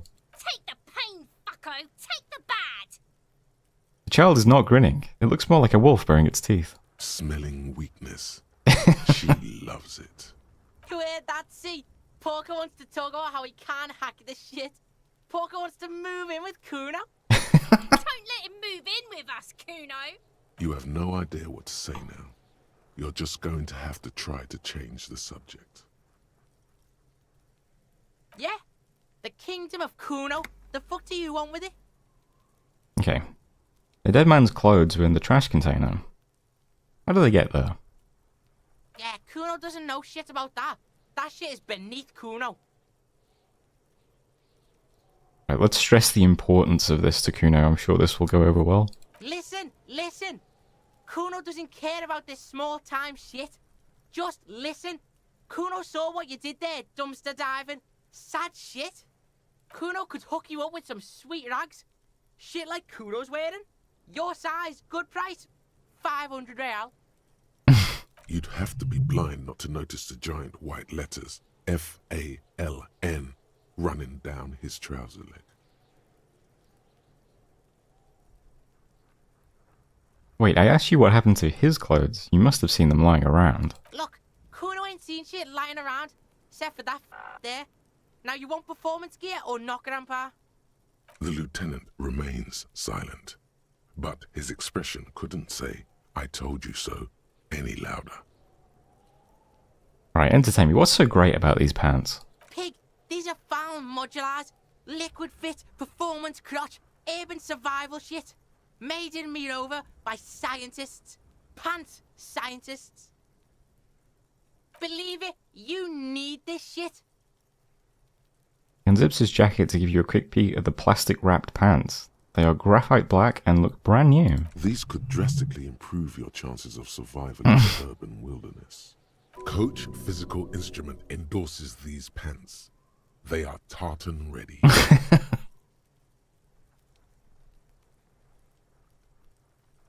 No, Kuno, you don't know anything about the tampering I'm investigating, and I already have pants. I might be interested in the pants. Let's talk about this later. Alright, Piggo. Shit's rolling. Don't do business with the pig, Kuno. He's gonna steal all your money, Kuno. As you can see, Kuno and C don't trust you. Can't do business without trust. There's more to his distrust than being a pig. He feels threatened by something obscure in you. What that is, however, remains a puzzle for now. I don't think there's anything to be gained by showing Kuno the mark, I'm gonna be honest. The ladder, ever climb it? Look at that fucking shit. You're trying to get Kuno killed. Would you say the ladder is unclimbable? Fuck does Kuno know? Kuno's not a fucking acrobat. The lieutenant takes a quick note in his notebook. It's a trap, Kuno. Don't climb it, Kuno. What's in the greenhouse over there? Dunno. Kiptas gardener used to work there. Hold on, the gardener used to work there? Yeah, that's what Kuno said. She couldn't handle the heat, so she took off. Kuno can take it. Shit's nothing to Kuno. Wait, what did you mean by kipped? Look it up in the library. Kuno's not a fucking dictionary. Fucking small brain. Kuno means the gardener, alright? You mean the young woman by Whirling in Rags, that gardener? Look, Kuno doesn't explain shit. Kuno just says shit. He looks you in the eyes and nods as if agreeing with himself. Yeah, her. Okay. Yeah, whatever. Kuno doesn't give a shit. Okay, I'm off. Kuno doesn't fucking care. Thanks, Kuno. Alright, so I wanted to quit there then. Do I need to do anything to save, or can I just exit? Oh, we got save options in the menu, okay. Oh, here's all the stuff as well. Thoughts. Active thoughts alter dialogue options. Thought bonuses differ for research and completion. Substances can be administered during dialogue. Tools are context sensitive. Equip them before use. Okay. Time passes when picking new dialogue options. Read books to pass time quicker. Gain experience by completing tasks or by exploring. Leveling up grants you skill points. Use points to unlock skills or unlock or forget thoughts. White skill checks can be rerolled. For options or level up to try again. Red skill checks are permanent. Okay. It is a made-up racial slur. Okay.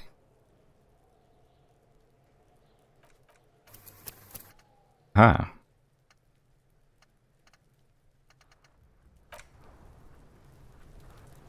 Alright, we're saved then. Okay. Game is fun. I don't know what I was expecting. I guess this is pretty similar to what I was expecting. I didn't know what the tone of the game was like though or anything. I did think it was a point-and-click game, and it does kind of feel like a point-and-click game, I guess. So I wasn't that far off. But yeah, I'll leave things there for tonight. I'll try and stream a bit longer tomorrow, since I should have more free time now. Yeah, I'll leave things there for now. I hope you guys enjoyed watching. I was surprised how much interest there was in this, just because it's so text heavy, you know? Point and click psycho RPG cop mystery murder comedy. Yeah. Right up my alley. People love this game, apparently. I mean, it's one of the most highly rated games on Steam, isn't it? It's like overwhelmingly positive. But I don't think it's one of the most purchased games. I think it's kind of... has niche acclaim, maybe. Has a lot of wild moments, okay.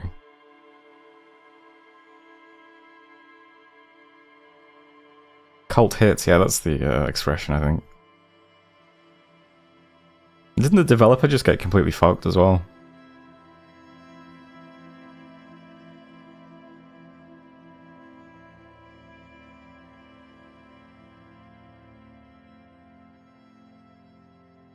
Yeah, I vaguely remember something about that.